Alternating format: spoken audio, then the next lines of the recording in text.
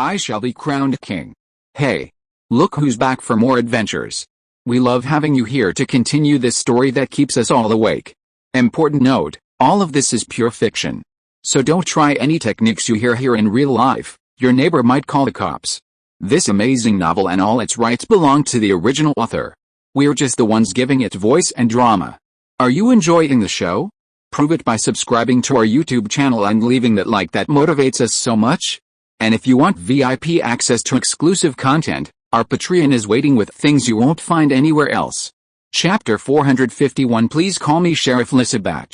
White Whale Harbor, Teapot Street, 6:30 a.m. The snow that had lasted all night had just finished falling, turning the quiet streets into a uniform silver white, shimmering dazzlingly in the morning sunlight. Only a few scattered chimneys, their smoke rising from the melting snow beside them, revealed their dirty, ugly gray-black surfaces. For all immigrants yearning for freedom and liberation, the colony was their dreamland, and White Whale Harbor was the first stop for many arriving at that dreamland, but unfortunately, even this stop was divided into different classes. White Whale Harbor had 12 communities, plus the White Whale Harbor Council and the port, making a total of 14. Of these, the 6 closest to the port and the earliest to appear were the more prosperous. They had markets and churches, sturdy buildings, good sanitation and insulation facilities, and well-developed roads. The residents were mostly people with some assets, or the earliest colonists. The remaining 8 were communities established by the new immigrants who arrived in White Whale Harbor later, especially those who had nothing. They shared common characteristics: chaos, filth, and disorder. Many buildings couldn't even provide basic insulation, with negligible temperature differences between indoors and outdoors. The newer the communities, the more pronounced the dilapidation. The new immigrants arrived in White Whale Harbor empty-handed, worked tirelessly, and after barely filling their stomachs, couldn't afford even the cheapest housing, forced to live in makeshift shacks made of stones, wood, and garbage. Teapot Street was the newest of these communities. Its name came from a tavern in the middle of the street, where a large teapot was always boiling water. For a copper coin, you could buy a cup of hot water, and the tavern owner would allow you to stay in the warm tavern for 2 hours. A watered-down beer would double the time, a fish would let you stay all night, and if someone could buy a meal including beer, white bread, hot soup, and sausage, they wouldn't even be in this godforsaken place. A finely crafted 4-wheeled carriage was parked in front of a street sign painted with a large teapot. The nimble Lisa kicked open the door and strode off toward Teapot Street, her steps uneven. She wore a slightly worn tricorn hat, her light brown hair growing wildly like weeds under the brim, almost obscuring her face and emerald green eyes. A short ponytail was tied back with a red cloth. A wide, black, long-sleeved trench coat almost completely covered her, revealing only a pair of exquisite leather boots, along with a scarf matching her collar and headband. She walked with a swaying gait, looking every bit the gentleman from Clovis City, a miniature gentleman, no less. Lisa was very pleased with her attire. She was now not only Anson's bodyguard, but also the White Whale Harbor sheriff who had personally appointed, and as an excellent sheriff, the first thing to do is to have appropriate attire, to be approachable, yet also to exude an air of authority. What is authority? So you can make people fear you without even needing to draw a gun, and obediently follow your orders. That's called authority, right? By that standard, the girl thought she looked quite authoritative. The newly appointed girl stumbled along the narrow, dilapidated street, ignoring the buildings on either side and the figures peeking at her from under the windows, and went straight to the most luxurious building on the street, the Big Teapot Tavern. Patting the sheriff's code that Anson had taught her these past 2 days, hidden in her jacket pocket, Lisa pushed up her tricorn hat, which was pressing down on her forehead, and kicked the tavern door. Bang! The rotten wooden door swung open in front of her leather boots with a loud thud, almost killing her. Along with the opening door, a warm current carrying the smell of alcohol and sweat rushed towards her. Early morning is the quietest time for the tavern. The empty tavern, besides the sleepy-eyed owner slumped at the bar, is only frequented by a few hangovers and those who have spent the night there. Standing beside the bubbling teapot, a girl with her chest puffed out and head held high, put her right hand behind her back and deliberately coughed loudly a few times. Ahem, honest and kind residents of Teapot Street, from today onwards, Lisa is your sheriff. Sheriff's rule number 1, always let those around you know your identity. Her childish voice echoed amidst the teapot's whistle. The tavern fell silent. The next second, The quiet Teapot Tavern was filled with a deafening burst of laughter that blew the roof off. PFFT, haha. Two guards stood behind Lisa, stomping their feet loudly, guns strapped to their shoulders in unison. Salute to Sheriff Lisa Bach, salute. The tavern fell silent again amidst the resounding shouts. Good job, everyone. Following Anson's instructions, Lisa waved her hand, put the whistle back in her pocket, and walked to the bartender, who was being pointed at by 3 rifles.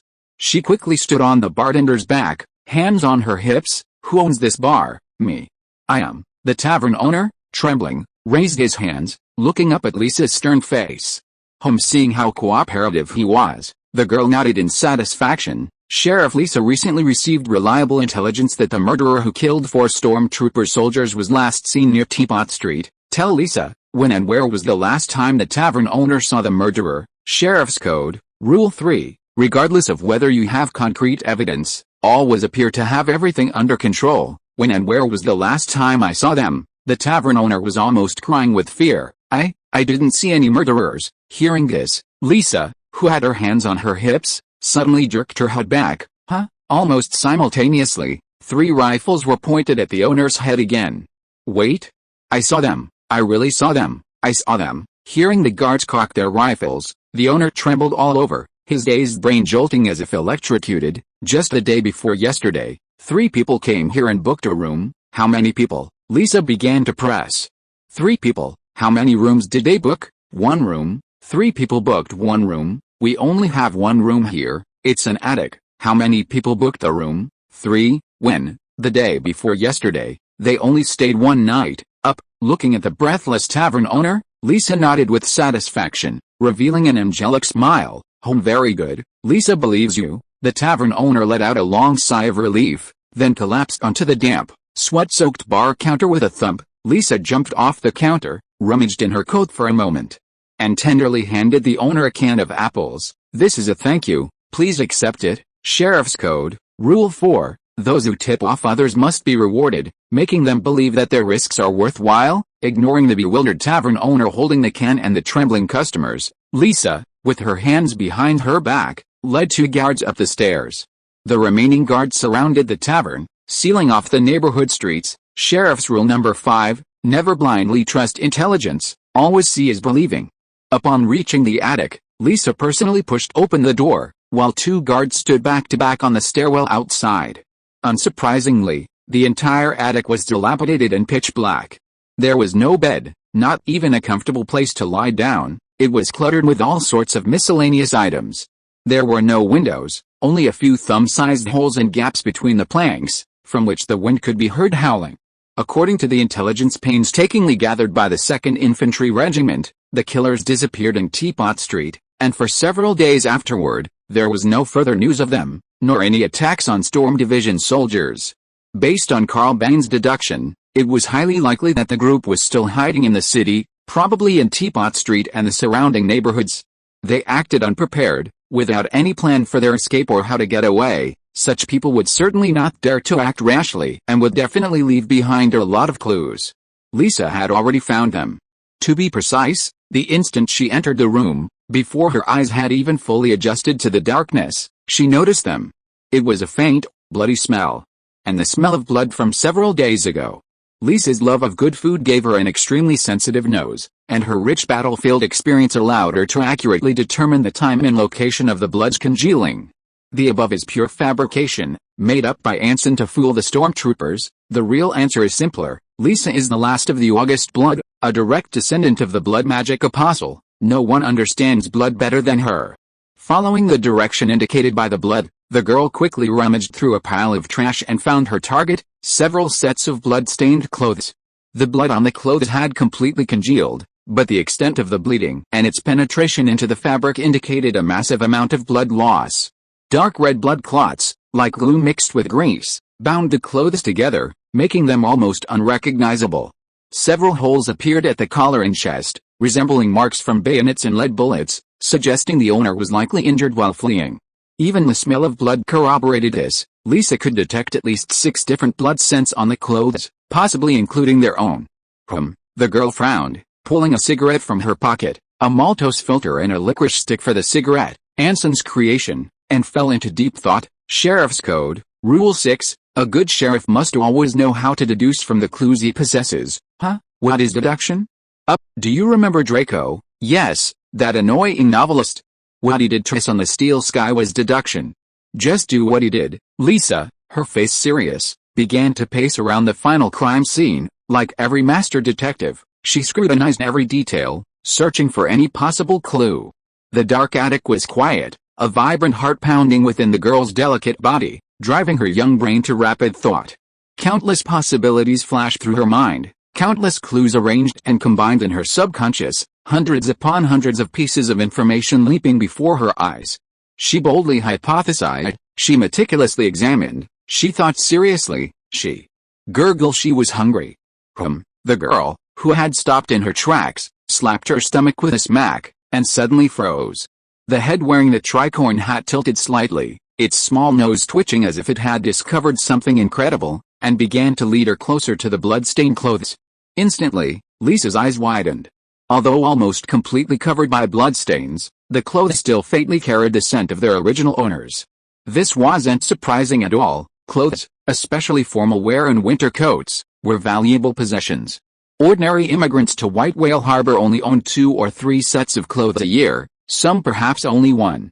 Even the most hygienic person would have some body odor lingering on their frequently worn clothes. Lisa could swear she recognized one of the scents.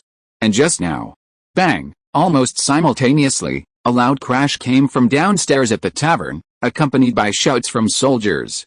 "What's he doing? Stop him! Don't let him get away!" Lisa stood up, throwing off her coat as she sprinted towards the tavern wall. Sheriff's Code, Rule 7, always use force against suspects attempting to escape. Whether they are criminals or not can be discussed after they are killed. Bang! Sheriff Lisa Bach burst through the wall and leaped into the air, revealing a shotgun and a string of grenades beneath her lifted coat. Chapter 452 Suspect? Shot dead. The instant the gunshot rang out, the fleeing suspect instinctively looked up, staring in astonishment at the girl leaping into the air and the shotgun in her hand. Lisa, holding the gun in one hand, pulled the trigger mid-air, and exploding lead pellets sprayed from the muzzle flash like blooming flowers. This moment froze on the snow-covered Teapot Street in winter, time seemingly standing still. But the next second, the suspect's expression changed from astonishment to terror. The girl had fired not only shotgun pellets at him, but also grenades. Boom! Golden red flames shattered on the snow-covered street, white snow and black mud exploding into the sky amidst thick smoke, scattering like rain, the deafening roar mixed with screams of agony. The moment the explosion rang out, the suspect was thrown back by the blast wave, skipping across the thick snow like a skipping stone before scrambling to his feet and continuing his frantic run without looking back. The guards, caught in the blast, were forced to take cover, their pursuit halted by the explosion. Sheriff, block the streets. Don't let the suspect escape." Lisa, a cigarette dangling from her lips, shouted. The instant she landed, she expertly reloaded her shotgun. The scorching, still smoking steel beast was ready to fire again. Sheriff's Code, Article 8, maintaining community order and cracking down on threats to public safety, nipping incidents in the bud, is the sheriff's most important mission. Yes, sir. The guards, receiving their orders, immediately disbanded, blowing their whistles as they ran, forming a cordon along the streets. The fastest soldier drove a wagon directly towards the nearest church, Storm Division outpost. Although the guard company had no experience in urban security management, Anson's background as a skirmisher led to an unconscious preference for skirmishers, resulting in the entire company operating as skirmishers, ambushing, encircling, annihilating, pursuing, calling for reinforcements. These were all part of their duties. Meanwhile, the petite sheriff had already plunged through the flames in pursuit, her shotgun roaring in unison. "Don't run!" The ear-piercing gunshots exploded in the empty street, the scorching lead bullets kicking up white snow, swirling in the drifting smoke, creating a melodious sound of fire and water mingling. The fleeing suspect spun rapidly, sliding, leaping, and rolling, dodging with exceptional agility, using the surrounding snow, the narrow streets, and the scattered trash and debris as cover. Lisa's eyes widened. In her memory, this was the first time she had ever seen someone she couldn't hit no matter what she did. Physical prowess, reaction time, instinctive anticipation, all surpassed the soldiers of the guard company, even Anson. This murderer, suspect, was incredibly strong. But what she didn't know was that the incredibly strong suspect before her was already looking at her like she was a monster. While fleeing, the suspect kept an eye on the girl behind him who called herself Sheriff. Not only was she fast enough to keep up with him, but the speed at which she loaded her shotgun was terrifying, and every shot was both steady and deadly. If he hadn't been able to accurately predict the coverage area of each of her shots, he probably would have been blown to pieces long ago. Click, the slightly reddened shotgun was once again aimed at his back. And the suspect immediately ducked, preparing to jump and dodge to the right. But just then, he suddenly noticed that the sprinting girl had a grenade in her hand. The suspect immediately guessed Lisa's thought process, using an explosion to block the escape route, then firing the moment he was forced to stop. With the coverage area of the shotgun, he had no way to dodge it. So how many grenades did she carry? The suspect cursed inwardly, then abruptly turned around, lunging at Lisa who was chasing him. Sure enough, the instant he turned, a dark shadow flew past his scalp, and the girl, seeing his sudden turn, froze, not pulling the trigger.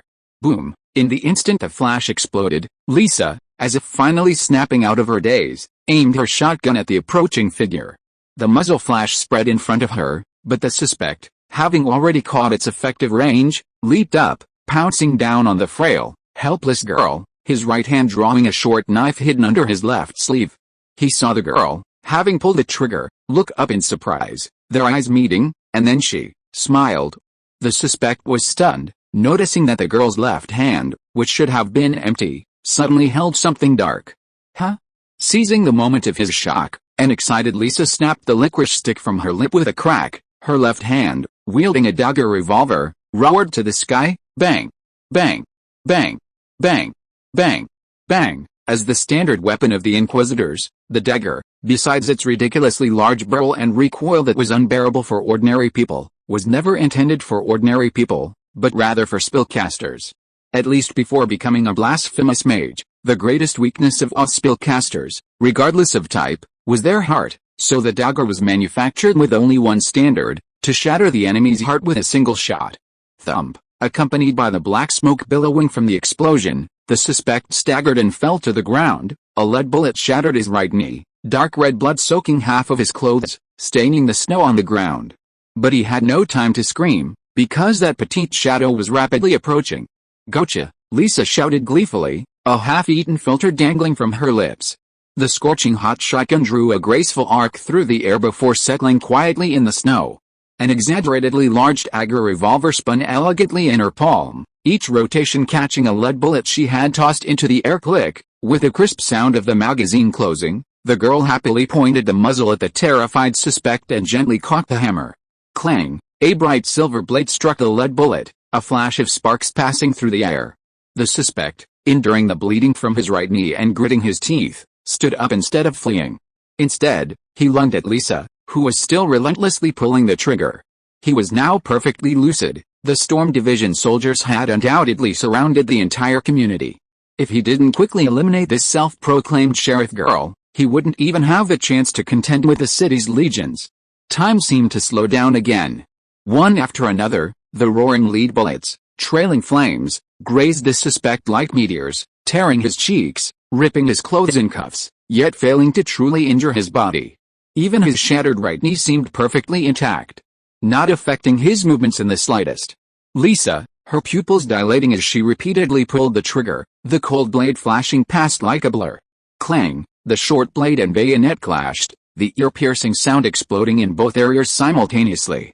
The girl, caught on the middle, gritted her teeth, dodging while simultaneously spinning her dagger revolver 180 degrees, her right hand gripping the red-hot barrel, and swung the butt towards the suspect's head. Thump, the suspect leaned back, the afterimage of the dagger butt grazing his nose, the violent force smashing a wall into pieces. In that instant, he finally saw the weapons the girl had hidden under her white trench coat: 6 grenades, 4 revolvers, 2 shotguns, magazines hanging from her waist, if she had any, 2 short swords, a dagger, and 3 cans of food, apple, pork, and peach flavors respectively. And this was only what she had hidden on her person, not counting the 2 grenades she had used earlier, the shotgun she had discarded, the dagger revolver, and the dagger she had pulled from her sleeve.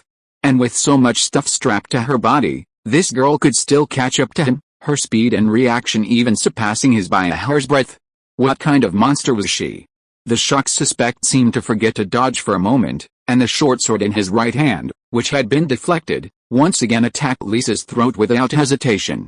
The girl, having missed her first attack, did not hesitate, decisively dodging backward while raising her bayonet to parry. But this was just a facade. Clever Lisa's real trump card was still the dagger revolver in her right hand. Inside the revolver's magazine, which she had swung like a blunt weapon, lay the last bullet. The dagger spun in her palm, and Lisa, feigning a block, dodged backward, her right hand, gripping the gun handle, slowly rising to point a muzzle at the suspect's chest. But at that moment, the man suddenly smirked. Instead of pursuing, he abruptly opened his left hand, reaching for the revolver's muzzle. Lisa's eyes widened.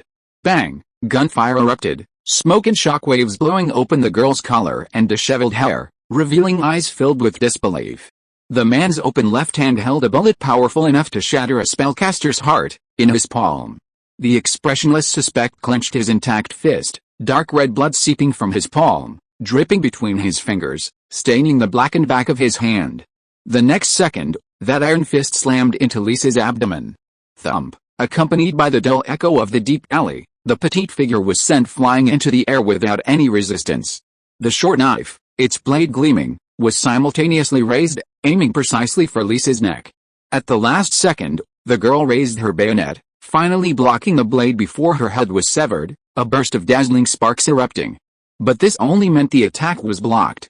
Under the terrifying force, the girl was sent flying like a cannonball, crashing through the wall on the right side of the street.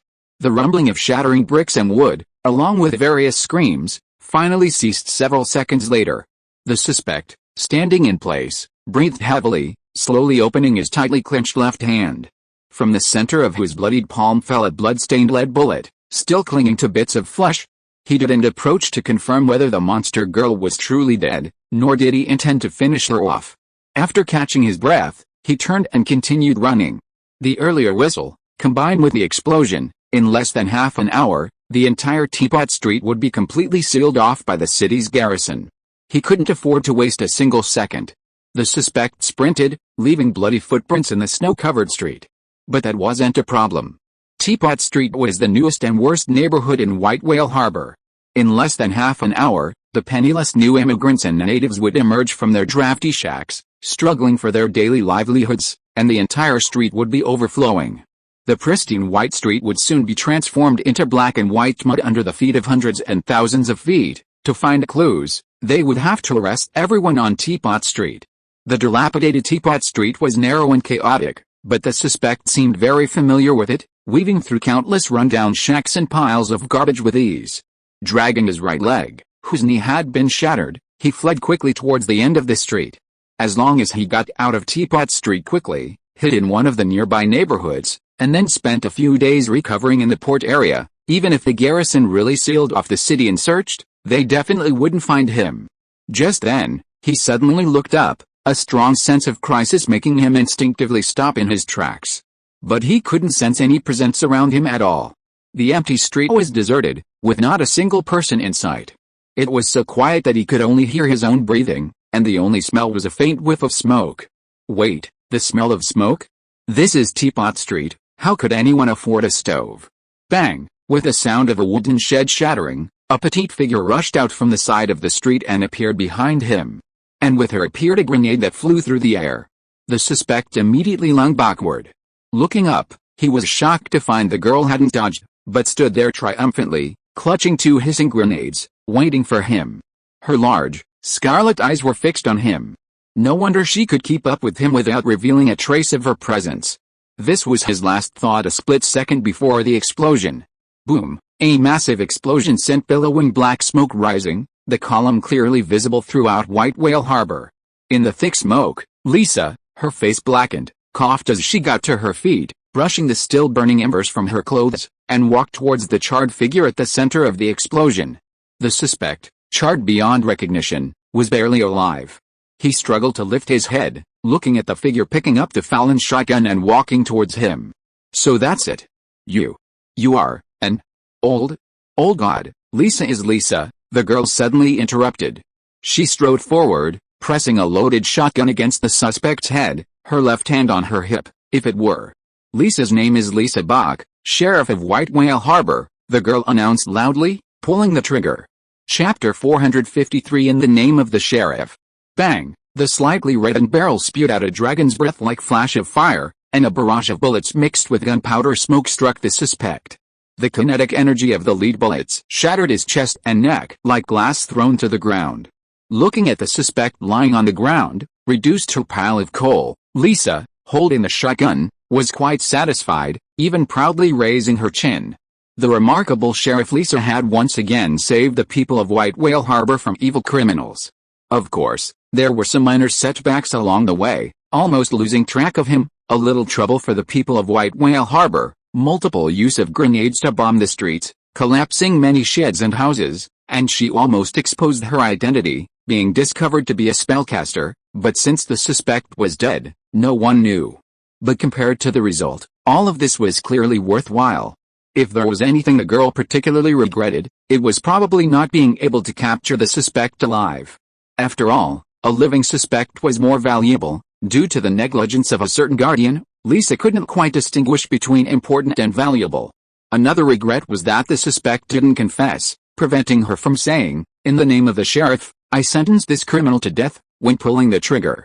Lisa thought that line was incredibly cool. She practiced her movements and expressions at least 20 times, the mirror in the command post could attest to this, it still bore the craters left by the shotgun. Ugh, but because the suspect didn't confess in the end, all her hard-earned movements and slogans were completely useless. Just thinking about this, the happy Lisa immediately puffed out her cheeks angrily, glaring fiercely at the broken coal on the ground. Although angry, Lisa didn't forget her important duties as sheriff. She crouched down and began groping among the scattered shards. Sheriff's Code, Rule 9. As sheriff, you must never overlook any detail related to a crime. Although the suspect's body was first blown apart by a grenade and then hit by a shotgun blast, it was still relatively intact. At least all the fragments were still there. Even if they couldn't be pieced together properly, it wouldn't hinder the search for clues. But what particularly disappointed Lisa was that, perhaps due to his haste to escape, the suspect hadn't carried much with him. No identification badges or insignia, no strange magical artifacts, no uniquely designed weapons, only an ordinary short knife, a few silver and copper coins stuck to his flesh by the explosion, and his boots, which were barely intact. Disappointed, Lisa picked up this evidence carefully and hid it under her coat, intending to hand it over to Anson or Carl later. After doing all this, the sheriff picked up his weapon from the ground, straightened his collar and scarf, and pulled another cigarette from his pocket. With the cigarette dangling from his lips and his hands behind his back, he trudged back the way he came. 5 minutes later, Storm Division soldiers, carrying shotguns, finally arrived at the scene one after another. They stopped about 10 meters from the explosion's epicenter, frozen in place. A huge, irregularly shaped hemispherical crater had been blasted into the center of the street, looking exactly like a 48-pound mortar shell that had fallen from the sky. Smoke mixed with a stench of garbage wafted from the crater, making it difficult for the soldiers to approach. The houses on both sides of the street were in even worse shape, completely covered by the blizzard of the explosions. Many already crumbling wooden sheds were simply destroyed, leaving only parts buried in the black and white snow. Those houses that were originally considered sturdy fared even worse. Many were blown away by the blast wave in the first round of explosions, crashing to the ground like toys before completely disintegrating into rubble. The craters left by lead bullets, the scattered debris and garbage, the damaged wooden sheds and smashed walls, the number was countless. Cries and screams echoed everywhere, clearly audible even to the neighboring communities. It didn't look like a sheriff chasing a fleeing suspect, it looked more like two evenly matched armies had just engaged in a bloody battle in the street, and a rather brutal one at that. Clean up the scene, and get another person, go and call Commander Alexei over too, Carl Bain sighed helplessly. While he hadn't been unaware of the consequences, the scale of the initial commotion far exceeded his expectations. Oh, right, before the messenger could get far, the chief of staff stopped him again. Tell your commander to bring plenty of men, at least a whole company. Is this to arrest a murderer? The messenger's eyes lit up. This is to rescue people. Carl Bang rolled his eyes, and then, maybe the whole neighborhood will have to be rebuilt as well. Meanwhile, at the Big Teapot Tavern. Inside the quiet tavern, only the bubbling of the big teapot could be heard. The trembling patrons were slumped over their tables, constantly glancing around or craning their necks to see what was happening on the street, not daring to leave their seats. The garrison soldiers and the sheriff had left, but the commotion outside hadn't stopped. Besides the chaotic sound of boots and gunfire, an explosion had been heard in the distance not long ago. The tavern owner, hunched over the bar, mechanically and obsessively wiped the spotless tables with a dry rag, trying to minimize his presence. The large teapot bubbled and steamed, and the owner, without looking up, constantly glanced around, secretly observing the customers' behavior and the outside world. Soon, the street seemed to quiet down. Although patrolling soldiers could still be seen, they all carried their weapons on their backs, patrolling as usual, only more numerous and in a hurry. Even the initially apprehensive customers gradually relaxed, cautiously gathering in small groups at tables, discussing in hushed tones. Some remained asleep at their tables, or pretended to be asleep. Teapot Street was the newest of all the neighborhoods, inhabited entirely by the poorest immigrants and natives, with no interaction among themselves, desperately trying to move to other neighborhoods. But this didn't stop them from banding together when in danger. After all, whether immigrants or natives, sticking together in times of trouble was in their nature. After a while, the tavern owner finally put down the rag in his hand and silently prepared to leave the bar. Just as he turned around, a voice suddenly blocked his way. "Ahem, a drink, please." The owner, startled, slowly turned his head and found a thin figure suddenly standing on the bar in front of him. The man wore a tattered, faded old coat, reeking of fish, and his messy hair, like seaweed, covered most of his face under an old top hat. He was smoking a rather exquisite pipe. The tavern owner remembered this guy. Lately, he had been a frequent visitor to his tavern. Unlike the real regulars, he never asked for hot water, sometimes a beer, sometimes watered-down beer, and sometimes even a fish. Coupled with a briar pipe that was always dangling from his lips, the tavern owner roughly guessed the man's identity, a fallen nobleman or a bankrupt wealthy merchant. Such men are not uncommon in the colonies. They usually have a hard time getting over their past and will spend all their money within 5 or 6 months of arriving, becoming just as penniless as all the residents of Teapot Street. The tavern owner has no sympathy for such men and only wants to squeeze the last few coins out of them. He even looks forward to the moment when the man comes to him with his pipe in exchange for a drink. So he immediately put on a smile. "What would you like to drink?" "A beer, please." The man paused, hesitated for a moment, and said, "Add some hot water, it's too cold." "Yes, it's getting colder and colder lately." The tavern owner deftly took a glass, poured half a glass of beer, and placed it on the table, staring intently at the pipe at the corner of the man's mouth. 6 copper coins. The man was taken aback. "Isn't it 3? That was the old price." The tavern owner casually curled the corner of his mouth. "The weather's been too cold lately, and firewood is so expensive, I have to raise prices, of course. Considering our friendship these past few days, if you're short on cash, I can treat you to a cup of hot water. As for how long you stay, we can charge you for the beer." The man suddenly fell silent. The tavern owner didn't speak either, deliberately pushing the half glass of beer forward, crossing his arms and waiting patiently, his gaze constantly scanning a corner of the tavern. The soldiers outside were still coming and going, and their comings and goings were becoming more and more frequent. A while later, just as the tavern owner was about to leave, the man suddenly took the pipe from his lips, his clenched right hand trembling, and gently placed it on the bar. "Give me a full bottle." His deep voice sounded like he had made a firm decision. "No problem," the tavern owner, overjoyed, readily agreed, immediately taking a whole bottle of liquor from the shelf behind him and placing it in front of the man. But when he reached for the pipe, the man didn't let go. "I have a question," the man suddenly said. "Actually, it just popped into my head, but it doesn't seem right." The tavern owner timidly withdrew his hand, glanced at a corner of the tavern, and then smiled at the man. "Please go ahead." "It was that, Sheriff," she said. "The murderers ended up here," the man said slowly, silently picking up his half-empty glass of wine. "And you said those 3 rented the attic, and then you haven't seen them since, right?" The owner blinked. "What's wrong?" The man put down his glass and pointed to the door shattered by the grenade. "But one of them just ran out from here." The tavern owner's expression changed slightly. "I was just saying, and besides, I don't know those guys. Why are you so concerned about that?" "I'm not concerned. Like I said, it just popped into my head," the man continued slowly.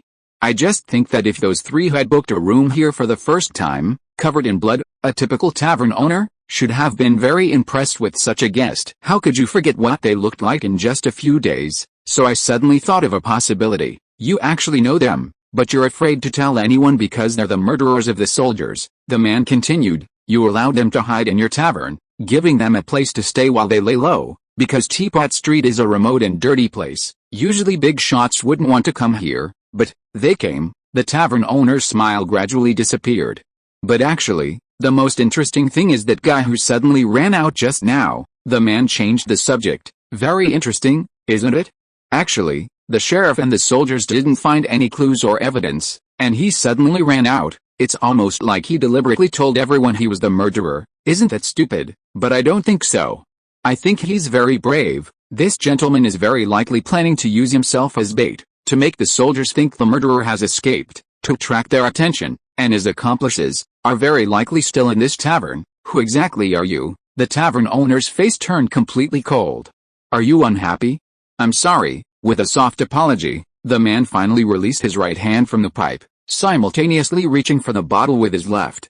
I was just bored and wanted to chat with you. The tavern owner snorted coldly, reaching for the briar pipe on the table. The instant his hand touched it, his pupils constricted sharply, and he froze, as if petrified. This pipe was a magical artifact. Click, the sound of a hammer being struck suddenly rang in his ears, and a revolver appeared in the man's right hand, the muzzle pressed against his chin. But to be honest, I don't think you and your accomplices are very smart, the man continued, cleverly using the bottle in his left hand and his body to obscure the view of the revolver in his hand, preventing the person behind him from seeing it. I'm not just guessing the murderer is still hiding in this tavern, but I know for sure you're hiding here. I just don't know exactly who it is, or how many accomplices you have, which is why you've been lying in ambush for so many days. So, thank you for the information earlier, which finally confirms that there are really only 3 people left, excluding those who escaped. There's only yourself and the one in the corner. Right, who are you? Who am I? The man put down the bottle, and under the horrified gaze of the tavern owner, he removed his hat and wig, revealing a gaunt, musician-like face, commander of the White Whale Harbor garrison. Anson Bach. As he finished speaking, Anson lightly tapped the bar with his knuckles. Instantly, the tavern owner heard a loud crash behind him. Boom, accompanied by choking dust, the wall behind him collapsed with a deafening roar, revealing the street behind. And Lieutenant Colonel Alexei, who rushed to the scene after being informed, along with his entire company of line infantrymen who were in position with their rifles raised. Chapter 454 The Knights of No Faith. In less than a day, news of the Teapot Street incident had spread throughout White Whale Harbor.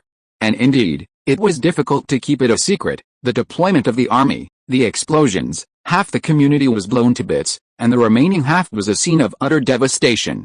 The plumes of smoke from the explosions were clearly visible, even to farms and military camps outside the city. No one could hide it from them. The owners of forests and mines in White Whale Harbor were both delighted and alarmed by the entire incident. They were delighted by the Storm Master's unexpectedly powerful execution, proving that Anson Bach's previous beautiful blueprints were not merely empty promises. He truly had the ability to repair roads, maintain order, and create a well-integrated, socially stable colony, making their dreams a reality. They were alarmed because this same powerful execution could also be applied to them. The colony's merchants and owners found themselves in a state of extreme contradiction. On the one hand, they desired good infrastructure and security to make money more easily, while on the other hand, they didn't have to worry about being killed by angry worker riots.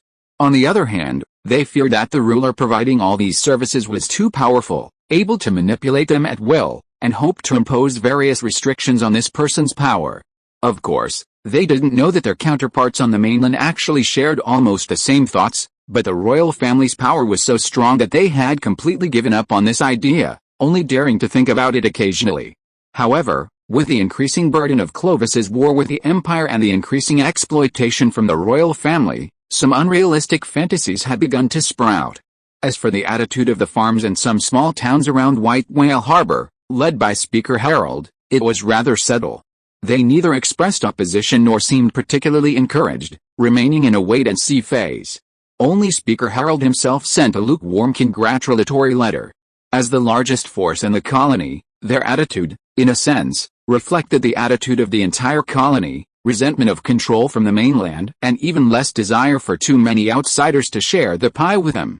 These people were not against new immigrants, they simply hoped that immigrants would arrive in the colony in a scattered manner, making it easier for various farms and ports to absorb them and gradually turn them into their own people. However, for external forces like the Storm Masters and the Rune family, forces that are clearly impossible to swallow up and even difficult to divide, it's extremely difficult to win their heartfelt welcome. Especially if the Storm Masters completely control the Order of White Whale Harbor, they will undoubtedly extend their reach to the outer colonies, clearing land and building farms, seizing a portion of their potential interests. After all, it's not hard for anyone to guess that Anson's purpose in establishing the Legion farms is to weaken their dependence on them. Even if these farms can only ultimately be self-sufficient, the land seized first reduces the amount of arable land they will have in the future. As the Storm Masters' recognized ally within White Whale Harbor, Bishop Riper was the most agitated upon hearing the news of the murderer's capture. In the bishop's eyes, Anson's efficient fulfillment of his promise was tantamount to hinting at his positive attitude towards dealing with the White Whale Harbor heretics. Moreover, although the current situation is somewhat tense, it has also accelerated the formation of the Trustee Alliance. The Storm Masters have also begun to fulfill their agreement, starting to organize some simple training programs while obtaining the identities of these believers. The situation was developing in the direction he desired. Soon, Whale Harbor would possess a militia force built upon faith. The bishop even offered to lead the believers of Whale Harbor in fundraising to set up a stake in the square for the 2 captured murderers, to be publicly executed amidst the cheers and spectators of thousands of believers. Carl and Alexia, responsible for the security of Whale Harbor, could only politely decline the bishop's offer, stating that the criminals were still under interrogation and they couldn't be turned into human candles so quickly, at least not now. As for the sheriff who fought to protect Whale Harbor, she had no interest in anything inedible. Carrying the sheriff's code and with a sweet-smelling cigarette dangling from her lips, Sheriff Lisa, wandering the streets and alleys of Whale Harbor, was dedicated to combating all illegal and criminal activities that threatened the daily lives of the residents. Any villain who caught her eye would meet a terrible end. Of course, innocent people are inevitably harmed in the process of fighting crime, so much so that in just a few days, many legends circulated in Whale Harbor: Bomb Fairy, Shotgun Sheriff, Ghost Coat, Death Whistle. The remarkable Sheriff Lisa didn't care about any of this, and the Whale Harbor Good Samaritans newspaper also did its best to publicize the sheriff's selfless and meritorious achievements in fighting crime. The front page featured an illustration of her holding a cigarette and a shotgun. Yes, she particularly liked the title Shotgun Sheriff, and the damage caused by her efforts to eradicate evil also objectively did the 2nd Infantry Regiment, which was responsible for maintaining order, a big favor. Anson had always planned to rebuild the poorly constructed Whale Harbor. Now, the demolition process was skipped, and they could directly fast forward to community reconstruction. Maintaining port order, training the Trustees Alliance, and now undertaking community reconstruction work. Major Carl Bain, Chief of Staff of the Storm Division, felt deeply honored and his gratitude was beyond words. White Whale Harbor Military Camp, Headquarters. Anson, deliberately sleeping in late, lay in an armchair, comfortably dressed in pajamas, a cup of Tirpitz rum in hand, lazily staring at the warm fire in the fireplace, trying to ease the fatigue of the past 3 days. As a cautious man who strives for perfection in his plans, he had genuinely spent 3 days in Teapot Street, his clothes reeking of fish, crashing into one shack after another on every cold, windy night, doing everything possible to lower the enemy's guard. Although not entirely unprepared, the appalling conditions of his lodgings far exceeded his expectations. Anson had thought the conditions at a military campsite would be bad enough, but compared to the cozy little homes of the Teapot Street residents, they were practically top-tier luxury hotels in Clovis's inner city. Eye-opening wouldn't even begin to describe what he saw and heard, and it greatly strengthened his resolve to rebuild the community. Rescuing the new immigrants from their dire straits and improving their quality of life had become an urgent matter. In short, after 3 nights that could only be described as nightmares, Anson felt it was essential to relax. He waited until nearly noon before changing his coat, puffing on his exquisite briar pipe, and heading alone to the military prison. Having learned from the skull-crushing incident, Fabian had designated an area within the camp to rebuild the prison. In practice, it was modeled after the guards' prison, including cells, solitary confinement, interrogation rooms, guards' quarters, even a dedicated mess hall and clinic. A platoon of guards had been temporarily transferred from the Grenadier Regiment, and he himself served as warden. Arriving outside the interrogation room, a weary Carl Bain sat in a chair, holding a glass of mulled wine. The former guards officer in charge of the interrogation was already waiting behind the door, the all-night interrogation nearing its end. Carl Bain harbored endless resentment towards his hands-off superior, his complaints never ceasing. To ensure that his loyal subordinate wouldn't immediately quit, Anson wasn't unprepared. He prepared an unexpected surprise for him. "So you really intend to put Lisa in charge of security at Whale Harbor?" Receiving this surprise gift, Carl showed no relief whatsoever, his expression as if he'd misheard. "I thought you were joking, just using her as a cover. How could I? She's my own sister," Anson chuckled. "I'm very serious." Carl raised an eyebrow. "You're serious?" "Of course," Anson nodded earnestly. "What, you don't believe Lisa can handle the criminals at Whale Harbor?" "No, I don't doubt that." Carl Bain waved his hand, his confidence in the girl's abilities even surpassing his own.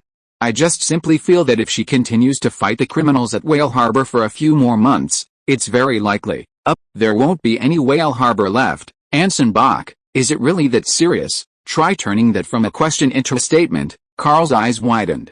"Yes, it's really that serious. Of course, if you don't care, I'm fine with it too. Anyway, in a couple of days this won't be my responsibility anymore, and those poor bastards will come looking for trouble, and to be fair, this appointment isn't entirely without its advantages. After all, everything has its pros and cons. For example, for those unfortunate souls who were just caught stealing and then chased by her with a shotgun, it's definitely terrible." After a glass of wine, Carl Bain grinned mischievously, "But for construction workers, bricklayers, and lumberjacks, having our magnificent Sheriff Lisa Bach around is absolutely fantastic." Anson Bach, looking at Anson, who couldn't utter a word, Carl Bain laughed gleefully. Occasionally giving his boss, who had countless plans, a setback was one of the few things that made him happy. But the happy moment didn't last long. Carl suddenly thought of something very serious. "I mean, you won't tell Lisa about this, right?" Carl asked cautiously, carefully observing Anson's reaction. The silent Anson slowly turned his head, his expressionless face meeting the eyes of his loyal chief of staff. His lips, which had been slightly pursed, gradually lifted as his head tilted to the left, revealing his pearly white teeth. "What do you think, Carl Bain? Happy times are always fleeting, and besides, neither of them was currently concerned with the security situation in Whale Harbor, but rather with a reaction from the ecumenical jubilee. To be honest, the situation isn't too good." Carl, his brow slightly furrowed, picked up his mulled wine. "Bishop Repper is using this as a signal to incite the Order of the Ring in White Whale Harbor to launch a purge against the heretics, intending to wipe them out completely. I've gathered some information.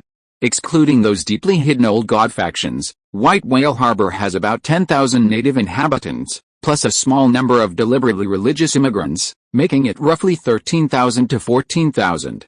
If Bishop Repper really intends to take action, I'm afraid, at least 20,000 people will die in White Whale Harbor," Anson continued, his expression grave. "Half of the city's population," Carl nodded helplessly. "That doesn't even include the number of natives in other farms and towns. If a complete purge is carried out, at least 30,000 to 40,000 of the 100,000 people in Ice Dragon Fjord will die. I've also heard that in some more remote areas, there are already mixed-race children of immigrants and natives." Carl's face grew increasingly grim. Even if he wanted to be a heartless, cold-blooded bastard, the sudden loss of so many people in the colony would inevitably cripple it. Afterwards, let alone Anson's plan, simply maintaining the entire colony would be extremely difficult. Not to mention, such a large-scale massacre of the natives would inevitably invite retaliation. If the Empire seized the opportunity to attack, even being sent back to the mainland and dismissed from his post would be the best possible outcome. Just then, the interrogation room door suddenly opened, and a figure walked out. Fabian, who pushed open the door, pursed his lips, his bloodshot eyes and slightly bluish eye sockets unable to hide his exhaustion. He turned around and said to the suddenly appearing Anson, "The interrogation is over." Both of them confessed, completely consistent with your previous judgment, Commander. They are not some old god faction, but genuine gifted individuals, including the one killed by Miss Lisa Bach. They really were gifted individuals. Anson was startled, but still feigned composure, saying calmly, "What else? They're not heretics who worship some evil god, nor do they belong to any cult." Fabian's voice was slightly hoarse. "To be more precise, they believe in nothing, Carl. standing beside him, was taken aback. A group of gifted individuals who inherited bloodline power, claiming to believe in nothing?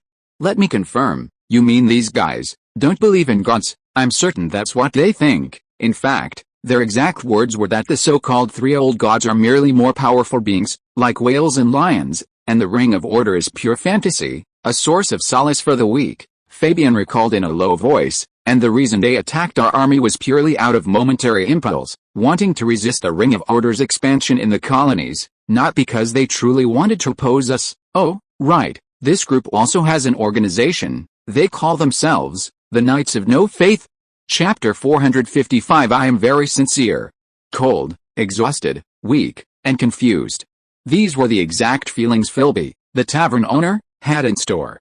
It was almost identical to the feeling he had experienced years ago when he arrived at the colony and was thrown overboard by the captain for smuggling, an endless abyss in bone-chilling cold. You stare intently at the light above, only to watch it recede further and further into darkness.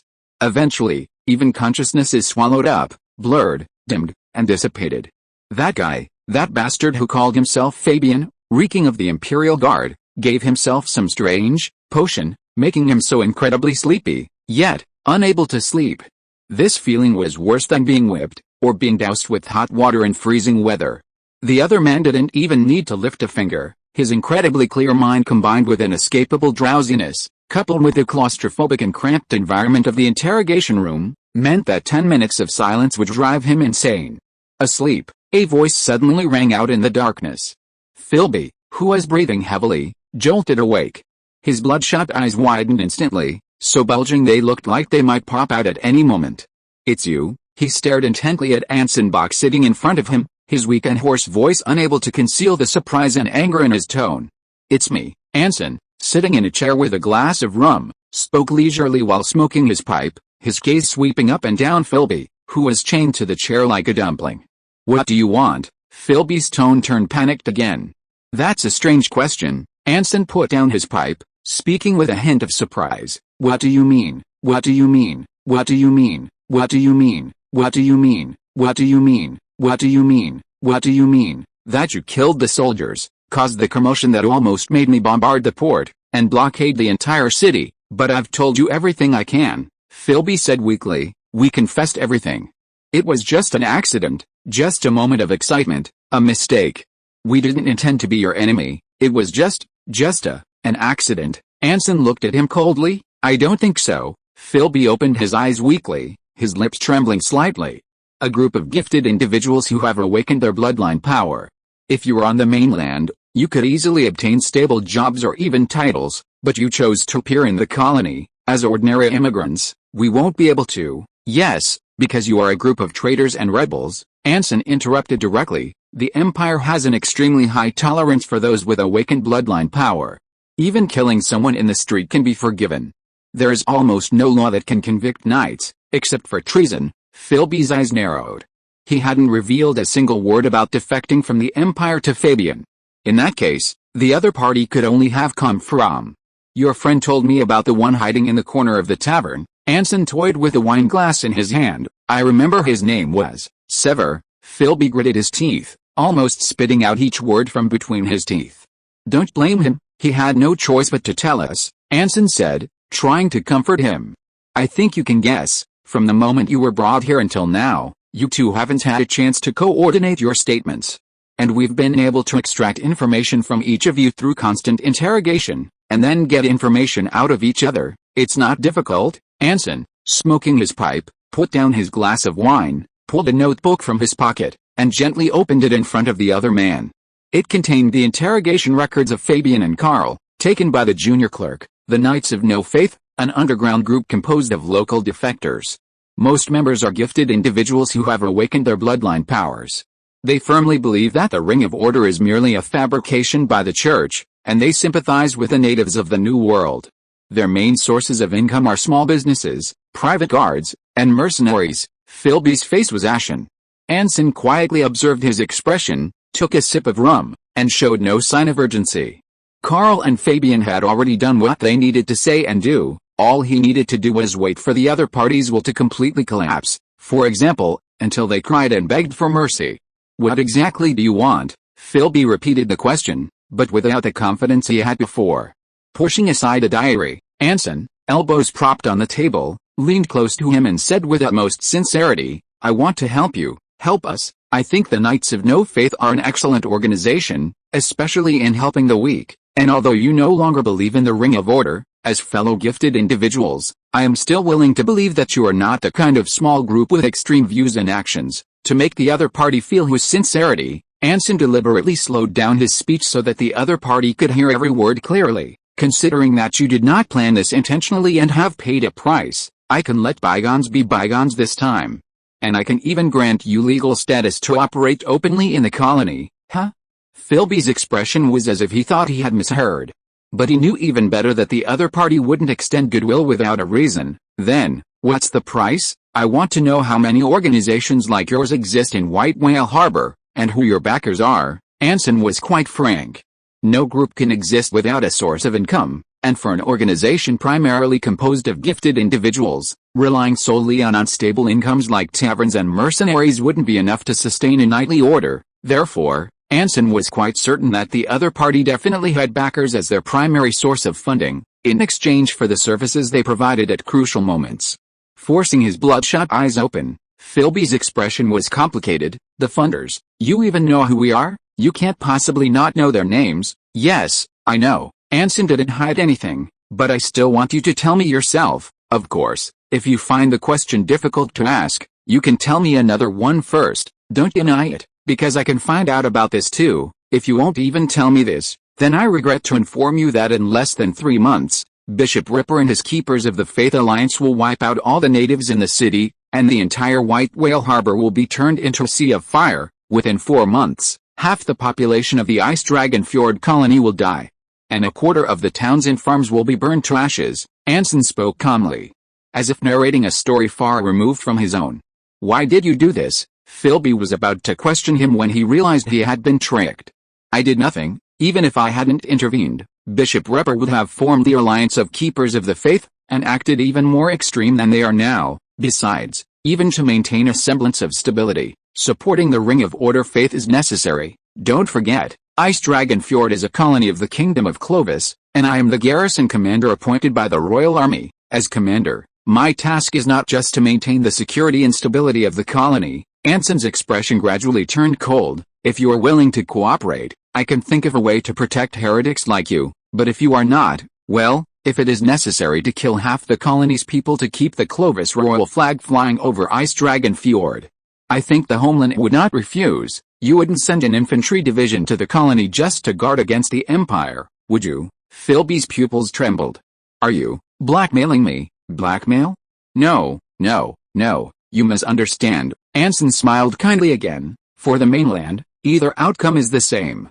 The Austrian royal family and the Privy Council don't care about the colony's fate. They only care about whether the annual shipments of timber, coal, ore, and marine products to the mainland can steadily increase. If the White Whale Harbor riots eventually spiral out of control, then I must find a way to make up for the losses caused by the unrest. If the conflict can be eased even slightly within a controllable range, then everything is still negotiable. To maintain the unity of the colonies, the Alliance of Keepers of the Faith must exist. To ensure that those fanatics don't kill all the natives and heretics in the colonies, we must find them a more suitable enemy, turning the rest into tolerable friends. Understand?" At this point, Anson had essentially laid his cards on the table. Philby's expression was pained. The awakening potion Fabian gave him was highly effective. Even after enduring 27 hours of relentless, high-intensity interrogation, leaving him utterly exhausted both physically and mentally, he still couldn't fall asleep. Of course, Fabian had actually obtained the potion from a kind lady under the guise of serving Commander Anson Bach, but he needed to know this. What tormented Philby most was having to betray certain people. The Knights of No Faith, originally a self-deprecating term used by these traitors to the Empire, abandoning their families and beliefs, yearning for a fresh start in the colony, hoping it would be a lawless land unrestrained. Their dream came true, only at the very beginning. The indigenous people of the New World had very diverse beliefs, but they weren't particularly hostile to outsiders. To some extent, they even welcomed the colonists from Whale Harbor, who brought them novel civilization and goods, and their interactions were very harmonious. And only at the very beginning. So these traitors who abandoned their faith began calling themselves the Knights of No Faith, serving both sides simultaneously. They would protect the colony's safety while also serving their native employers, even knowing full well that the latter were undoubtedly followers of some evil god. This situation lasted so long that they felt it could continue forever. Of course, they weren't entirely oblivious to the tension in the air. The expansion of the colony and the slave hunting would inevitably enrage the natives, and the colonists couldn't tolerate so many heretics around them who worshipped evil gods. After all, even if there were old gods followers among the colonists, they were a tiny minority compared to the vast followers of the Ring of Order, and to maintain unity in a strange environment, even those who weren't initially very devout would become fanatical. Despite this, Philby continued to work towards peaceful coexistence between the two sides, one of whose efforts being at the tavern on Teapot Street. Though small, it provided a temporary refuge for both the discriminated natives and the new immigrants during the coldest winter. Unfortunately, that was all he could do. In White Whale Harbor, there's a religious group within the indigenous population. They hold a rather extreme view that White Whale Harbor and the towns and farms of Ice Dragon Fjord are cities built on the corpses of their natives, their fellow citizens. They see the colonists as blood-sucking parasites, and White Whale Harbor as a wound forcibly torn open, endlessly draining their wealth like blood from their hands. If we don't kill all of us colonists who came from across the sea, the entire New World will become a giant corpse, and we will build a kingdom of death on that corpse. Philby spoke softly, desperately trying to open his already aching eyes. Yes, it's indeed a very extreme view, completely unrealistic, especially ignoring the contributions the colonists made to the economic development of the New World. Anson took a sip of rum. Anything else, although they are a religious group, their beliefs are quite divided, worshipping three evil gods simultaneously. How, just like our old gods. Philby, his head throbbing, curled his lips into a smile that looked incredibly sinister. This organization isn't very large, but it's widely distributed, encompassing almost all the farms around the port, and they are extremely united. They are very wary of outsiders, especially us colonists, and they don't completely trust their own people. If they encounter an accident, such as being captured by the enemy, they will seize every opportunity to commit suicide, and they will definitely smash their own heads, because they believe their souls reside in their heads. Anson raised an eyebrow. Like what you did that time. Which time? Philby paused. Nothing. Anson immediately stopped the conversation, pushed his glass towards him, picked up the statement on the table, and got up to leave. The interrogation is over. Tell Fabian that from now on, except for not leaving, he must fulfill all your needs. Everything. But I haven't told you who our sponsor is. No need. In White Whale Harbor, who else could afford to support an armed organization mainly composed of gifted individuals, and keep it so secret that no one else knew about it? Besides the local richest family, the Whistler family, could there be another one? Chapter 456 Mason's Gamble. Leaving the prison, the cold, damp air immediately assaulted Anson's senses, instantly tightening his relaxed body. Northern winters are typically long and dry, with biting winds seemingly intent on sucking the last trace of warmth and moisture from the air, while getting closer offers slight warmth. The cost is also high humidity.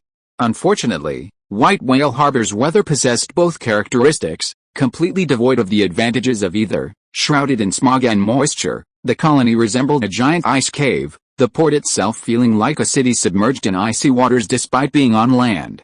However, this also underscored the necessity of rebuilding the surrounding communities of White Whale Harbor. Profitability was secondary, improving the survival rate of new immigrants was paramount. Nearly half of the colony's population growth came from a constant influx of new immigrants. With the ongoing war between Clovis and the Empire, the number of immigrants who could leave the mainland and arrive alive at White Whale Harbor would inevitably dwindle. In the short term, these problems may not be obvious, but in the long run, immigrants with the same faith, even if only superficially, are absolutely the most important resource for the colony, without exception.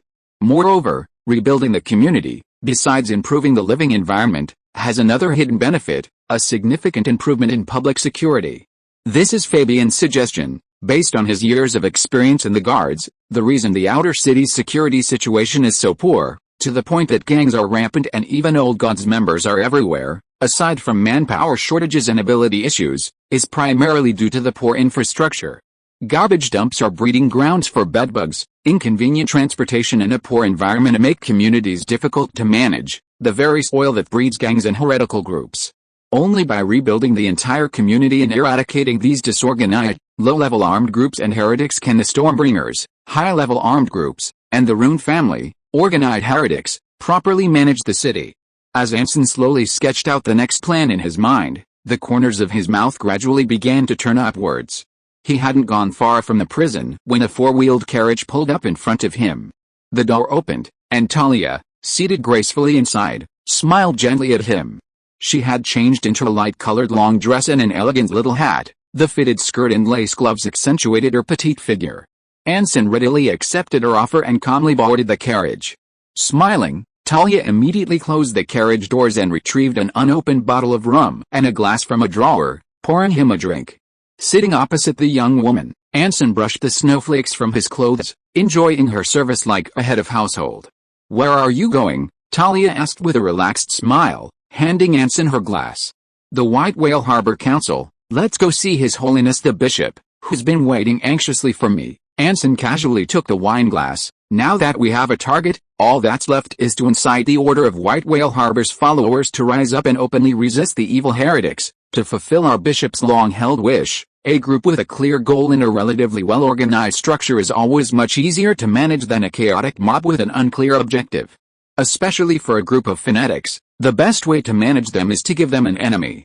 Strength doesn't matter, but they must be representative enough to facilitate public opinion campaigns and attract the attention of the vast majority. At the same time, they should ideally be troublesome and cannot be completely eliminated in a short time, making them perfect for labeling certain troublesome enemies when needed. By this standard, a group of extreme and fanatical native heretics is simply the perfect solution. The four-wheeled carriage slowly drove towards White Whale Harbor, and the carriage began to sway slightly. "So, are we finally starting to clean up the old gods faction in White Whale Harbor?" Talia suddenly looked at Anson. "Pretty much, of course, only after the Knights of No Faith have been completely dealt with." Anson took a sip of his drink and responded with a smile. "Any questions?" Talia nodded slightly. "It's about time, Anson paused for a moment before realizing the meaning behind the girl's words. "Dear Anson, for a spellcaster, simply absorbing knowledge is not enough. More practical experience is needed," Talia explained softly. "For evolution, nothing is more valuable than experience in combat." This is just Talia's small suggestion, but only by accumulating enough experience and creating magic that is uniquely your own can you possibly unlock the next stage of evolution and become a true spellcaster. In essence, the three great spells are three paths of evolution, and for spellcasters walking these paths, there is no turning back. Mace Horner didn't, and neither did he. Anson remained silent, listening quietly. To shorten this process as much as possible, Talia directly instilled the memories of those spellcasters into Anson, because as a blood mage, Talia couldn't offer Anson any useful advice or guidance. The girl's gaze turned to the window. It was still afternoon, but the moon was already visible on the horizon. But the next step must be completed by Anson himself. "Are you in a hurry?" Anson asked a seemingly unrelated question. But Talia's expression was devoid of any smile. She nodded slightly, her expression extremely grave. "The Lord of the Abyss, it is still alive." Anson's brow furrowed sharply.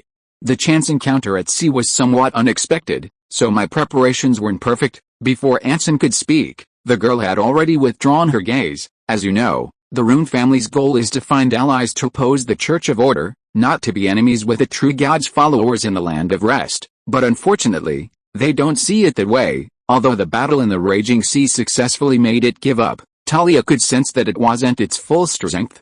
It was also unprepared due to the hasty response. A comeback is only a matter of time. Talia can try her best to conceal her presence, preventing the old gods of the Land of Rest from sensing her existence, but the Lord of the Abyss can. It left a mark on Talia. The girl extended her right hand, gently removing her glove, revealing a wound on her wrist. It was an extremely deep wound, almost severing her right hand completely, but what was truly terrifying was the milky white parasites crowding the wound, with lobster-like shells and tentacles, constantly tearing flesh from the festering wound. Anson suddenly felt his stomach churn. It took it from Talia. "This is only a part of it," the girl said calmly, gently covering the wound with her glove, her serene expression seemingly devoid of pain. "It won't be long before it fully recovers. Talia is confident she can defeat it again, but by then, hiding it will be completely impossible." Anson nodded slightly. He had to become a blasphemous mage before the Lord of the Abyss returned. Of course, this was definitely not as easy as it sounded. Mace Harnard spent decades on this, even driving his best friend insane, and nearly died at the hands of the Lord of the Abyss before barely succeeding. And now, he only had a few months at most. Even if Talia could defeat the Lord of the Abyss, the native heretics of White Whale Harbor alone worshipped 3 evil gods, assuming the other 2 were equal in strength to the Lord of the Abyss, or even just slightly weaker. However, curse magic possessed an advantage that the casters of the other 2 types of magic did not have. The effect of the reality distortion ability was absolute. High-level blood mages can suppress lower-level spellcasters of the same kind, while low-level dark mages are almost completely crushed by their higher-level counterparts. But conjuration magic is different. Regardless of skill level, the ability to distort reality remains unchanged. Even a 5th-tier conjuration mage could potentially be burned to ashes by a novice spellcaster using gathering flames, though the probability is extremely low. This is Anson's only source of confidence. As the only one of the 3 major types of magic that offers no enhancement and relies entirely on distorting reality for power, becoming stronger often boils down to a single spell. He only needs to quickly absorb the memories of those conjuration mages and master a few powerful spells to achieve a significant leap in strength. Evolving into a blasphemer doesn't have a particularly noticeable impact on his power. The only difficulty lies in finding the most useful information from the vast sea of data. The scenery outside the car window constantly changed, finally coming to a slow stop when the sign on the White Whale Harbor Council gate became visible. In the smoke-filled carriage reeking of alcohol, neither of them immediately got out. "I remember you said, Anson, that we should deal with the Knights of No Faith first," Talia suddenly said. "If that's the case, why come to see that bishop first, instead of the Knights behind-the-scenes sponsor, Mason Wheatsler?" She already knew. Anson smiled calmly. "Because it's unnecessary." "Necessary? 3 days have passed since we captured the Knights of No Faith. 3 days is enough time for them to know their people are in custody," Anson explained with a hint of smugness. "If I were Mason Wheatsler, even the most composed person would be panicking by now. People are prone to making mistakes when they're panicked, revealing weaknesses they wouldn't show when calm, becoming extreme and uncontrollable, so I don't need to go to him directly. I just need to indirectly let him know I have information about the Knights of No Faith, and he'll come to me." White Whale Harbor Port District, White Whale Harbor Chamber of Commerce Headquarters. In the oppressive atmosphere of the meeting room, Mason Wheatsler, dressed in an exquisite tuxedo, sat at the head of the long table, flanked by Chamber of Commerce directors who were similarly dressed and even bore striking resemblances. He kept his head down, staring intently at the smooth, reflective table, his veins bulging as he gripped the corners tightly. Cold sweat dripped steadily from his trembling jaw, making a drip-drip sound in the glass in front of him. He knows, he definitely knows, he could definitely guess. The directors also lowered their heads in unison, afraid to speak. "What do we do?" Terrified, Mason Wheatsler suddenly sat bolt upright, his wide pupils trembling violently. "Should we tell Speaker Herald about this?" A director sitting in the back row raised his hand tremblingly. "With his and those farms' support, we should be able to stand up to the garrison commander." "Herald," Mason stared at the man who had spoken, his voice rising several octaves in an instant. "Who on earth would come up with such a terrible idea, to tell the great Speaker Herald that his most loyal follower has been secretly raising a group of imperial traitors, and traitors with bloodline powers at that? Do you think his first reaction to this news will be one of elation or fury because of the trouble we've caused him? What do you think? Let me tell you, based on what I know of him, Herald will never cover for us. He'll hand us over immediately. No. He'll tell us it's all right, that we don't need to worry about anything, and that we can just leave the Knights of No Faith to him. Then, once we relinquish complete control, our last bit of value and threat to him will be gone. He'll squeeze every last drop out of us like a pile of rotten oranges and stinky salted fish, then offer us as sacrifices to Repper and his lunatics, turning us into tools to win hearts and minds against Anson Bach. I don't want to hear any more of that spiel about surrendering to Anson Bach. This commander wants more than you bastards imagine. He wants to be the governor of the colony, to support a bunch of money-grubbing bums who bow down to him, not us, Speaker Herald's lackeys. We're finished, understand?" The hysterical shouts echoed through the brightly lit conference room walls. Looking at the board members, each with their own hidden agendas, Mason Wheatsler grew increasingly desperate. He could even fully imagine how many of them would betray him to Herald after the meeting, how many would defect to Anson Bach, or even tell Repper that he was the mastermind, so that his fanatics would tear him to pieces. But all of you bastards combined don't see as far ahead as I. Mason Wheatsler. Herald, Anson, Repper. I'll show you, no matter how things change in White Whale Harbor, I will be the last one standing. Gritting his teeth, Mason Wheatsler lowered his head, staring intently at his own grotesque reflection on the table. Chapter 457 Restoration of the Old System. Anson was only half right about Mason Wheatsler. He anticipated Wheatsler's nervousness over the exposure of the Knights of No Faith, but he hadn't expected Wheatsler's panic to stem not from the Knights' exposure, but from Wheatsler's cover-up of this matter with his superior, Speaker Herald, leaving him in a dilemma. As a businessman, he always upheld equal treatment as his moral bottom line. Loyalty or flesh, nothing was unsellable as long as the price was right. Shouldn't the value of a noble spirit or a beautiful body depend on the costs of production, transportation, and sales? Gold coins were the same, neither was inherently more noble or more despicable. Heretics inscribed the primordial symbol on their coins, which, when reversed, became the Ring of Order. What, you say some things are not for sale? Oh, the Ring of Order on top, that's a gimmick, packaging, a promotional slogan, a means of inflating prices. Only a fool wouldn't sell if it could fetch an exorbitant price. The problem was that Anson Bach hadn't offered a price. Mason Wheatsler panicked. He didn't mind betraying Speaker Herald and siding with the garrison commander, who clearly had local backing, but he also had the Rune family behind him. Since they were determined to support the Runes, he, as the guild leader, would definitely be used as a scapegoat. On the other hand, if Herald knew he had such a private army, his first reaction wouldn't be to see him as truly loyal, but rather to figure out how to deal with the traitor who had deceived him for years. Now he was caught in a dilemma. No matter which side he sided with, his fate might be utter ruin. But Mason wasn't going to just lie there and wait to die. He still held two trump cards, the Knights of No Faith and the White Whale Harbor Merchant Guild. The former was an armed group composed of gifted individuals who had awakened their bloodline power. Even though it had been exposed, it was still a dagger exposed, a force to be reckoned with in White Whale Harbor. The latter is the very essence of White Whale Harbor's existence. Without the White Whale Harbor Chamber of Commerce operating within it, no amount of coal, timber, seafood, or ore could be successfully acquired, transported, and sold to the mainland. It is precisely because of their monopoly on White Whale Harbor's trade that the Wheatsler family has achieved its current status, and Anson Bach seems to want more than just breaking this monopoly. He wants his mistress, Talia, to completely replace him. This is also what Mason Wheatsler finds most unacceptable. Once stripped of their monopoly on foreign trade, or even just shared with someone else, the Wheatsler family's status will vanish. At that point, Anson Bach won't even need to lift a finger, as the loyal directors of the Chamber of Commerce will pounce and tear him to shreds. To avoid this tragic fate, Mason plans to gamble with his last two trump cards. Excited, Mason Wheatsler slowly raised his head, picked up the wine glass on the table, and the rich dark rum swayed gently in the delicate, transparent glass container. Both the liquor and the glass were high-end luxury items imported from the mainland, identical to those found on the tables of upscale hotels in Clovis City. Only two people in White Whale Harbor could afford such fine wine, him and Herald. It was through the speaker's machinations that he had gained a monopoly on trade in White Whale Harbor, but now, it's all your fault. You forced me into this. Mason, his face contorted with terror, stared intently at the liquor in his glass. The next second, a full glass of wine was violently thrown out the window. Bang!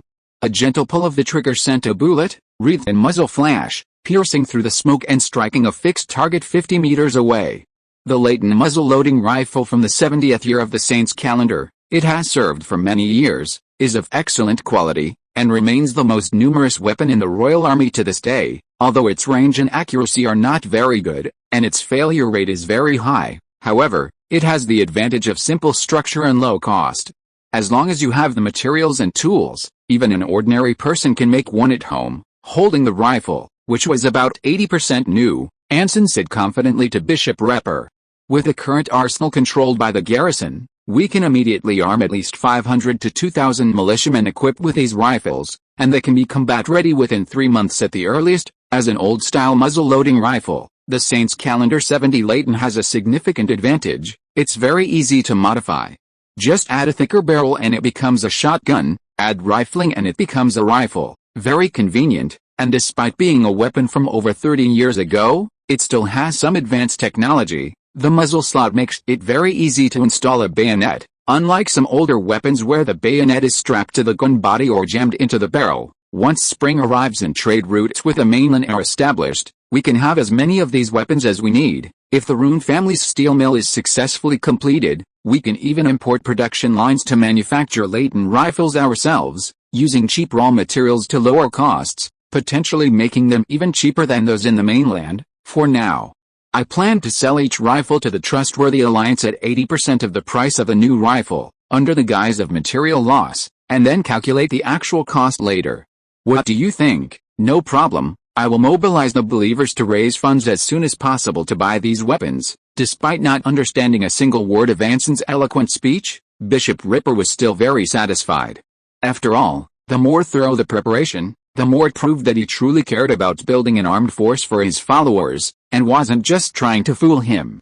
Anson was also very happy. The junk stored up in the Storm Division's armory finally had a good place to go. Of course, for an army, weapons and equipment are not the most important thing. Sufficient training, discipline, and a sense of belonging are paramount. Otherwise, even with high-quality and inexpensive weapons, it is not enough to be called an army. He then changed the subject. Training can be provided by the Storm Division, but the simplest way to gain discipline and a sense of belonging is to have their own flag and uniforms. A flag can create a spiritual symbol, while uniforms can create group identity and a sense of belonging, making these brave warriors spontaneously uphold the Trustee Alliance. After all, the immigrants in the colony come from all over the world, and to turn them into an army, the barriers between them must first be broken down. I agree, Bishop Ripper agreed, but still looked troubled.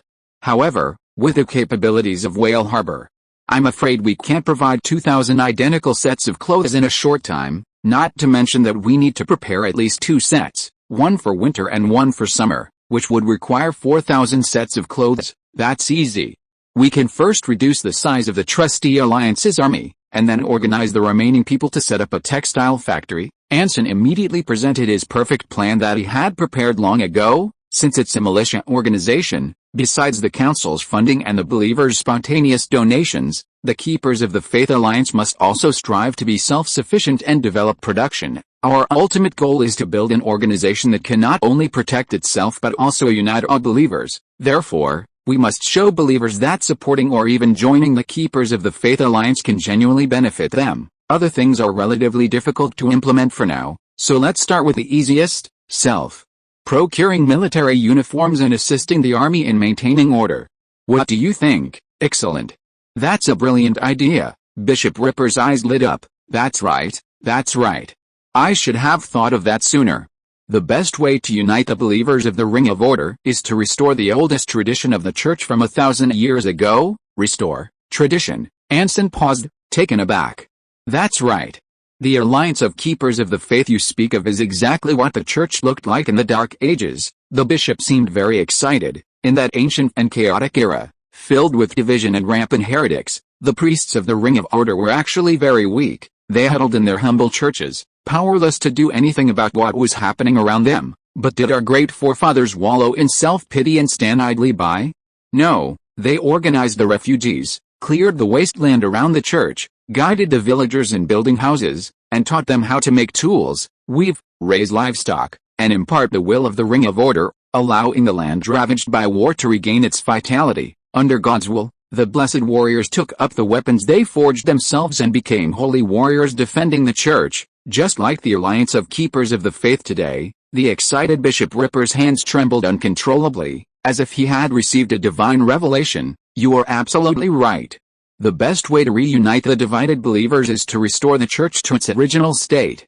We must restore the old order, not the one that exists in the homeland now, a deformed monster that combines the power of tycoons, academic cliques, and military warlords, utterly unrestrained in its greed for power, and insatiable in its thirst for wealth. Anson's lips twitched violently.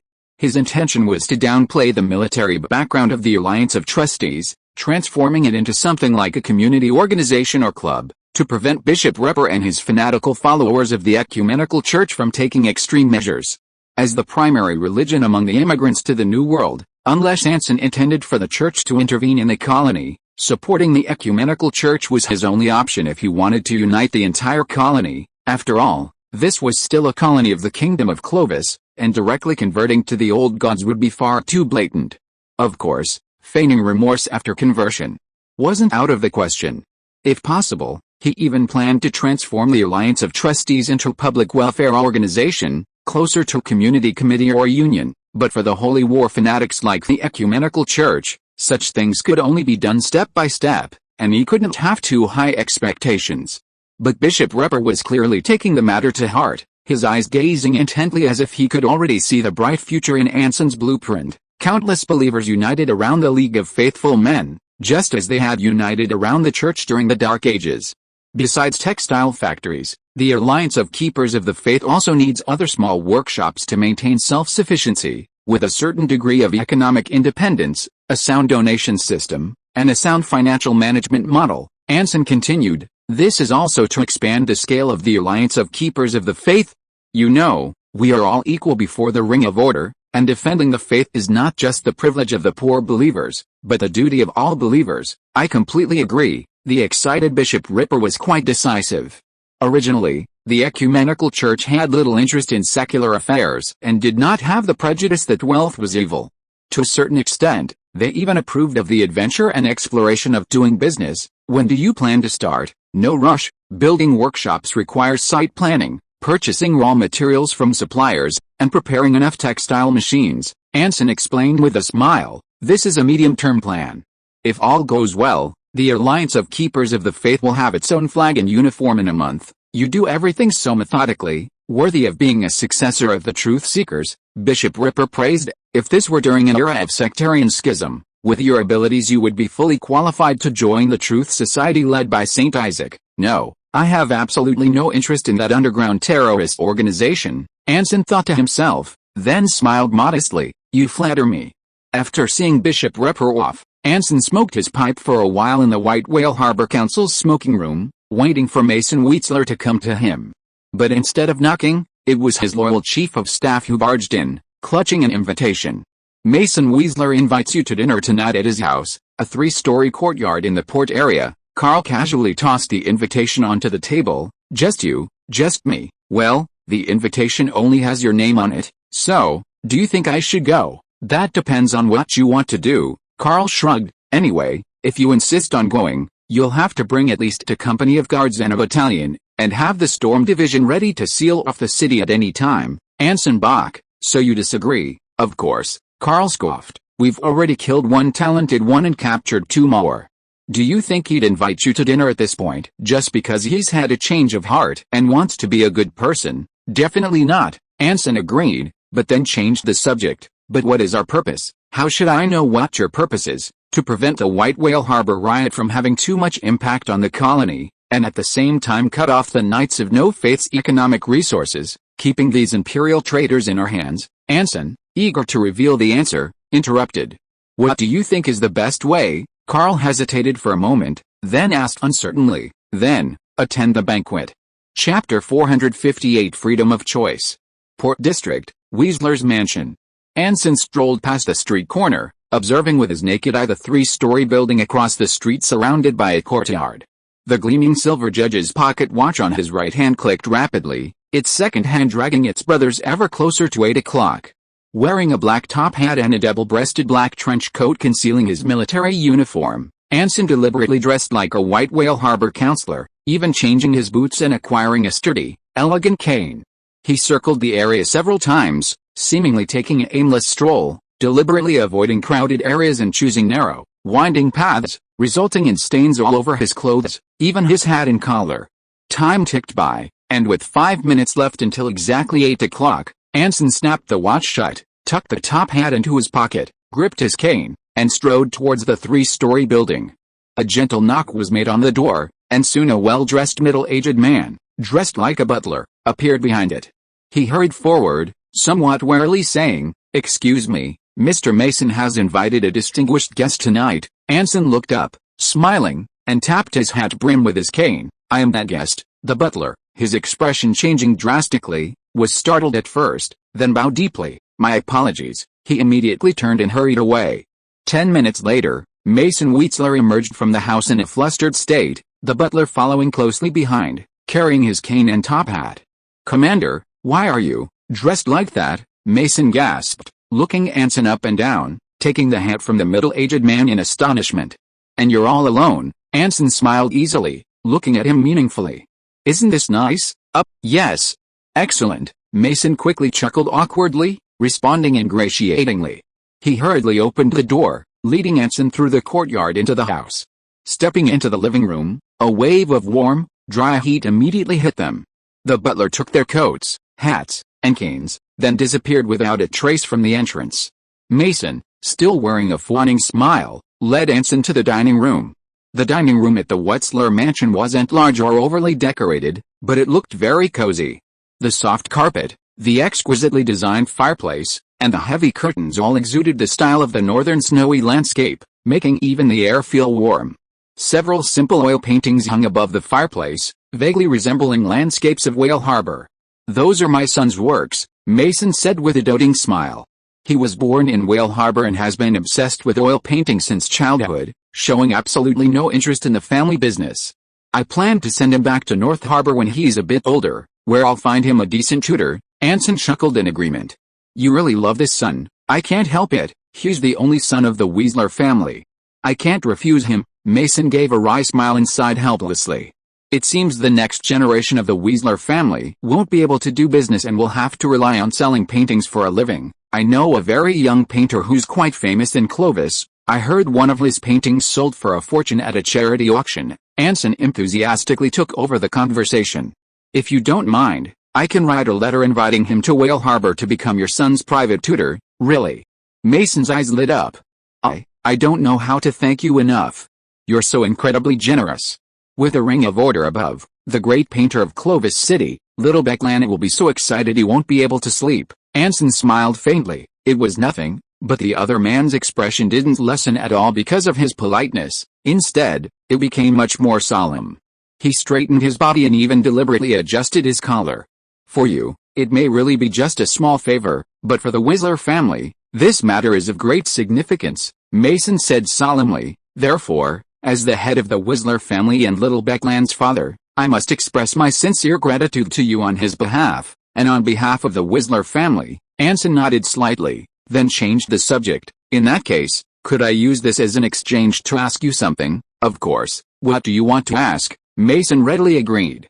Anson looked at him, deliberately hiding his right hand behind his back, his smile undiminished. "The unfaithful nights." As soon as he finished speaking, the warm restaurant suddenly became a little hotter. The enthusiastic Mason still leaned forward slightly, eyes wide, as if preparing to listen to Anson's questions. Anson smiled but remained silent, quietly observing Mason's every move. Just then, the butler pushed a food cart into the room, followed by a brightly dressed woman. She appeared to be in her early 30s, carrying a bottle of dark rum. Her hair was styled in a high bun, and her slightly plump figure, combined with her elegant attire and demeanor, gave her an air of grace and nobility, like a noble woman from Clovis. But beneath that reserved expression lay a well-hidden fear. "Good evening, Your Excellency the garrison commander." She curtsied slightly, holding a bottle of obviously expensive dark rum as she approached Anson. "I heard you were coming to our house tonight. What an honor. I went to check the cellar and found this precious, madam." The enthusiastic Mason suddenly spoke, turning to the lady beside him without turning around. "It's very late. You should go back to your room and rest. Don't wait for me." "Very late? But it's not even 9 o'clock yet," Mrs. Wheatsler said, feigning surprise, her eyes darting between the two women. "As the lady of this house, serving wine to our distinguished guest is the only thing I can do." "It's very late," Mason repeated calmly, still not turning to look at her. "Go back and rest." The elegant Mrs. Wheatsler froze, forcing a smile. The butler stood silently behind the serving cart, head bowed. Mrs. Wheatsler, Anson, who had remained silent, suddenly spoke. "Huh?" The lady turned sharply, smiling at Anson as if he were a predatory beast. Anson simply touched his chest and gave her a respectful bow. "It's a pleasure to meet you. Sweet dreams tonight." "Ah. Oh, thank you. I also wish you a pleasant evening." She stammered through the pleasantries, then turned and handed the wine bottle to the silent butler, bowing politely to the two of them again before gracefully leaving the cozy dining room. In the quiet room, the butler silently opened the wine bottle at the food cart and served the two. For a moment, the atmosphere seemed to return to its initial state. The unfaithful knights. Mason casually picked up a glass of rum, his eyes filled with curiosity and a hint of doubt. What are they? They sound like a gang from the Empire. They're a group of traitors to the Empire, an underground organization formed in small groups, Anson explained earnestly. A few days ago in Teapot Street, I killed one and captured the other two. They've confessed that the soldiers and civilians who died a few days ago were their doing. Oh, Mason looked shocked.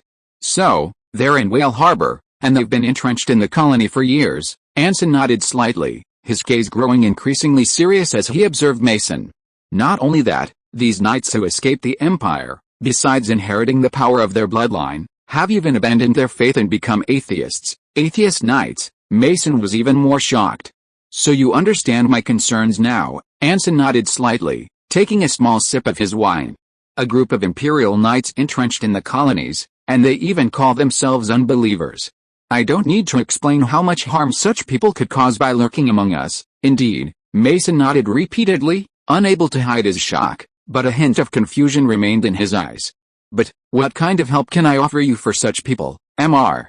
Mason Weasler? You are the most successful merchant in the entire Ice Dragon Fjord, without a doubt. Anson put down his wine glass and said with a light laugh, a merchant as successful as you must know how to judge the price of goods and what kind of people are more sincere buyers. Thank you for the compliment, but I don't understand what you're talking about. Mason smiled apologetically, his eyes filled with sincerity. Please elaborate. Anson raised an eyebrow and said softly, I learned from my clerk that you mainly engage in ocean trade, salt, leather, seafood, ores, and immigration, especially immigrants. Every year, tens of thousands of people want to leave the old world and start a new life in the new world.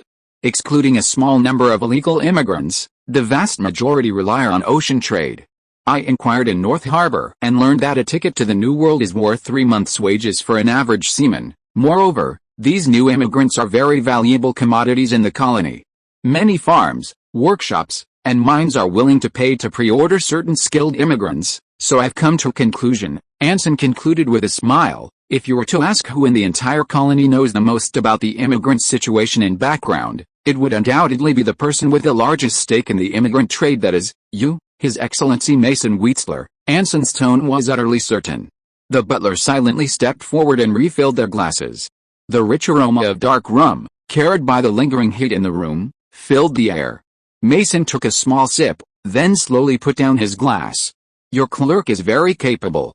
In the past, immigration to Whale Harbor was always handled by the Whale Harbor Chamber of Commerce, also known as the Weasler family. You flatter me, Anson chuckled. But that doesn't mean I know all their details. For example, if you hadn't told me, I wouldn't even know there's a group of guys calling themselves the Knights of No Faith in Whale Harbor. Mason's tone was incredibly sincere, and I never imagined they'd have the guts to attack your soldiers. Perhaps they didn't do it on purpose. Anson's smile remained unchanged. They were just instructed by someone to do it. Exactly. That's right. You're absolutely right. Mason suddenly became excited, his expression one of deep agreement. Whale Harbor is a small place, everyone knows each other, so we often have to make decisions against our conscience because of certain people. Actually, if we had a choice, many things could be avoided.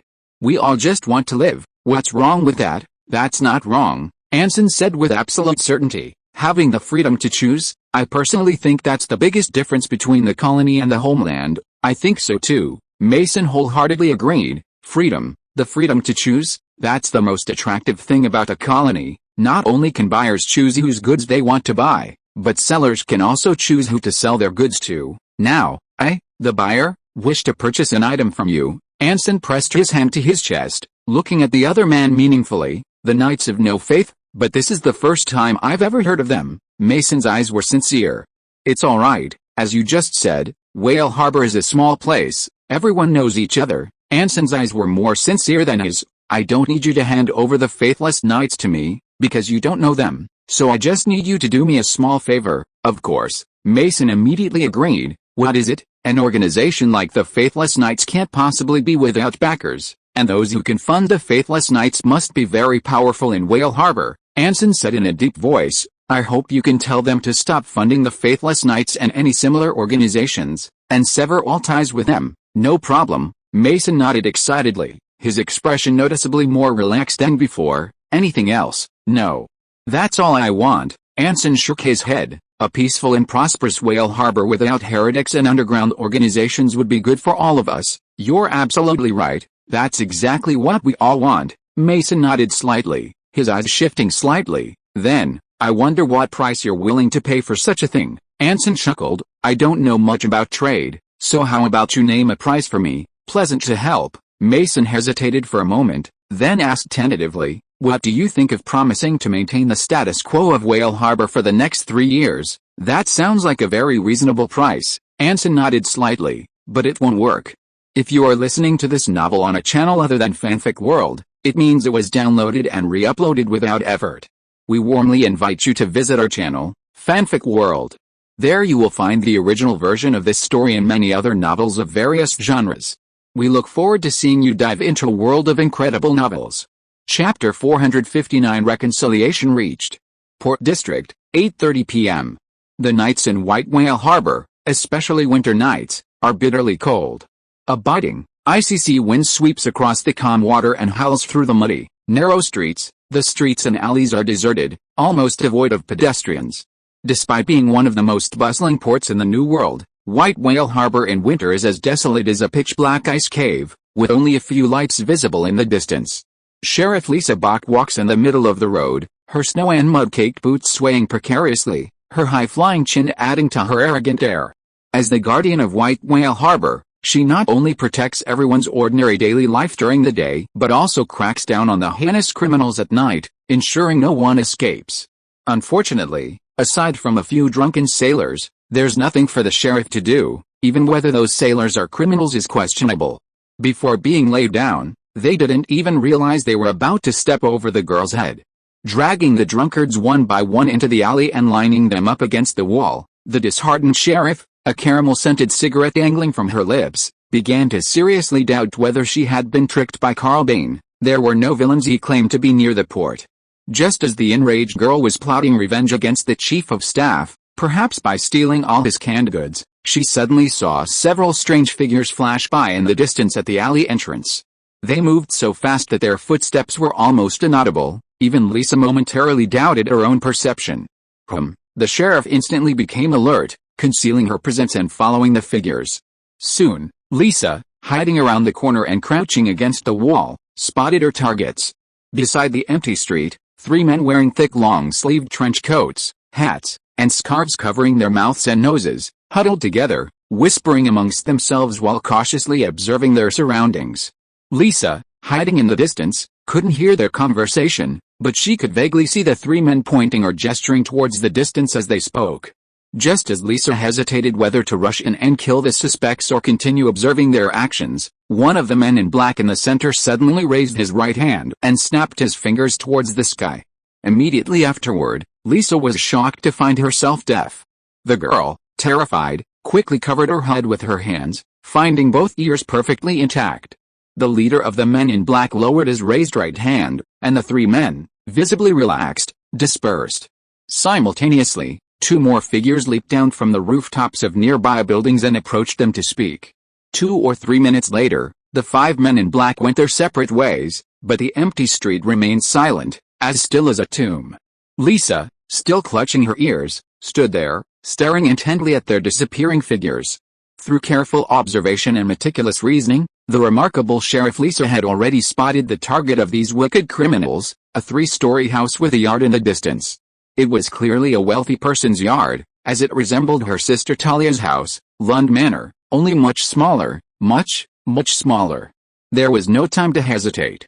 Using the uneven walls and window edges on both sides of the alley, the girl leaped swiftly upwards, making only a soft sound. In a few breaths, her petite figure appeared on the rooftop, her right hand gripping the shotgun hidden under her coat, her left sleeve revealing a concealed bayonet, like an owl eyeing its prey in the night sky.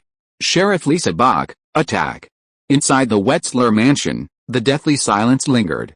It must be admitted that the culinary skills at the Wetzler dinner were quite excellent. Despite being in the icy wilderness at the edge of the world, they still managed to source red wine from the Gobi Desert, over 20 different spices, and more than a dozen fresh vegetables. The meat selection was also extensive, abundant yet retaining the characteristics of the northern port. For example, Anson particularly enjoyed the egg and potato pancakes, the crispy pancake crust concealed juicy mashed potatoes mixed with onions and minced meat, complemented by the savory and salty flavors highlighted by the spices, making it perfect to eat alone or as a side dish. In addition, there were slightly burnt but fragrant red sausages, borscht piled high with large chunks of pork belly, tempting orange-red pickled fish, golden brown fried fish fillets and fried shrimp coated in a thick sauce, and perfectly seasoned pickled cucumbers. Beluga Harbor truly lived up to its reputation as a Clovis colony, sharing a passion for strong flavors and a fondness for fried and pickled foods. With a touch of colonial style, the original sausage feast was upgraded to land, sea, and air extravaganza. The table laden with colonial delicacies couldn't mask the oppressive atmosphere. Mason Wheatsler stared intently at Anson Bach across the table, his eyes filled with astonishment, anger, confusion, and bewilderment. "Commander, why are you so fixated on change? Isn't maintaining the status quo better?" This was what puzzled him most. Anson Bach possessed military and homeland backgrounds, a strength acknowledged throughout the colony. Those willing to join the Whale Harbor Council wouldn't mind sharing the pie with him, perhaps even taking the larger slice. But this commander clearly didn't want that. He wanted to overturn the table and start anew. Of course, he remained restrained, consistently showing considerable caution regarding the use of the military. This was the sole reason Speaker Herald hadn't been able to rally the entire colony to rebel against him. "That depends on what exactly you mean by status quo." Wiping his mouth with a napkin, Anson said casually, "As I understand it, the so-called status quo no longer exists. Internally, the number of immigrants and natives in the colony is increasing every year, making the conflict between the two sides increasingly acute.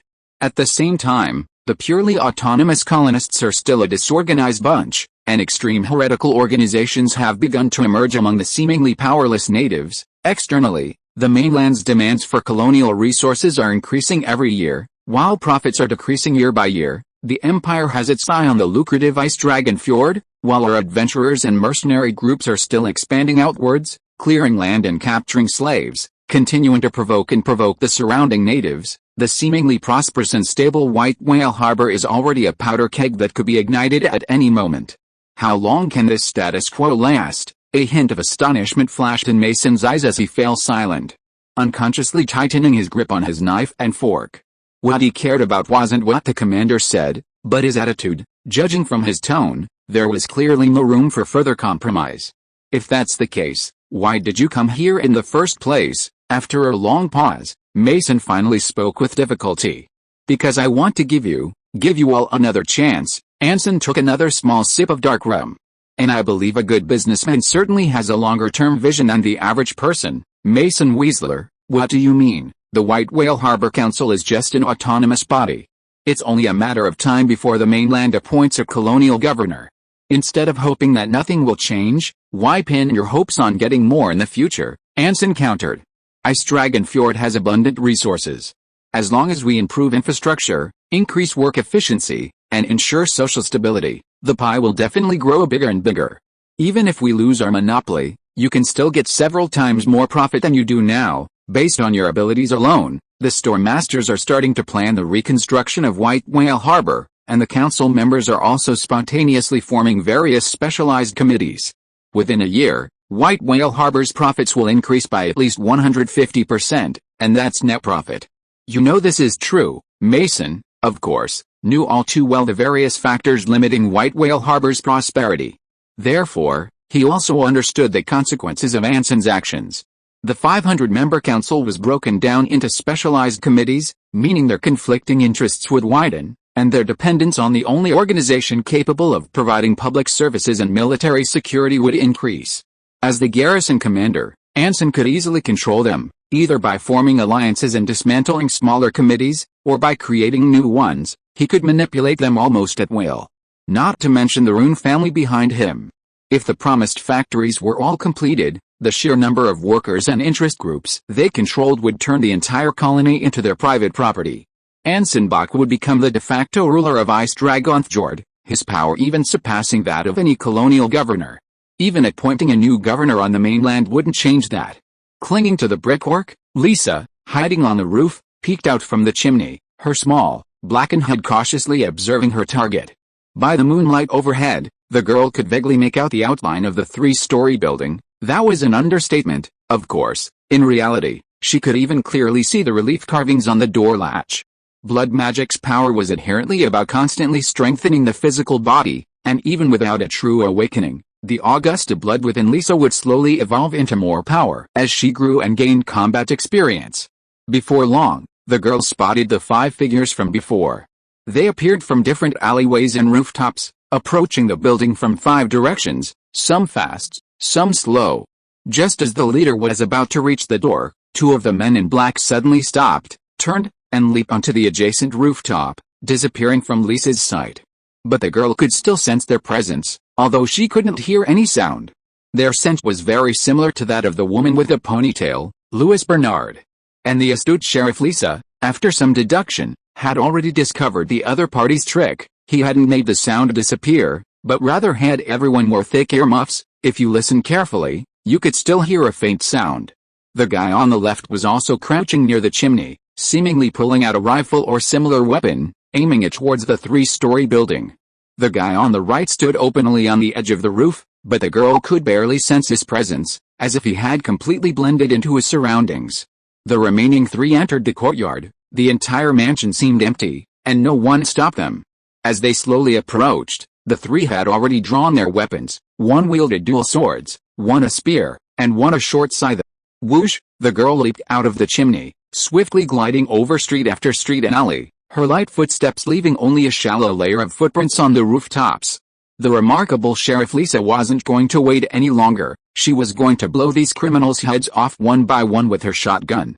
Of course, there were 5 villains on the other side, and rushing forward rashly could allow 2 or 3 of them to escape, posing a greater threat to the peace of Whale Harbor. However, this was not a problem, because Sheriff Lisa had already devised a plan. A perfect plan. Mason Weasler pondered for a long time, until the butler returned to the dining room with a bottle of new wine, before slowly raising his gaze to look across at the other side. You are right. Perhaps it is because I have been too comfortable for too long that I have begun to fear adventure and change, and can no longer be as brave as I was in my youth. But you still have a chance. Anson raised his glass. I cannot promise you much more, but this is the only thing I can guarantee. The Weasler family will never decline because of change, but will only become stronger, as long as production can be expanded and the economic potential of the colony can be fully tapped. Even if ocean traders like the Weasler family do nothing, their profits can easily double. After all, whether it is coal or other natural resources, these are true hard currency in the true sense, and the homeland will always have as much as it has. There is no possibility of not being able to sell them. You don't need to promise anything. Mason smiled, as if he had finally adjusted his mindset. He straightened his clothes, picked up his glass, and stood up. The Weasler family is willing to join the garrison commander's ranks. I accept your offer to stop those people from funding the unfaithful knights. Let's have a drink together to celebrate our reconciliation. Of course, the butler beside him skillfully opened a second bottle of rum, carrying the bottle in one hand as he walked towards the table. Just 3 or 4 steps away, he suddenly pulled a pistol from his pocket, the black muzzle pointing forward. Pointed at Mason Weasler. Chapter 460 The Smoker. Bang! In the instant the muzzle flashed, the glass in Mason Weasler's hand shattered into countless flying shards, his terrified face reflected in the splattered liquor. At the last second, unable to stop him, Anson and the butler simultaneously drew their guns and pulled the triggers, the bullets shattering only the glass. The butler, turning sharply, showed a fleeting look of astonishment before hurling the bottle at Anson and sliding backward, trying to find an opening. But quickly, his vision caught only a barely perceptible afterimage rapidly approaching, accompanied by a chilling gust of wind. Bang! The Inquisitor's revolver rose, aimed at Anson's jaw, and roared. The butler dodged with lightning speed, narrowly avoiding having his head blown off his throat. The lead bullet grazed his skin, tearing his left cheek apart, revealing facial muscles and half a row of teeth beneath the splattering blood, along with a small piece of his tongue flying into the air. But he had no time to scream. The ridiculously large revolver was already ready to fire again, and at the same time, a flash of silver appeared in the left hand of the attacking shadow. The butler tried to dodge backward, but realized he had hit a wall. Bang! 2 gunshots rang out simultaneously, blinding sparks flashing in the air before being engulfed by the gushing blood. Anson's speed exceeded his expectations. The bayonet that emerged from his sleeve moved like a snake, piercing the butler's left chest. At the same time, a flying lead bullet grazed his wrist, and the pistol fell to the ground. The butler, his face contorted in rage, didn't try to struggle. Instead, he tensed his body abruptly, even trying to wrest the bayonet that had almost pierced his body. Anson's expression froze. Just as he was stunned, the butler suddenly raised his right leg and kicked Anson hard in the stomach. Thump! The dull thud echoed in their ears, like a battering ram. Anson, caught off guard, flew through the air, crashing into the wall like a catapult as the food cart overturned. Having kicked away the obstacle, the butler, his face covered in blood, turned to look at the third figure in the dining room. Thump! As if finally realizing what had happened, Mason's legs gave way, and he collapsed to the ground, clutching his bloodied right hand, trembling blankly as he stared motionless at the approaching butler. The expressionless butler silently watched his master, then reached for the bayonet embedded in his chest and slowly pulled the bloody blade from the wound. He crouched down, and with a snap, pressed down on the trembling Mason, gently placing the blood-stained blade against his throat. Then, a faint sound reached his ears, and the butler, his brow furrowing slightly, instinctively turned his head to look behind him.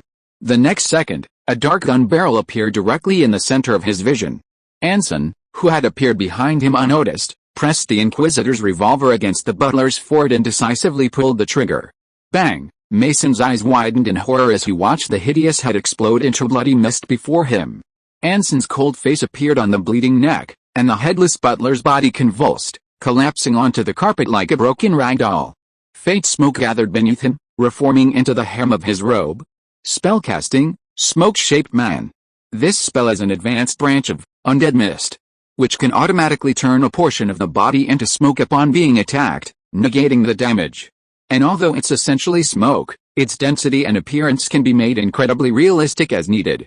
The downside is that preparation is tedious, and only one can be prepared at a time. Moreover, because it's a passive skill, it's activated by any contact that qualifies as an attack, aside from its only flaw, which isn't even a flaw. This magic is practically perfect, and it's extremely stealthy and difficult to detect. Nature perfectly suits Anson's personality, cautious, and afraid of death. Therefore, after extensive practice, it was among the first spells Anson mastered and was included as a reference for his self-created magic. Just as Anson was in a good mood testing his new skill, Mason Weasler on the other side seemed on the verge of a breakdown. He's dead. Anson pulled out his pipe from his pocket, put it to his lips, and comforted him. He raised his hand to press down on the still trembling body, and the two hid under the dining table. Listen, Mr. Mason Weasler, we've been attacked. Since the other side was able to infiltrate your butler, it means this was a premeditated trap. Since it's a trap, to ensure its safety, they wouldn't have only sent one assassin. Well, in fact, there were at least four. The moment he pulled the trigger, Anson had already activated his superpower simultaneously, taking in everything around him without exception, reflecting every detail in his mind. Under the window behind him, behind the curtains by the fireplace, and on the floor above his head, three gifted individuals dressed in black trench coats suppressed their aura to the point of being almost imperceptible, preparing to ambush him. Then, what should we do? The panicked Mason couldn't even utter a complete sentence. There's no other way, we need to stall them for now. The Stormbringers have a patrol team and 2 outposts at the port. We need to wait until they notice the commotion and come over, Anson calmly analyzed. For this, I need your help, okay? Mason nodded quickly like a woodpecker. Whatever you say, I'll do it. It's simple. Anson's face showed a very friendly smile. Play dead, no questions, huh? Mason was just stunned when he saw him suddenly raise his right hand, which was holding the gun, and grip the barrel with a reverse grip. Thump. A heavy thud sounded in his ear, the last sound he heard before he lost consciousness. Almost at the same time that Anson knocked down the head of the Weasler family, he heard the sound of shattering glass behind him, and a figure wielding twin swords rushed into the dining room. With his back to the window, he saw the attacker's face in his mind, a face with chiseled features, a strong body that stretched his trench coat to its limit, skin with bulging veins, and a pair of bloodthirsty beast eyes. He was a wild hunt knight. The characteristics of this bloodline power are beast-like combat instincts and strength. There are also exceptions, like former Inquisitor Captain Lawrence, who goes against the grain, relying on willpower to gain powerful defense.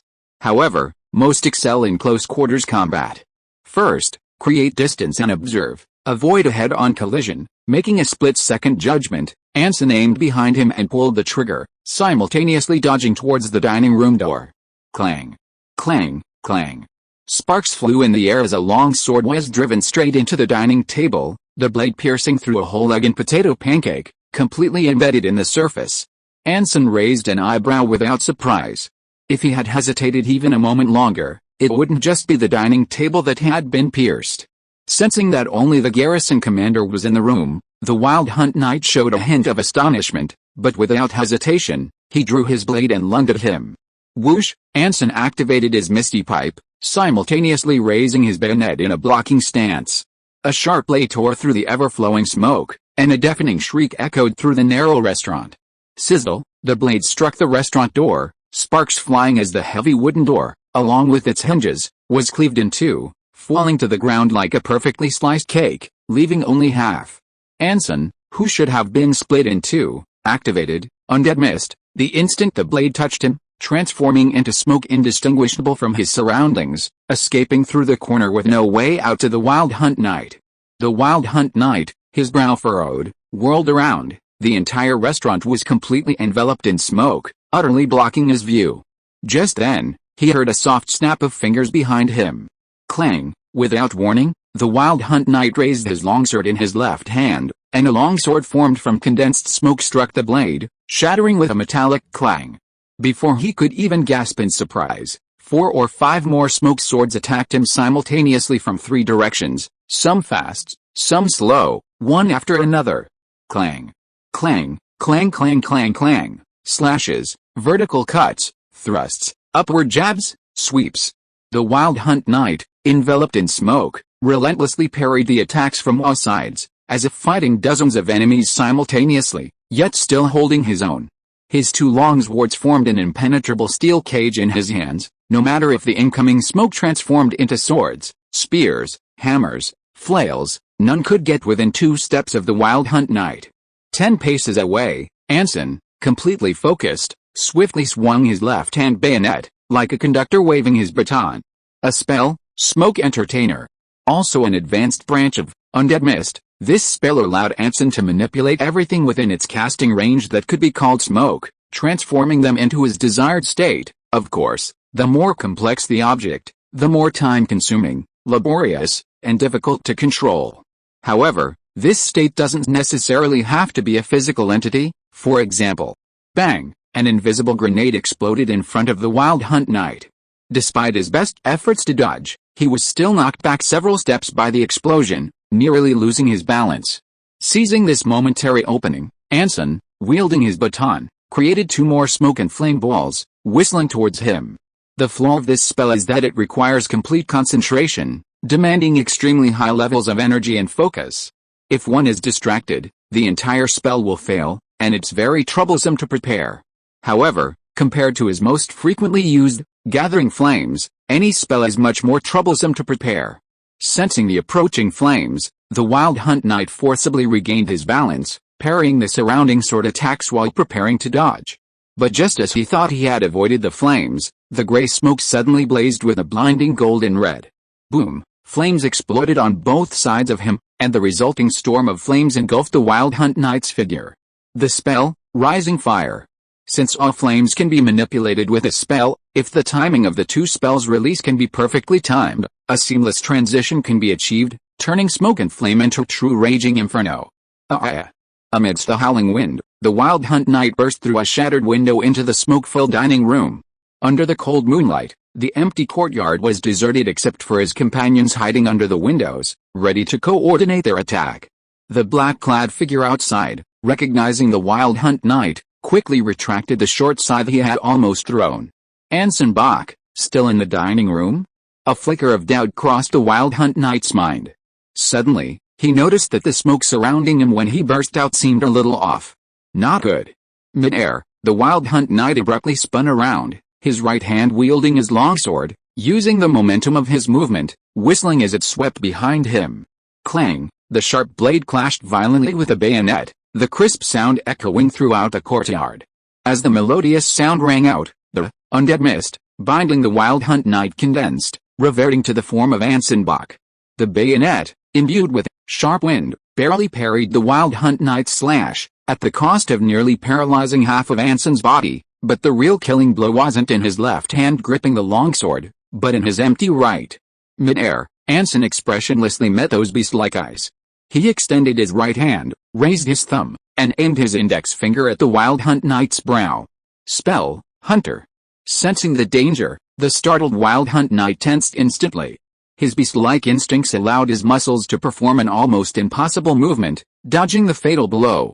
Then he immediately realized the enormous mistake he had made. Bang! A golden red flame fell from the sky, piercing the black-clad man wielding the short scythe through the skull. The scalding flames burned a huge hole in his neck, also wiping away a small patch of grass behind him.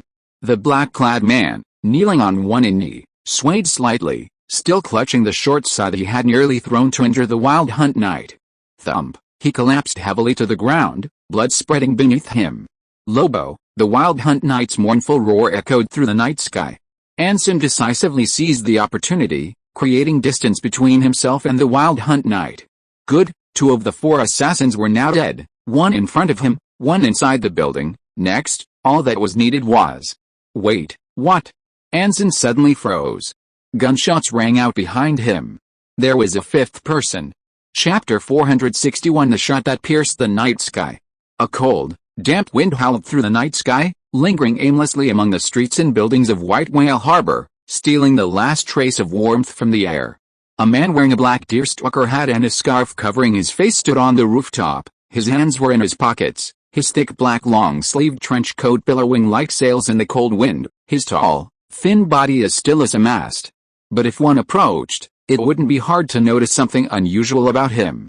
His all-black attire not only blended almost seamlessly into the surrounding night, but he also seemed almost transparent, like a phantom in the wind, devoid of any trace of vibrant life.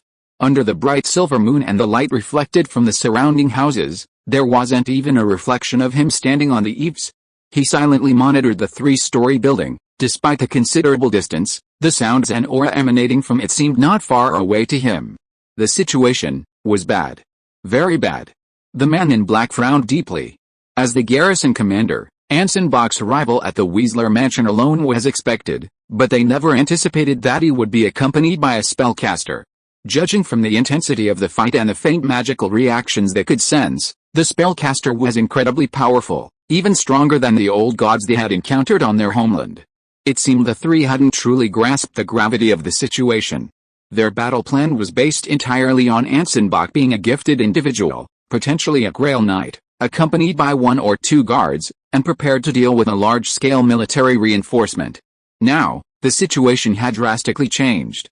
The garrison commander, so devout as to form the Alliance of the Keepers, was now accompanied by a powerful old god spellcaster. This made him extremely nervous, because powerful old gods rarely acted alone. They were usually backed by an organization, the more ancient ones, some even possessing a family. The battle inside the restaurant was far from over. Disk, who had awakened his Wild Hunt Knight bloodline and was most adept at surprise attacks, seemed to be struggling. This wasn't surprising. A well-prepared sorcerer, even if weak, was extremely difficult to deal with. The thought of retreat crossed a black-clad man's mind. But if they retreated now, the entire faithless knights would become a pack of stray dogs in a colony, and they would lose their last crucial bargaining chip for rescuing their comrades. The black-clad man couldn't think of any other outcome than fleeing into the wilderness. Just as he hesitated, Derek rushed out of the restaurant window and met up with Lobo, who was supposed to be there to meet him. But before he could even catch his breath, the smoke behind Derek suddenly transformed into the image of Anson Bach. The garrison commander blocked Derek's full-force slash and blew Lobo's head off with a single shot. The usually composed black-clad man's heart tightened instantly, a hint of panic showing on his face. But before he could process the massive amount of information that had just been gleaned in those few seconds, another event completely unexpected occurred. Bang! A heavy gunshot rang out from the opposite rooftop, echoing around the Wetzler mansion. The man in black jerked his head up, glaring angrily at the horizontal direction beside him. Chris, his turbulent emotions made him blurred out. That shot was fired too early. Anson Bach was still locked in a standoff with Derek. It was impossible he hadn't noticed the gunshot behind him. He understood Chris's anger, but doing so was pointless except for prematurely revealing his firepower. Sure enough, Anson Bach clearly sensed the danger behind him and calmly dodged the bullet aimed at him. However, this also solidified the man in black's resolve. The intelligence was wrong, the ambush failed, his forces were weakened, and his trump card had been prematurely exposed. There was no other option but to retreat. Of course, even in his emotional turmoil, his years of caution kept his voice very low. Unless someone was standing right behind him, no one could hear him. Lisa heard you. A sweet, childlike voice rang out behind the man in black. The man in black whirled around, simultaneously dodging to the edge of a rooftop.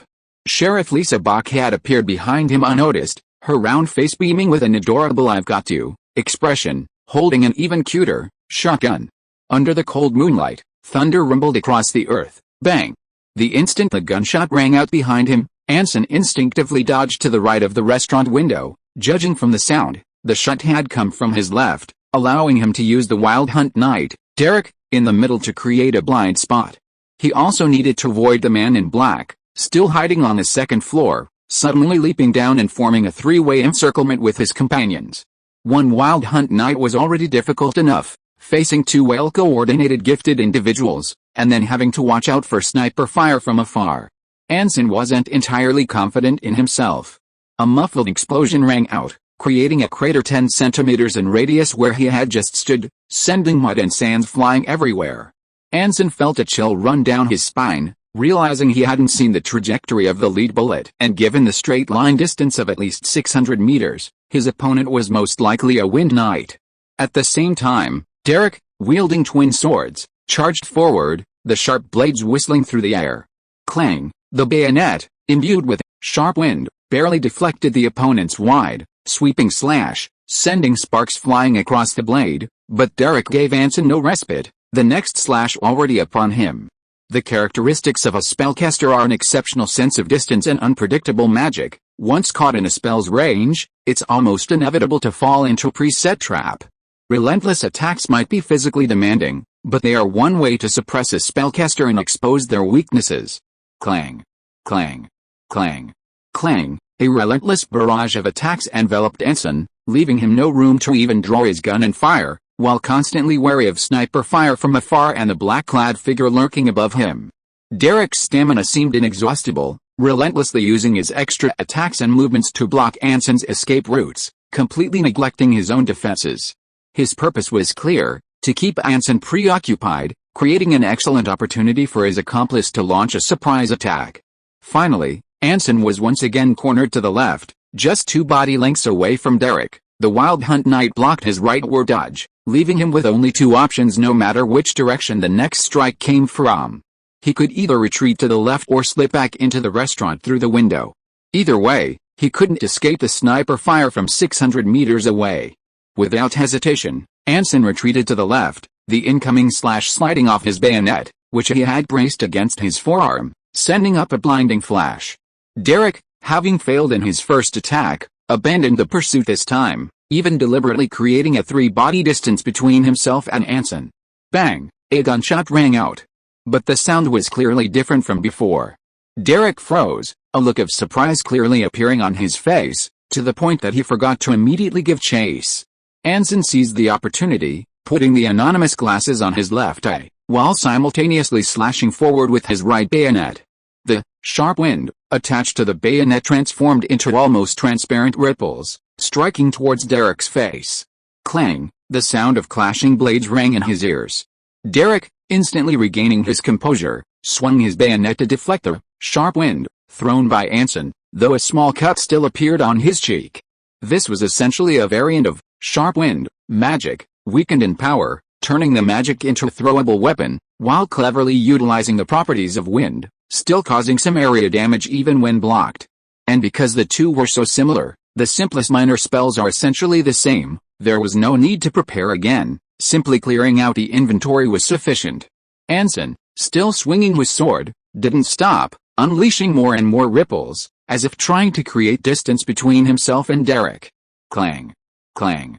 Clang! Derek repeatedly deflected the oncoming ripples, the remaining damage leaving small bloodstains on his cheeks, neck, and jaw. These injuries were minor, but not entirely non-fatal. He could clearly feel Anson's attacks aimed at his throat and eyes.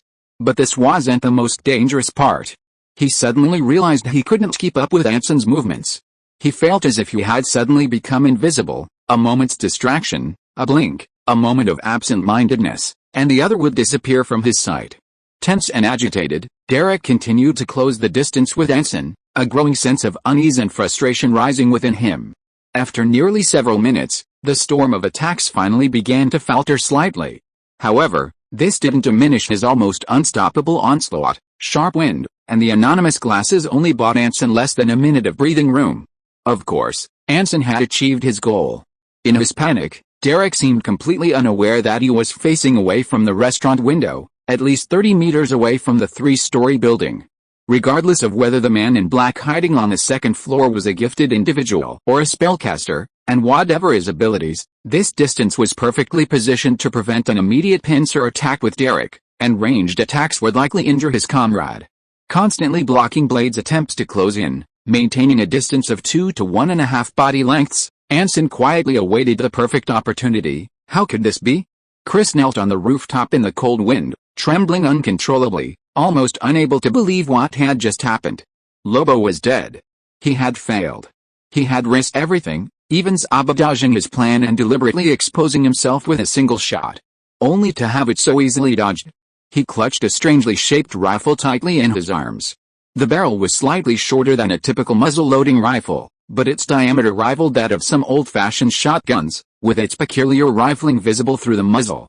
The bolt's original position had been replaced by a metal canister resembling a gas cylinder, and the bolt itself had been modified into a pressurizing device. This was a rifle belonging exclusively to the Wind Knights, originating from the headquarters of the Church of Order, a weapon technology of the Judgment Knights. It had never failed in the past, but today, Chris felt a pang of disorientation. Gunfire also came from the rooftop opposite. Based on past experience, it was likely a small-caliber shotgun. He speculated it was probably Anson Bach's guards, or that little sheriff. Chris wasn't nervous. He had confidence in that person. The other's stealth skills were the best he had ever seen. Even those with keen perception or spellcasting abilities would find it extremely difficult to detect his presence. Sure enough, less than 3 or 4 minutes later, the intense gunfire ceased, and silence returned. Desperately suppressing his anger and agitation, Chris refocused his attention on the battle at the Weasler mansion. Anson Bach was being pushed back by Drake's relentless attacks, forced to constantly dodge. Drake, he was creating an opportunity for himself. A thought struck Chris, and he raised his rifle again, feeling the power within the gun, aiming at the figure who had killed Lobo. 600 meters away. Anson Bach's figure seemed almost within reach in his vision. Just then, he suddenly heard some movement on the street below. Soon, the sound became clearer, rapid and swift, and the distance between them was closing rapidly. The footsteps were quick but not heavy, fast enough to hear the wind, and the presence was almost imperceptible. It was Sheriff Lisa Bach, that little girl. She'd spotted him. Wait, could that guy be? No. Whether he was killed or escaped didn't matter now. What mattered was what he should do. A bone-chilling wind swept past, and Chris shivered. Judging by the speed of that shotgun sheriff, he had at most 25 seconds. If he didn't escape within 15 seconds, he'd end up like Holland, charred to death in Teapot Street. Hesitant, Chris stared intently at the figure in the center of his crosshair, aiming at the back of the neck. After anticipating Anson Bach's next move, he decisively pulled the trigger. Bang! A gunshot pierced the night behind him. An invisible bullet rapidly approached. Anson began counting down in his mind. His innate sense of distance as a sorcerer had allowed him to roughly calculate the distance in bullet speed from the previous sniper shot. 3, 2, 1. Whoosh! The moment the longsword, carrying a sharp wind, swung down, Anson's figure turned into a cloud of smoke, causing the blade to miss. Then, the low roar of a bullet tearing through the air pierced the sky, through the smoke, and hurtled towards Derek. The Wild Hunt Knight's eyes widened in terror. Chapter 462 Citywide Manhunt. Boom! It was a deafening roar, comparable to a 6-pound solid shot colliding with an ironclad city gate. The ear-piercing boom reverberated through the air, the blast wave ripping through the surrounding grass and soil, leaving marks around Drake resembling a grenade explosion. The Wild Hunt Knight, wielding his twin blades, took the blow head-on. His trench coat sleeves were torn to shreds, huge veins bulged on his arms and neck, his temples throbbed, and his eyes instantly bloodshot. Aside from that, the Wind Knight's full-force attack didn't cause him any harm. But for Anson, that was enough. He had been waiting for this moment. With a sharp whistling sound, the smoke swirling with the blast wave solidified again in the air. A right hand, gripping the Inquisitor's revolver, emerged from the smoke, the muzzle pointed at the back of Drake's neck. The rotating magazine loaded the last lead bullet into the chamber, attached with a grand gift Anson had carefully prepared as a thank you for tonight's feast. The spell, Ashes. This spell is somewhat related to Rising Fire, an original creation of a sorcerer from the era of the Schism. Its effect is to turn someone or something into firewood or a massive flammable object. It's called that because once ignited, unless you escape the sorcerer's casting range as quickly as possible, you'll truly be burned to ashes. It sounds boring, is troublesome to prepare, and often seems unnecessary, but against certain resilient individuals who can withstand grenades, this spell can be a fatal blow. For example, a certain troublesome Wild Hunt Knight. According to Talia, this sorcerer found inspiration in the stake and used it to commit suicide when she was almost defeated. If she hadn't acted quickly, Anson might never have learned such a creative sorcery. As for how quickly she acted, out of respect for privacy, he didn't ask. Gunfire erupted, and a whistling lead bullet struck Drake's unsuspecting nape. Bang! With a deafening crash, a spear suddenly shot out from beneath his feet, hurtling towards Anson in midair. The spearhead was aimed directly at his right hand, at the Inquisitor's revolver. The lead bullet collided head-on with the spearhead, the sparks igniting the entire spear into a raging inferno, which continued its ascent. Anson, eyes wide, stared intently at the musket hurtling towards him, its metal barrel turning to ash inch by inch under the flames, like a dying phoenix emitting its final cry. Whoosh! The flames finally dissipated just before touching his nose. Almost simultaneously, a loud crash came from the second-floor window of the Wetzler mansion behind him, and a dark figure wielding a spear leaped from the shattered window, lunging straight at Anson from behind. The situation was extremely unfavorable. Without hesitation, Anson landed and decisively raised his Inquisitor's revolver, firing 6 shots at the black-clad man wielding the spear. Simultaneously, he used his left-hand bayonet to unleash several sharp winds at Drake, who had already turned around, before turning and sprinting. The black-clad man wielding the spear dodged, simultaneously deflecting several stray bullets with his spear tip. The at least 2-meter-long spear seemed alive in his hands, his movements fluid and without a trace of hesitation. Drake, standing nearby, had also turned around. Translucent ripples struck his blade with a crisp sound. One of the shockwaves tearing a wound near his right eye. Ignoring all of this, Anson continued running. His plan was to re-enter the Wetzler mansion, at least evade the sniper shots from 600 meters away, and then use his mist pipe and the smokehouse spell to out the 2 assassins, creating an opportunity for a one-on-one sneak attack. Just as he was about to use a grenade to cover his retreat, he saw that the man in black wielding the long gun didn't rush towards him, but instead blocked Derek, who was about to rush forward for revenge. Anson's expression froze. The other party seemed certain that he wouldn't pursue, and didn't even leave any proper cover, fleeing towards the outside of the Wetzler mansion without looking back. In the blink of an eye, they disappeared without a trace, leaving only Anson standing stunned in front of the dining room window, and the corpse of another man in black lying in a pool of blood beside him. Plus Mason Wetzler, who was still unconscious under the table. Confirming that there were no more men in black lying in ambush around him, Anson sighed, then squatted down in front of the corpse and began to search for anything left on the body. The man appeared to be very young, perhaps in his early 20s, with short brown hair and gray-blue eyes. Besides wearing the same long-sleeved trench coat as the other men in black, he also wore a bowler hat, with a heraldic banner serving as a scarf around his neck. The banner, a lake blue color, was embroidered with 3 interlocking golden longswords linked by the Ring of Order. This was valuable information. He'd take it back and ask the junior scribe which family's emblem it was. Anson raised an eyebrow. Aside from this, he only had a fairly full wallet, containing several brand new banknotes. While banknotes issued by the Church of Order were considered hard currency in the Old World, the New World primarily accepted precious metal currencies. Therefore, It could be concluded that this man hadn't been in White Whale Harbor long. Considering his age, he was most likely a newcomer.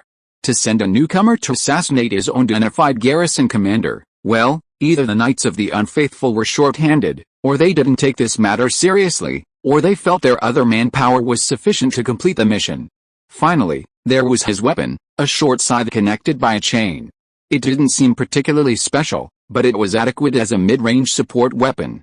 Anson suddenly realized a crucial piece of information: the entire assassination team, except for the sniper, was unarmed.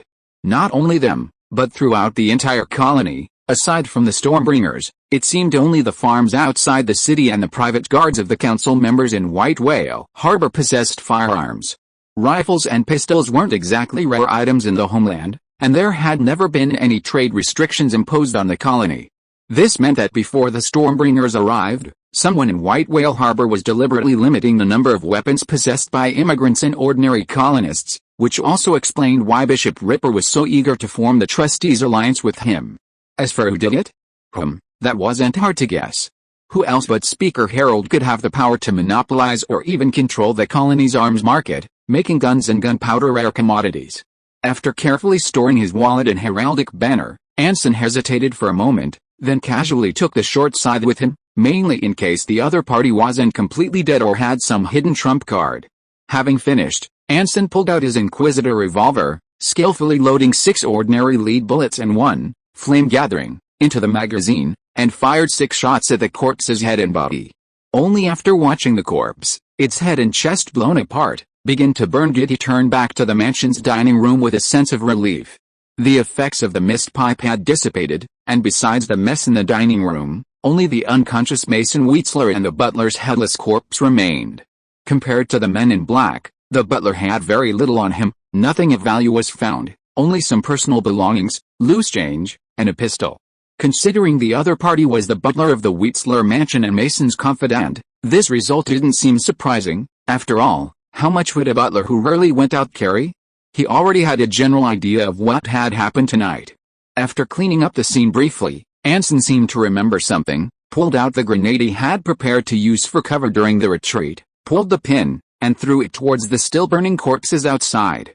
Boom! The deafening explosion echoed through the port area, quickly spreading throughout most of White Whale Harbor.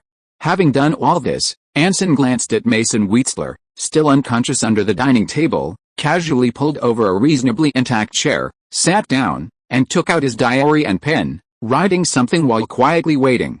A few minutes later, hurried footsteps came from outside. Anson calmly tore off what he had finished writing, folded it, and then put the diary and pen back in their places. Soon, the figure violently kicked open the front door, followed by a series of commotions. Tables were overturned, stair railings were smashed, coat racks and shoe cabinets collapsed, glass and ceramic furniture shattered between the ceiling and walls, and the fireplace crumbled, like a runaway train, still puffing smoke. The living room, kitchen, storage room, bedroom, smoking room, study. After wreaking havoc on almost the entire mansion, the figure finally burst into the dining room, leaping onto the table with a bang, one hand on her hip, the other in a warning shot gesture. She made a grand entrance before Anson, seated in the front row of the audience. "Sheriff Lisa Bach is on the move, wow." The girl suddenly burst into tears, leaving Anson flustered, only able to comfort her and let her cry it out first. After Anson repeatedly stated that it wasn't Lisa's fault for not knowing she was in the house, and that luring the bad guys into the house and then blowing it up was a great idea, the girl finally stopped crying and started laughing. "What, you encountered 2 talented bad guys in total?" Anson's expression changed in surprise, which meant that besides the butler, the other party had sent a total of 5 talented individuals to ambush him, and one of them got away. Yeah, Lisa blushed and scratched her head in embarrassment. That bad guy's scent was very faint, and he was so faint that he seemed to be barely there. Lisa only fired 1 shot at him and then kicked him off the roof, and then he disappeared. It took Anson 10 seconds to understand that the girl meant that the other party's aura was very well concealed, and that he possessed some kind of extremely excellent stealth skill. And Lisa saw him on another street nearby. He just snapped his fingers, and all the sounds around him suddenly became incredibly faint, as if afraid Anson wouldn't understand how faint it was. The girl held up 2 index fingers, gesturing with a gap between her nails in front of him, about this small. She also possessed a large-scale area of effect silencing ability. This explains why, despite the commotion on their side, the Storm Mage's patrols in the city remained unmoved. He hadn't sensed any magical fluctuations at the time. The other party must be a gifted individual. But Lisa took down another bad guy. The girl proudly raised her head, took the rifle from her back, and handed it to Anson like showing off a new toy. It was a remarkably exquisite weapon. It was obvious that it wasn't manufactured in the colony, and most likely not from one of the cheap, low-quality military factories in Clovis City, but rather from a much more advanced technology and manufacturing process. Moreover, the gun had a gilded relief inlaid on it, exactly the same as the heraldic flag, near the back of the stock, which looked like it had been added later. Anson had a vague idea of what was going on. You can only look, not touch? Lisa wants to take it back and study it herself. The poor little girl's face flushed red as she finally remembered that particularly important word. Oh, that's for sure. Anson quickly nodded, regaining his composure, and said seriously, this is important evidence of a crime. It's safest if the sheriff takes it back personally. And no one should touch it until the sheriff reaches a conclusion. The girl proudly shook her head, her face beaming with happiness. In that case, could you please do Anson one more favor before returning to the camp? Chief Inspector Lisa Bach. Anson suddenly changed the subject. Just a message. It won't take much time, of course. Lisa agreed without hesitation. She quickly slung the spoils over her back, snapped her heels together, and saluted Anson solemnly. Give the order. Go to the council district immediately and find Fabian. If he's not there, go find Carl or Alexei. Have them do this first, then this, and finally this. Understand? Yes, yes. Bang! The former Imperial Guard officer, his face grim, kicked open the door and entered the square outside the council. The empty square was now filled with 600 soldiers, 300 line infantry, 200 guardsmen, and 100 hussars who had been temporarily summoned.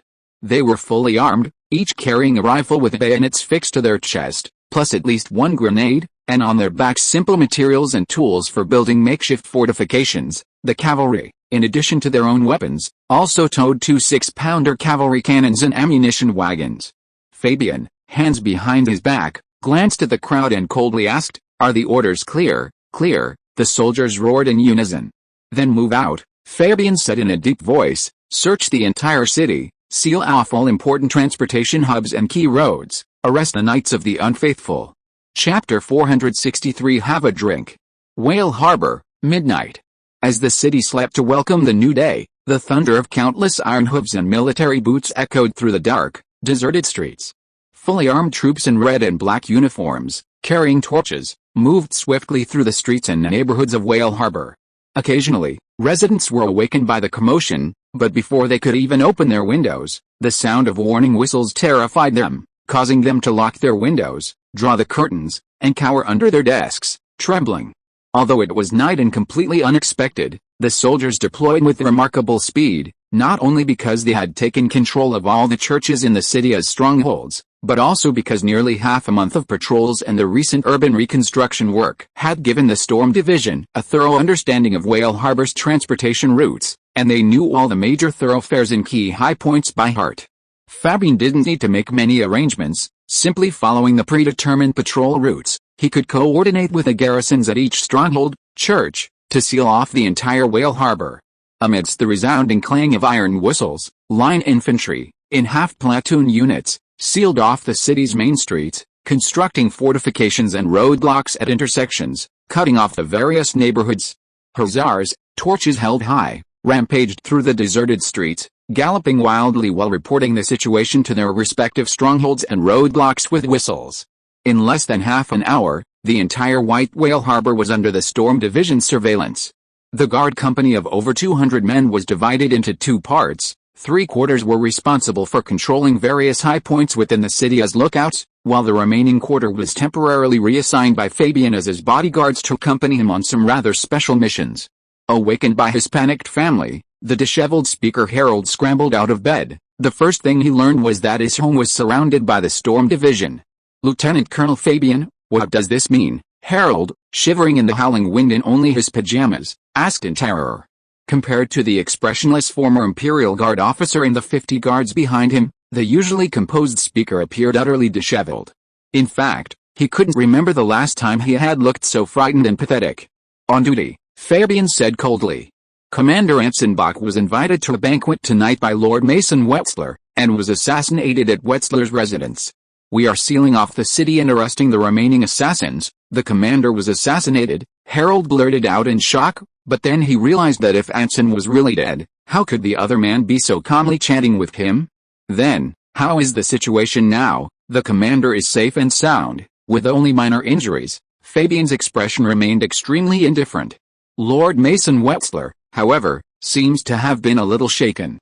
He was still unconscious when I came over, but he should be awake now. That's good, Herald said seriously, forcing a smile. If that's the case, why did you come here? Shouldn't you be protecting the commander and arresting the fleeing assassins? That's Major Karl and Lieutenant Colonel Alexei's mission, not mine. Fabian's tone was casual. Indifferent yet devoid of any tension. Commander Anson Bach has personally confirmed that the perpetrators of the attack on the Wetzler residence are the accomplices of the criminals who killed the 4 soldiers, an underground group calling themselves the Knights of No Faith. The Knights of No Faith, they are a group of traitors to the Empire, and most importantly, all of them are trained individuals with awakened bloodline powers, Fabian explained. Commander Anson Bach killed several of them, but at least 3 criminals are still roaming within White Whale Harbor, and may launch retaliatory assassinations because the plan failed, to avoid irreparable damage to White Whale Harbor.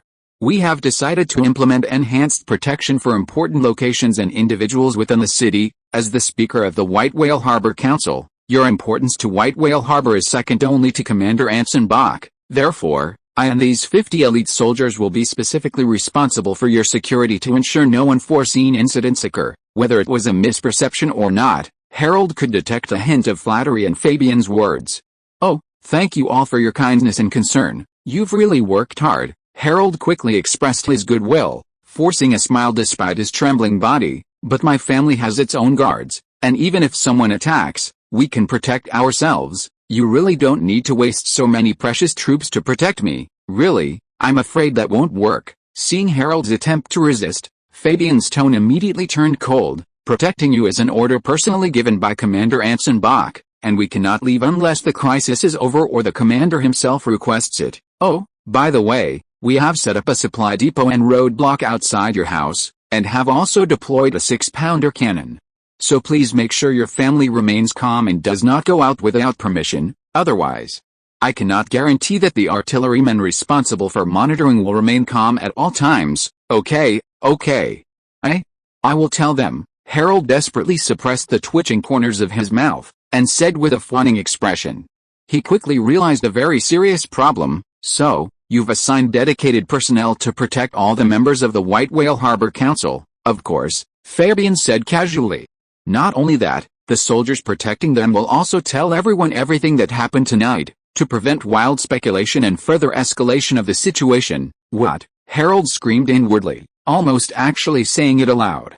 He finally understood what Anson Bach was up to.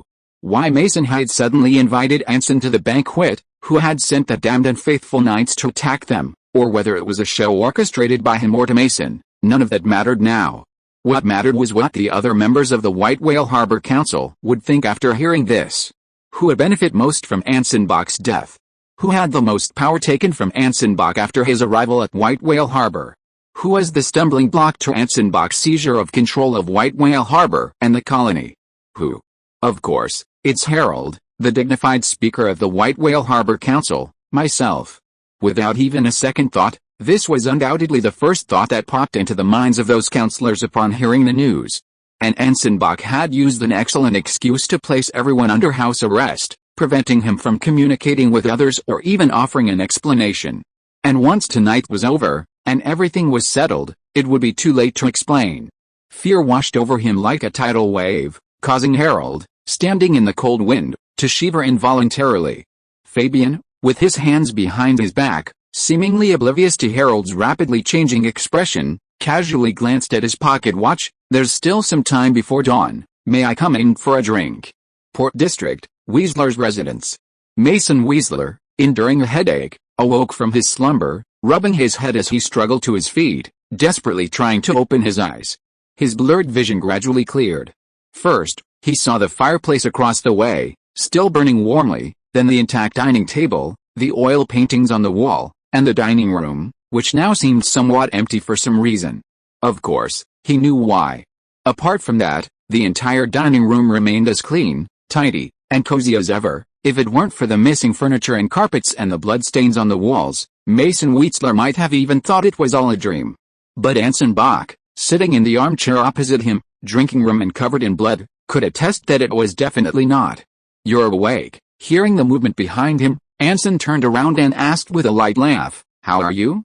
Is anything bothering you?" No, nothing." Perhaps because of the heavy blow to the head, Mason stammered, finding himself unable to speak. I'm fine, thank God." "That's wonderful." Anson's face lit up with a warm smile as he approached him enthusiastically, saying kindly, "When I found out you weren't awake, I was very worried about your safety, fearing something might have happened to you. Thank you for your concern, you're too kind." Mason felt a warmth in his heart, his earlier panic seemingly subsiding slightly. If Anson hadn't been covered in blood and reeking of gunpowder from head to toe, he would have felt even warmer. Of course, that wasn't what he was really concerned about now. By the way, those assassins, what happened to them? "They've all been dealt with." Anson smiled reassuringly, raising his hand to gently press on Mason's shoulder. "All dealt with?" This answer, which left much to the imagination, sent a chill down Mason's spine. "That's right, it's all resolved." Anson's smile remained unchanged, although it caused considerable trouble and losses. "From now on, the Knights of No Faith will no longer be a threat to the peace and prosperity of Whale Harbor." Mason's expression froze. Resolved? Several elite talents, his crucial trump card, which he had invested years of effort and wealth in, was just resolved by him alone. For some reason, Mason suddenly had a strange urge to pounce on Anson Bach and tear off his clothes and face to see if a monster that looked remarkably like a human was hiding inside him. "This is just one of the Knights of No Faith. Many similar armed groups still lurk in White Whale Harbor," Anson continued. "Only by eliminating them can we ensure the prosperity and stability of White Whale Harbor, no matter the method. What do you say?" Oh yes.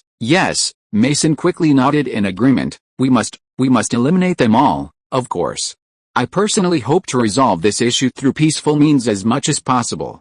After all, violence should only be used as a last resort." Anson chuckled, picked up a glass of dark rum, and handed it to the absent-minded Mason Wheatsler. "I entrust the task of persuading those people entirely to you, Lord Mason. I hope you will not disappoint me, that's for sure." Mason took the glass with both hands, his face showing a look of grim determination. "You can completely trust me. I will definitely give you a satisfactory result." Anson smiled with great satisfaction. "Very good, then I thank you in advance. Also, now that you're awake, I can leave with peace of mind. But please don't worry, I've specially dispatched a team of soldiers to ensure your and your family's safety, at least until 9:30 tomorrow morning. You don't need to worry about anyone daring to attack this building. If they really want to do that, they'll have to step over the corpses of the stormtroopers first." After saying that, Anson ignored the other person's expression, smiled, and turned to walk out of the restaurant. "Oh, right." Just as Mason thought he was about to leave and finally breathed a sigh of relief, Anson suddenly stopped, turned around, and chuckled softly at him. "I suddenly remembered something, and there's something I might need your help with. Could you please pass it on to Speaker Herald of the White Whale Harbor Council?" Speaker Herald? Mason immediately became alert and asked cautiously, "Why do you insist that I deliver it to him?" "Because it's actually a letter, containing some things I want to discuss with him," Anson explained. "If I say these things in person, he might not understand my sincerity and thoughts due to emotional fluctuations, so I want to use a letter. If it can be done through you rather than me and my people, it will be easier for him to accept it." "I see." Mason suddenly understood and immediately agreed. "No problem. I will definitely deliver this letter to him as soon as possible and try my best to persuade him to accept it." "Thank you so much." Anson thanked him as he handed the letter to him. It was a rather ordinary letter, not even sealed with ink, only stamped with a family crest he had never seen before. After explaining the letter, Anson bowed slightly to Mason and took his leave without looking back at the Wheatsler residence. Mason Wheatsler sat motionless in his chair, holding the letter in both hands. Only after Anson's footsteps were completely out of reach did he finally let out a long sigh and loosen his aching hands. Then, he opened the letter without hesitation. There were 2 letters inside. Mason cautiously opened the first one. It read, "Yes, I knew you would open it and peek, so congratulations, you guessed right. This letter is actually for you, Your Excellency Mason Wetzler." Chapter 464 Anson's Kind Heart. Mason, his cheek twitching, put down the letter in his hand, pulled out the second sheet, and began to read. "Before we officially begin, let's talk about something we both already know. Yes, I captured 2 members of the Unfaithful Knights and obtained information from them that you are their backer." Mason was startled and quickly picked up the letter to continue reading impatiently. "So when I received the invitation, I roughly guessed that you planned to confront me formally tonight. Coincidentally, I thought so too. Therefore, although I knew you probably had some surprise prepared for me, I still came, and to give you a surprise, I came alone without guards, so that you could be more open during the confrontation. To be honest, I really dislike beating around the bush, but I don't mind playing along occasionally." That was my initial thought, and unsurprisingly, we exchanged opinions thoroughly, reaching absolutely no consensus. Don't deny it, because I could tell. Enough with a preamble, here's the full text. "First of all, I know the Knights of No Faith didn't betray you. This entire assassination was your doing." He knew. A horrified Mason stared wide-eyed, nearly falling off his chair. "When I fired the first shot to save you, the gun was actually aimed at your shoulder. My intention was to use that shot to prevent a fatal wound, but it hit the wine glass instead. So the one who truly saved your life was actually your butler. I guess your original plan was for him to help you fake your death, then he would team up with the Knights of No Faith who had ambushed you to kill or capture me alive, thus clearing your name and avoiding any connection with the Knights of No Faith. It must be said, it was indeed a pretty good plan. Unfortunately, it wasn't perfect enough, leading to its failure. So you don't need to consider contacting the Knights of No Faith anymore, or worry about retaliation. Whether they live or die is none of your concern. Just pretend this never happened." Why am I telling you this? Because after careful consideration, I've decided to forgive you this time, not only because I myself suffered no loss, but also because your gamble has given me a very rare opportunity. As for what that opportunity is, you'll find out tomorrow morning. Of course, this also means that you and your friends can continue to rebel against me, or cooperate with others to rebel against me. It's okay, I'm very magnanimous and don't mind at all. Just like after your next failure, you probably wouldn't mind me turning you into a heretic and burning you at the stake, right? Believe me, doing this is incredibly easy for me, not difficult at all. The only thing that can stop me is the kindness of a believer in the Ring of Order. As long as you hand over the Whale Harbor Chamber of Commerce and don't hinder my factory import plan next year, I guarantee this kindness will continue. To avoid any misunderstanding, I'll emphasize again, yes, this is a threat that means what you say. And to prevent you from doubting the credibility of what I say, I'll repeat again, all the promises I made to you in the restaurant were true. For example, with adorable little Beckland, I'll keep my word and write to invite my painter friend to visit Whale Harbor next April to be his art teacher. May little Beckland immerse himself in the ocean of art and have a bright future. Your good friend and savior, Anson Bach. To be burned after reading, thump. Mason, holding the letter, slumped forward and knelt on the floor. Having dealt with Mason Wetzler, Anson left the crime scene and strolled through the deserted streets of the Port District, bathed in moonlight and the biting sea breeze. The reason he let him go wasn't just because Anson had a change of heart, that was at most 99% of the reason. Another reason was that the other party controlled the Whale Harbor Chamber of Commerce, and the sales channels and business network it possessed. In the saintly calendar year 101, before the true network existed, commercial trade was primarily based on credit, especially large-scale commodity transactions, which were built upon networks of relationships between various merchant guilds. To a certain extent, both parties could even avoid cash and conduct business entirely on invoices. Even penniless, a single phrase like "put it on the books" could resolve transactions worth several figures, always knowing what to ship where and to whom. This was the greatest advantage of a mature merchant guild that controlled local sales channels and several external trade routes. Eliminating Mason Wetzler would only require a single bullet, and wiping out the entire White Whale Harbor Merchant Guild and rebuilding it wouldn't be difficult for Anson and the Rune family, but they would have to be prepared to bear the side effects of damaged trade and decreased income. After weighing the pros and cons, Anson still believed that a living Mason Wetzler was more useful than a dead one. Without the trump card of the Unfaithful Knights, the threat they posed was negligible. Anson didn't go to the White Whale Harbor Council to enjoy the impending drama of mutual suspicion between the counselors and Speaker Herald, to see who would betray them first. Before that, he needed to rest. The entire battle seemed effortless on the surface, but the actual risks were immense. He had seriously underestimated the strength of the Knights of No Faith, completely unprepared for the fact that after losing one and capturing two, they could still send 5 gifted individuals to ambush him. His mental state was now at its worst, his temples throbbed as if they were about to explode, his skull felt like it was being loudly protested by a megaphone, and his heart was pounding abnormally fast. He could even hear it clearly. Conjuration magic is a power that distorts reality, unlike blood magic or black magic, which directly affects the physical and mental levels.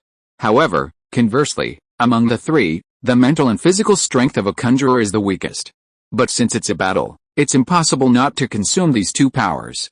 Simple spells like Gathering Flame are manageable, but spells like Smoke Master, which demand extreme micromanagement and require complete concentration, increase the burden exponentially. After all, to distort reality, the first step is to imagine the distorted scene. Silently, a 4-wheeled carriage appeared beside him without warning. The coachman, gripping the reins tightly, slumped in his seat, his 3-cornered hat, with a tear in it, covered his face, and a faint snore could be heard from below. A semi-transparent liquid dripped from the corner of his upturned mouth, already frozen with his stubble. The elegant carriage door opened automatically, and a warm breeze carrying the scent of alcohol and a faint incense wafted in from his side. Anson stopped and calmly boarded the carriage. Before he could reach out, the carriage door closed automatically again. The coachman, still sound asleep, gently flicked the reins, urging the 2 equally still sleepy black draft horses to snore and set off with light hoofs. Completely oblivious to the figures inside the carriage, Anson, his head throbbing, sprawled out on the soft seat, using the blanket-covered cushions to relax his neck. Yes, relax a bit. Talia, in a bright red evening gown, sat opposite him, gazing at the sleepy Anson with doting eyes. With a soft pop, the bottle of Terpitz was opened, the rich liquor spilling from the round ice cubes, adding an alluring golden hue to the clear glass. It's late, dear Anson. The plan has progressed perfectly. It's time to rest. Anson, his mind hazy, didn't even think, or rather, he was incapable of thinking, obediently reaching out to take the glass the girl offered. The ice was icy, the liquor was strong, and the familiar taste seemed to hold something indescribable, instantly relaxing the tense body and gradually calming the mind. A deep sleepiness surged forth with the girl's soft whisper. 1 second, 2 seconds, 3 seconds. Clatter, a finger loosened, and the glass, still slightly stained with liquor, fell onto the soft blanket. An ice puck rolled through the slightly swaying carriage. Port District, nameless warehouse. Pushing open the unlocked door, 3 figures walked into a warehouse as if no one was there. Continuing deeper into the building, the leader was the man in black whom Lisa had kicked off the roof. Derek, his face grim, followed closely behind, his head bowed, half his face hidden beneath his high collar. The third man, wielding a long spear, deliberately kept a distance from the other 2, constantly vigilant of those behind him. As they neared the other end of the warehouse, the man in black finally stopped, snapped his fingers with his right hand, and turned expressionlessly to his companion. This is the merchant shipyard warehouse. Before 7:30 tomorrow, no one except the drunken sailors will come here. We're safe, temporarily, of course. The city's garrison has been mobilized, and it seems there are cavalry as well. They've blockaded the entire White Whale Harbor except for the port area. Their objective is clear, to trap us in the port area. I only have a rough escape plan now, and I need your assistance. We'll rest here for 30 minutes to an hour, and once they start searching the port area, we'll immediately— Why are you stopping me? Derek, who had been keeping his head down, suddenly interrupted the man in black, roaring at his companion behind him who held a long spear. The deafening roar echoed in the deathly silent warehouse. Compared to the emotionally charged Derek, the figure with his back to him appeared remarkably calm. He casually glanced back, revealing a pair of lake blue eyes, and said nonchalantly, because the mission failed. Failed? It succeeded. Success.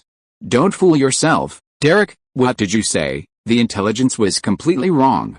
Anson Bach himself is a powerful sorcerer, and with a girl beside him who also appears to be a spellcaster, it's normal to fail when you're completely unprepared, but I can kill him, as if to prove he had truly done so. Derek, his eyes reddening with excitement, stomped forward, shattering the wooden planks beneath his feet with a bang. I really can. What good will killing him do? His companion, who had turned around, stared wide-eyed. Philby and Seville are still in the military prison. Without the garrison commander as a hostage, do we even think we can break into a fortress with thousands of soldiers to rescue them? We need money, we need a ship, we need to rescue our captured comrades, and a commander's head will do nothing to help. It will only make us pariahs in White Whale Harbor. Chris and Lobo are dead, Philby and Seville are still in their hands. Don't you think our situation is miserable enough? Huh? The shrill voice shook the dusty air in the warehouse. Derek stared blankly at his companion, who was glaring at him. I've never seen you so excited before, is that so? The other man glared at him again.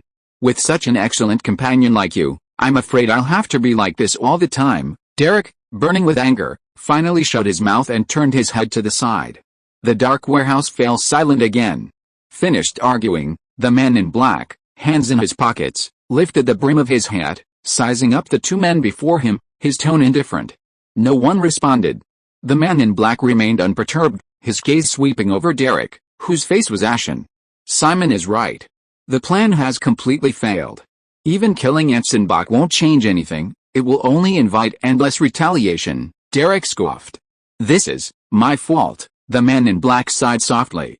Over-reliance on publicly available information, coupled with the inability to resist the temptation of an important hostage and Mason Wheatsler's high bounty, led us to take a gamble.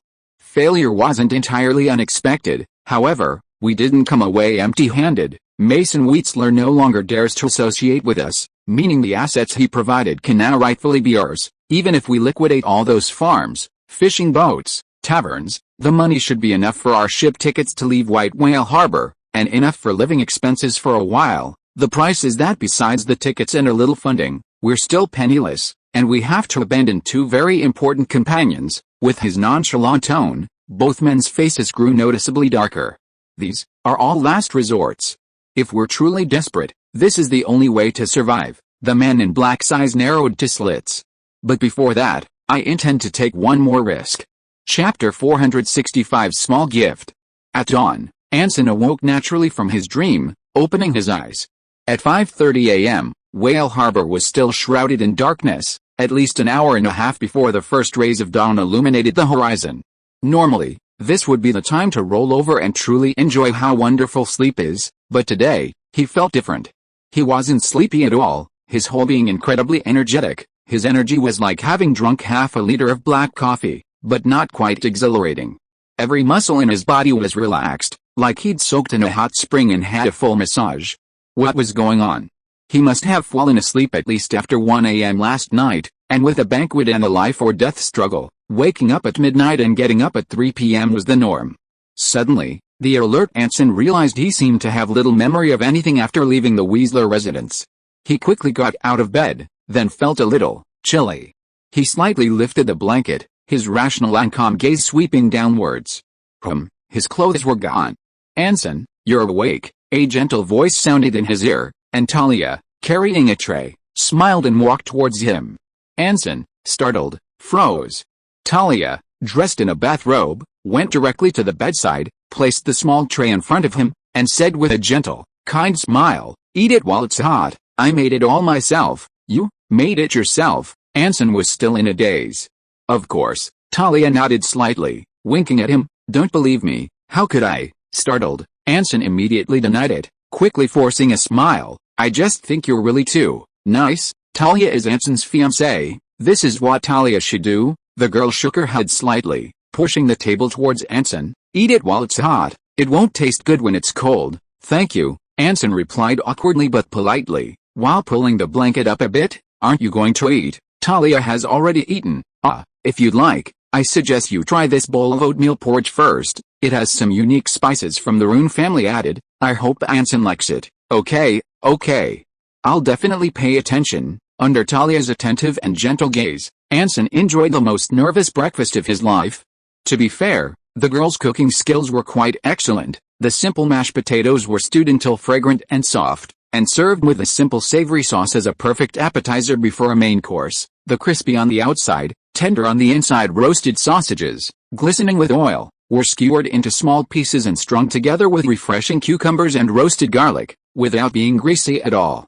Add to that a soft-boiled egg, something Anson had never seen since waking up in Thundercastle. The Clovis, who had absolutely no talent for cooking, only knew how to make hard-boiled eggs, half-cooked egg custard, and fried eggs, and it felt like coming home. As for the oatmeal porridge with a mysterious spice, it was indeed as the girl had described. The rich, warm milk and the soft, chewy oatmeal were unforgettable. After breakfast and washing up, Talia prepared a clean and well-fitting new outfit. Although it looked a bit too bright for Anson's taste, he had no choice but to accept it out of kindness. As the sun rose and illuminated the curtains, Anson and Lisa, dressed in new clothes, bid each other farewell at the master bedroom door and left the comfortable and cozy room. Only after leaving the second-floor staircase did he suddenly feel something was amiss, though he couldn't quite put his finger on it. With a slightly inexplicable feeling, Anson walked through the first-floor corridor to Alan Dawn's room. The junior clerk was no longer just Anson's personal secretary and accountant, he also concurrently served as the Storm Division's logistics and administration head, the garrison's negotiator with the church, and the butler, temporarily. Even to handle the increasing workload due to his title, Anson had to prepare a dedicated room for him. The junior clerk had his eye on the small living room on the first floor of headquarters, near the main hall. It was spacious enough to serve as a study, and conveniently located close to both the main hall and his own bedroom. The room wasn't very well lit, but winter in White Whale Harbor rarely brought sunshine, so the darkness wasn't a major problem for the time being. When Anson entered, the junior clerk, who had also woken up early, was already sitting behind his desk, carefully examining the rifle placed in the center of the desk with a magnifying glass. Beside him were a book titled An Overview of the Crests of Saints Calendar 89 and a half cup of cold coffee. "Good morning, Lord Anson Bach." Seeing the figure enter, the slightly surprised junior clerk immediately put the magnifying glass aside. "Are you all right? I remember you came back very late yesterday." "I'm fine." Anson smiled somewhat awkwardly and pointed to the rifle left behind by the man in black on the desk. "How's the inspection going? Can you determine the origin of this weapon?" "Of course. In fact, I recognized it as soon as Miss Lisa Bach brought it over," the junior clerk blurted out. "This is a relatively new model of steam rifle, and a rather special modified version. Its official name is the St. Pierre II high-pressure steam gun of Saints Calendar 90. It has a new steam canister, 6 rifling grooves in the barrel, and an effective range of up to 700 meters. The standard St. Pierre Type I requires loading bullets, but the Type II was specially designed for a select group of gifted individuals with the power of the Wind Knight bloodline. It requires no ammunition, and the firing power is entirely controlled by the user. Skilled individuals can even fire 20 to 30 rounds per minute, or a single shot with a power of approximately 3 to 8 pounds of solid shot. This weapon was developed in the 83rd year of the St. Calendar by the Ivory Tower Research Institute at the headquarters of the Church of Order, specifically for the Order of Judgment, to provide the Order with a high-performance, robust, and durable standard weapon. At the time, in addition to the steam-powered musket, alternatives included the Thunder shotgun, the incendiary launcher, and the Knight sword gun. Anson's smile froze on his face as he watched the eloquent junior clerk. Although it's said that the Knights of Judgment prefer knightly swords and muskets, due to cost and training difficulties, they ultimately chose steam-powered muskets as the standard equipment for the Knights, the junior clerk summarized briskly. "That's roughly the situation. Do you have any other questions?" "Just one." Anson raised his right index finger, his movement somewhat stiff. "Since you knew that at the time, why didn't you say so?" "I'm sorry. But Miss Lisa Bach said that I had to observe carefully before telling her or you." The junior clerk paused, looking at Anson with some difficulty. "So after a night of careful observation, I came to the exact same conclusion as before." Anson Bach, "Okay, this is his own problem. In addition, there have indeed been some new discoveries." The junior clerk pointed to the emblem on the stock of the musket and said, "Normally, Knights of the Judgment Knights wouldn't engrave symbols on the stock of a steam musket, because that's where each musket is marked with its unit number. Its owner must have repainted the musket and engraved this emblem on it. There's only one possibility for this. Its owner isn't a member of the Judgment Knights." Anson nodded slightly. "If not, how does one obtain a steam musket?" "There are only 2 ways. A member of the Knights deserts in battle, or a Judgment Knight is killed," the junior clerk said without hesitation. "The Judgment Knights have very strict control over weapons. The use of every piece of weaponry requires multiple levels of approval and application. Only a Knight Commander level Knight can bypass the unit and receive equipment independently with just 2 approvals when carrying out a mission alone. I tend to think of the second one. Oh, why? Anson asked. The rifling on the barrel is badly worn, and the steam canister is poorly maintained, not the kind of thing a trained judgment knight would do, the junior clerk explained. Also, there's the emblem on the stock, a ring of order made of 3 connected golden longswords. This emblem belongs to the Cressy family of the Duchy of Edland, a family with a history of 600 years, one of the oldest in the Edland region. They have produced many famous naval commanders and adventurers. Edland. Anson involuntarily raised an eyebrow upon hearing the name. They were one of the 3 most powerful families in the Duchy of Edland. Once, the junior clerk opened the overview of crests in the 89 years of the Saint calendar on the table and pointed to it, saying to Anson, during the period of sectarian schism, this family was also one of the most steadfast members of the universal cult, leading their fleet in numerous battles against the Church, the Emperor, and the Clovis navy. In the famous Battle of the Great Whirlpool, they blocked the pursuit of the Church-led Allied fleet, allowing some members of the universal cult to successfully escape their homeland and arrive in the New World. It is worth mentioning that one member of this family seemed to have a very good relationship with Saint Isaac. According to the Church's archives, he joined the Truth Society, the highest-level research organization of the truth-seeking sect led by Saint Isaac, as a member of the universal cult. In the 95th year of the Saint calendar, the year of the North Harbor Uprising, the Cressy family was discovered to be secretly researching blood magic. The then Grand Duke of Edland and the Imperial Emperor had to cooperate with the Church to round them up, resulting in the Imperial fleet at the front losing an important naval commander, and the task of blockading the port had to be carried out by the fleets of the 3 North Sea kingdoms. Because it was in the relatively remote Duchy of Edland, the task of capturing the Cressy family was basically handed over to the masters of Edland, the Bernard family. The final report concluded that Sir Crow Bernard, the former heir of the Bernard family, was responsible for eliminating the remnants of the Blood Mage faction. He used his famous greatsword to behead all 15 remaining members of the Cressy family, piled their bodies in a house, and burned them to ashes with whale oil. Clearly, he didn't clean them up thoroughly. The junior clerk shook his head regretfully. No, he must have done it intentionally, or made some kind of deal with the Cressy family's blood mages. Recalling the ferocious figure wielding the greatsword in Thunder Keep, Anson's expression became slightly unnatural. So, this means the Knights of No Faith are related to the Cressy family, who pursue blood magic, or perhaps they were originally in a subordinate relationship? Or perhaps they chose to abandon their faith because the family was wanted by the Church? So you believe the owner of this gun is highly likely connected to the Cressy family, who are wanted by the Church. Based on the current clues, this is the most reasonable deduction, the junior clerk said in a deep voice. While the Cressy family's crest is relatively common, lacking distinctive features, it's unlikely that anyone other than surviving family members would carry a Church traitor and a member of an old god's family around. That's right, definitely not. Anson nodded seriously, subconsciously pressing the rune family ring hidden in his chest, and quickly changed the subject. Is there anything else you need? Need anything? The junior clerk thought seriously for a moment, looking at Anson with some curiosity. Do you have any other physical evidence to verify the source of, or any information to investigate? No, I mean yourself. Anson pointed to the room. Is there anything you lack, or anything you want? Myself. The junior clerk was taken aback. Lord Anson Bach, you've already paid me my salary. You don't need to give me anything more, but I'm happy to give. Anson chuckled. This is a gift, a reward for your hard work all this time. Oh. By the ring of order. You're so kind. The junior clerk's eyes lit up suddenly, his expression somewhat excited. Can I have anything? Of course, it has to be something I can afford. Anson smiled and shrugged.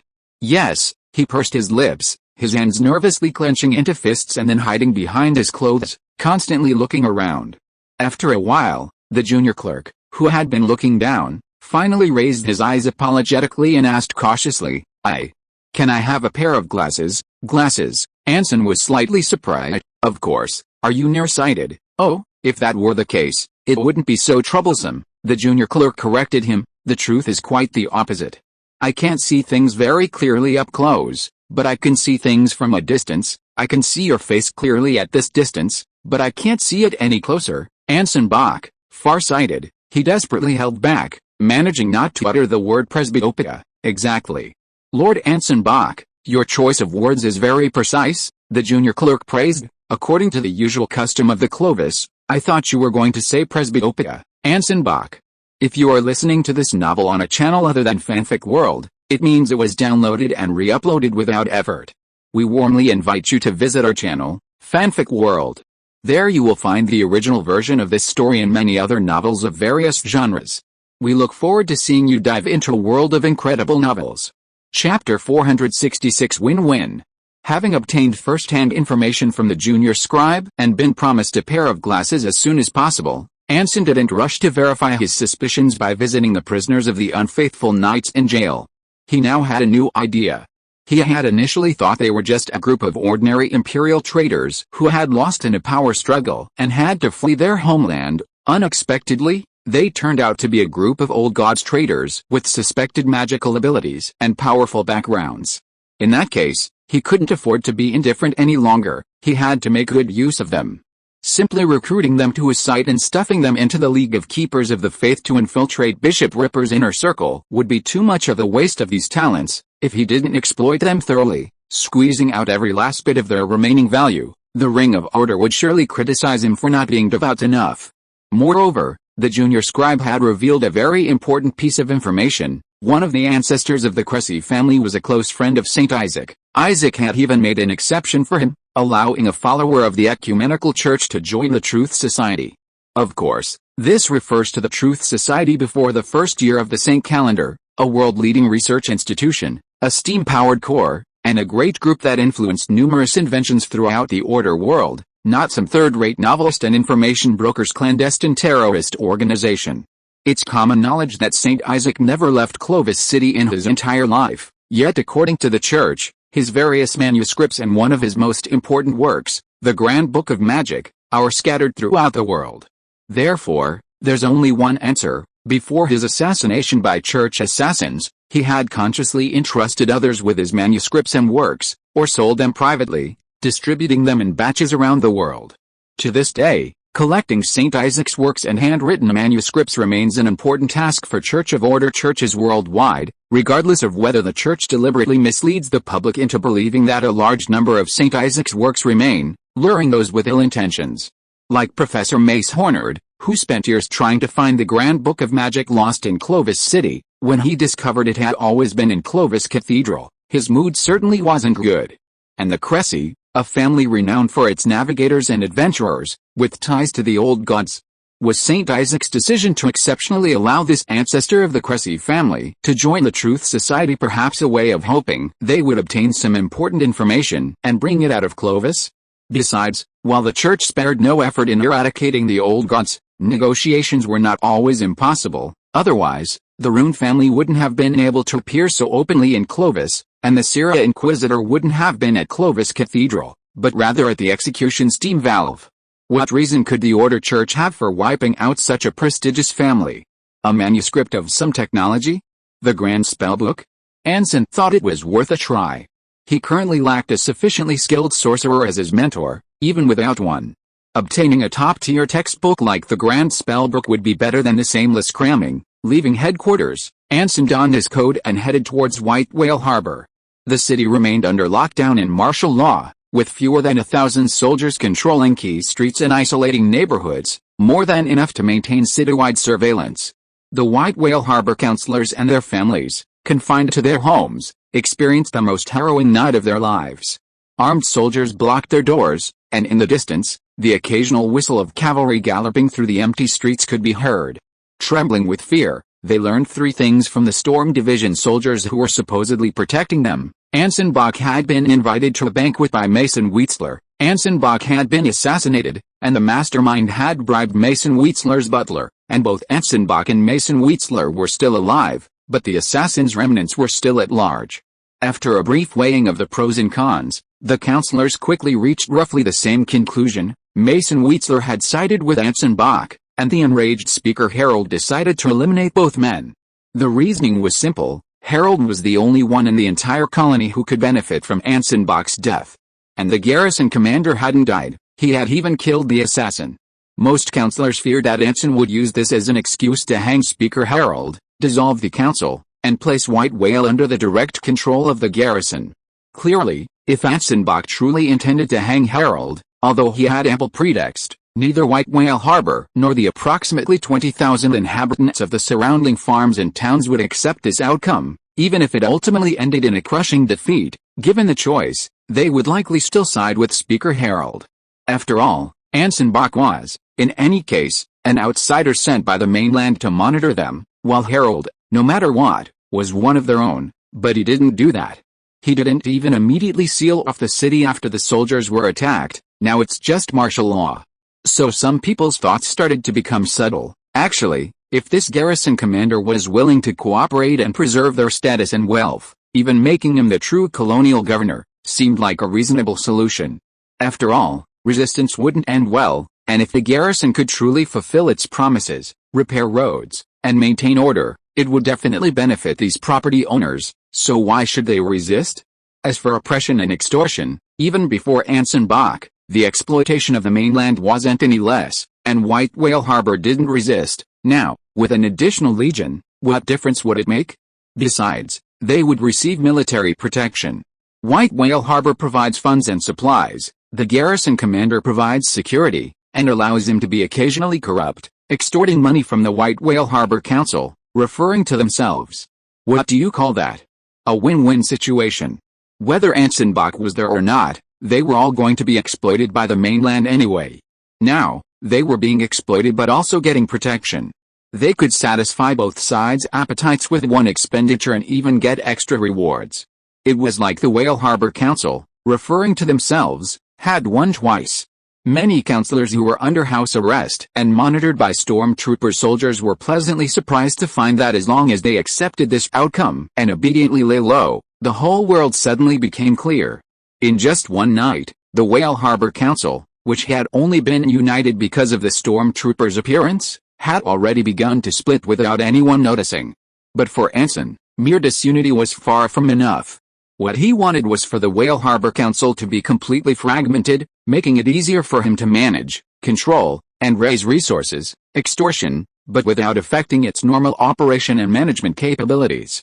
Although the bureaucratic idea proposed by the junior clerk, recruiting a large number of clerks and tax collectors to establish an efficient management system, was very appealing, the objective reality was that the stormtroopers didn't have that many people or that much power. For the time being, the autonomous system of the Colonial Council had to continue to be maintained. Upon waking, residents of White Whale Harbor found the streets between communities blocked off. Unable to leave their own neighborhoods, they were confined to their homes or nearby taverns, asking each other what had happened the previous night. Before they could even reach a conclusion, the answer arrived on its own. Despite the Storm Master's blockade of the streets, the White Whale Harbor Goodman's Daily, the local free media, continued to circulate freely, spreading accurate and objective first-hand information throughout the city via street vendors. Still at a near-free price, still featuring immersive illustrations and explanations, coupled with the slogans of literate readers and the vendors' calls, the news that the garrison commander was assassinated on his way to a banquet at the wealthy merchant Weasler's house spread throughout White Whale Harbor by noon. As the most upright local media outlet, the good people of White Whale not only vividly described how the commander protected the upright citizen Mason Weasler while simultaneously eliminating assassins who wanted to kill him, but also blatantly hinted that someone had secretly hired someone to commit the murder, linking it to a heretic organization and the recent deaths of 4 soldiers. After this report, which lacked evidence but was remarkably objective and credible, the simple-minded people of White Whale immediately came to their own conclusion. Some powerful figure had colluded with the heretic natives to assassinate the commander who protected them. The report never used the term natives or specified which powerful figure, but this did not prevent the drunkards and onlookers in the taverns from unleashing their imaginations and creating even more thrilling news stories. By the time the news reached Bishop Ripper's ears, it had become, Speaker Herald colluded with a heretical organization, intending to murder the commander and all supporters of the Trustees' Alliance within the council, allowing heretics to rule White Whale Harbor. Looking at the priest who had rushed to deliver the news, his teeth clenched in anger, and whose face was filled with absolute certainty, Bishop Ripper was too shocked to utter a single word. Clearly, he didn't believe such absurd reliable information. But the current situation was no longer relevant to his belief. The ecumenical church wasn't a tightly organized religious group like the Church of Order. He, as bishop, was largely just a highly respected representative of public opinion, and couldn't completely control the opinions of his followers. Now the believers in each community have spontaneously mobilized, especially those who have joined the keepers of the faith, and they are gathering outside their respective community churches, the priest said excitedly. Everyone is urging you to lead the keepers of the faith to march and demonstrate at the White Whale Harbor Council, demanding that the council hand over the murderer who attempted to kill the garrison commander and purge the infidels from the city. Put that aside for now. Tell me what the garrison's opinion is on this matter, Bishop Ripper, recovering from his shock, said calmly. He knew very well that the core of this matter was Anson Bach.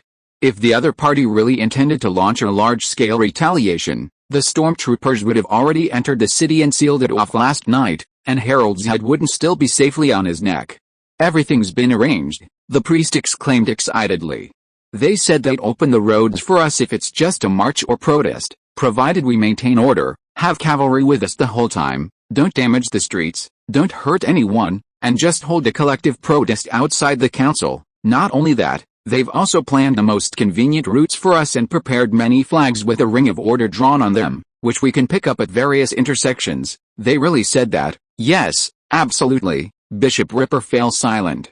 His slightly trembling hands on the table proved he wasn't much calmer than the priest before him, but his shifting gaze revealed his inner turmoil and worry. The timing was perfect, and the Storm Master's control of the situation was far too effortless.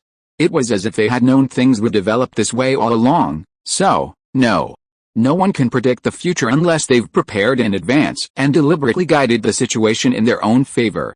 But would this future be the future of the followers of the Ring of Order of the New World, the future of the ecumenical cult?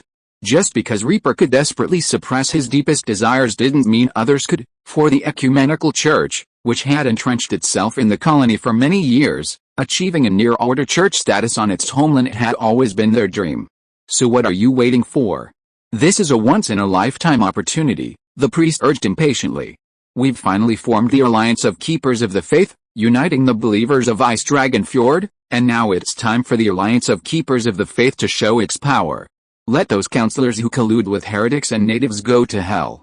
The entire colony will be united under the radiance of the Ring of Order, becoming a beacon illuminating the new world. Overly excited, the priest inadvertently repeated Anson's New Year's address. This wasn't intentional, rather, the White Whale Harbor Good People's Daily's constant repetition of these statements had subtly instilled this label in everyone at White Whale Harbor. After all, praise and flattery are always the easiest evaluations to accept, especially when the flatterer holds a certain position. Phrases like White Whale Harbor is truly amazing, so enviable are even more readily accepted. This solidified Bishop Ripper's resolve. What was his lifelong ambition? Wasn't it to spread the gospel of the Ring of Order and the doctrines of the ecumenical church throughout the New World, to recreate a new world of order free from the ills of the Church of Order? Whatever Anson Bach's ambitions, who else but him could help him fulfill this wish? Gather the priests from all the churches, have the faithful obey the command of the garrison, and have the Alliance of Keepers of the Faith lead the procession. Having made his decision, Bishop Ripper slowly rose, his resolute tone like the evening bells of a church. We're going to the Council of Whale Harbor. Chapter 467. Who agrees, who disagrees? Just as Bishop Ripper finally made his decision, the followers of the Ring of Order from various communities within White Whale Harbor spontaneously began gathering at the church, waving newspapers and various items in their homes and taverns adorned with carvings of the Ring of Order, angrily demanding an explanation from the priests. As for the truth, it was all in the newspapers. How could it be false? For immigrants who had fled their homeland to make a living in the colony, there was a natural wariness and a certain degree of hostility towards forces from their homeland.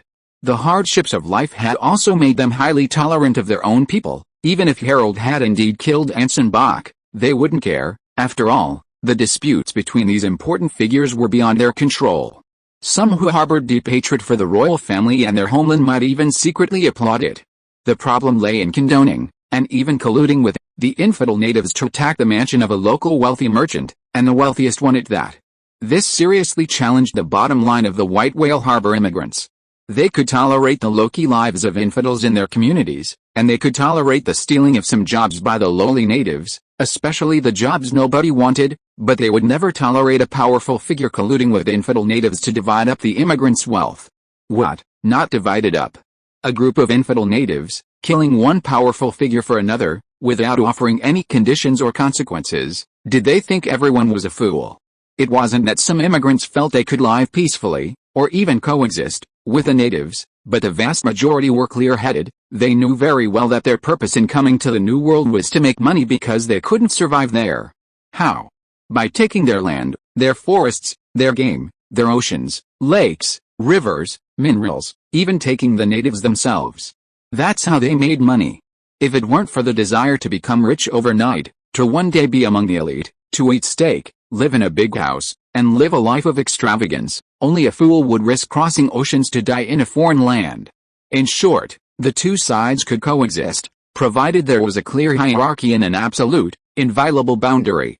When the priests, carrying Bishop Ripper's orders, went in batches to the churches in various communities, the entire city was in an uproar. Whale Harbor, still covered in snow and ice in January, was now ablaze. At that moment, Carl Bain, in the church and the council district, was frantically trying to appease the congregation rushing into the church, his throat dry, assuring them that Anson Bach was still alive. All the while, he cursed inwardly at the bastard who had dumped such troublesome work on him while he himself hid away enjoying himself. Thanks to him, he now not only had to maintain order in a city that had been ignited like a powder keg, but also figure out how to contain the power and speed of the explosion so that it wouldn't blow the entire city to smithereens. Under Bishop Ripper's arrangement, believers from various communities spontaneously formed a procession, led by hussars, with a faithful alliance at its core, and with priests maintaining order. The procession marched in a grand procession through layers of roadblocks toward the White Whale Harbor Council. The surging procession quickly blocked the streets, but the streets that were originally blocked were now deserted. In addition, the soldiers at each roadblock cooperated with each other, acting as gate dams, which finally prevented chaos and stampedes. Angry believers waved newspapers and items carved with the Ring of Order. The guardians at the front, carrying banners of the Ring of Order distributed by the Storm Master, chanted in unison under the direction of enthusiastic priests, "Arrest the mastermind behind the commander's murder, arrest the murderer, hang the heretics in the White Whale Harbor Council, hang the heretics, down with the evil White Whale Harbor Council clique, re-establish order in the colony, down with the White Whale Harbor Council." Whoosh, looking at the crowd protesting outside the council gates, Harold, his face ashen, abruptly pulled the curtain shut. He glared at Fabian at the table behind him, desperately suppressing a growl. "What do you want?" "I don't know." The expressionless former Imperial Guard officer sat comfortably in his armchair, legs crossed, gazing at the wine in his glass, not even glancing at him. "I've been sitting here all night protecting you and your family, drinking with you. How could I possibly know what's going on outside?" "You don't know." Clearly, Harold didn't believe him. "The commander of the Storm Division's Grenadiers, the deputy commander of the garrison, is telling me he doesn't know." Fabian put down his glass, glancing at him calmly. "Yes, you heard me right. That's exactly what I told you. I'll repeat it as many times as you want, since you bought me drinks. By the way, the garrison has only one commander, Commander Anson Bach, no deputy commander, considering you just misspoke in a moment of emotional outburst. I won't pursue the matter of your malicious slander affecting my career." "You?" Looking at the other man's calm and indifferent expression, the agitated Harold was speechless with anger, his brows furrowed in frustration. He pressed his pounding chest, and slowly sat down, leaning on the table for support. "If you really want to kill me, just do it.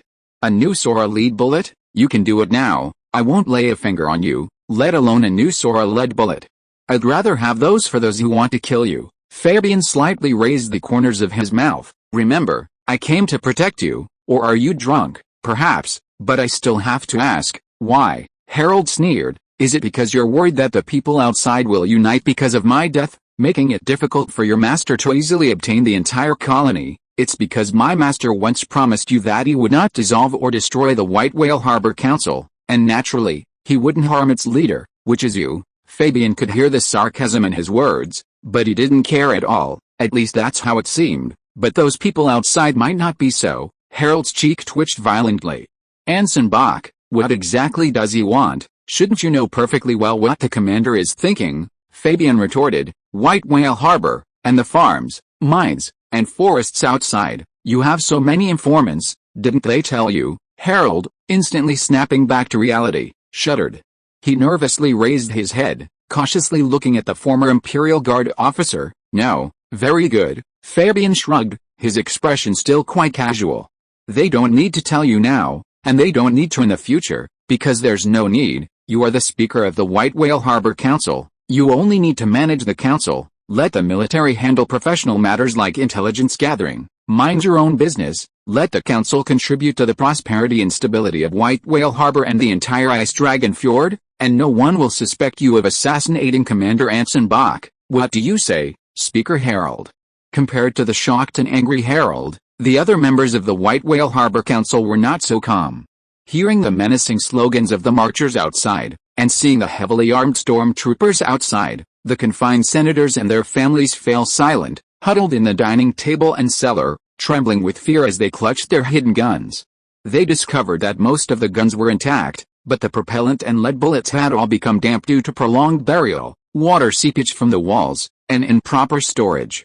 Even if they hadn't been damp, these senators, who had never left their affluent neighborhood and their homes, wouldn't know how to use them, and dared not entrust their weapons to their loyal servants and butlers, fearing they might have been bribed like Mason's butler.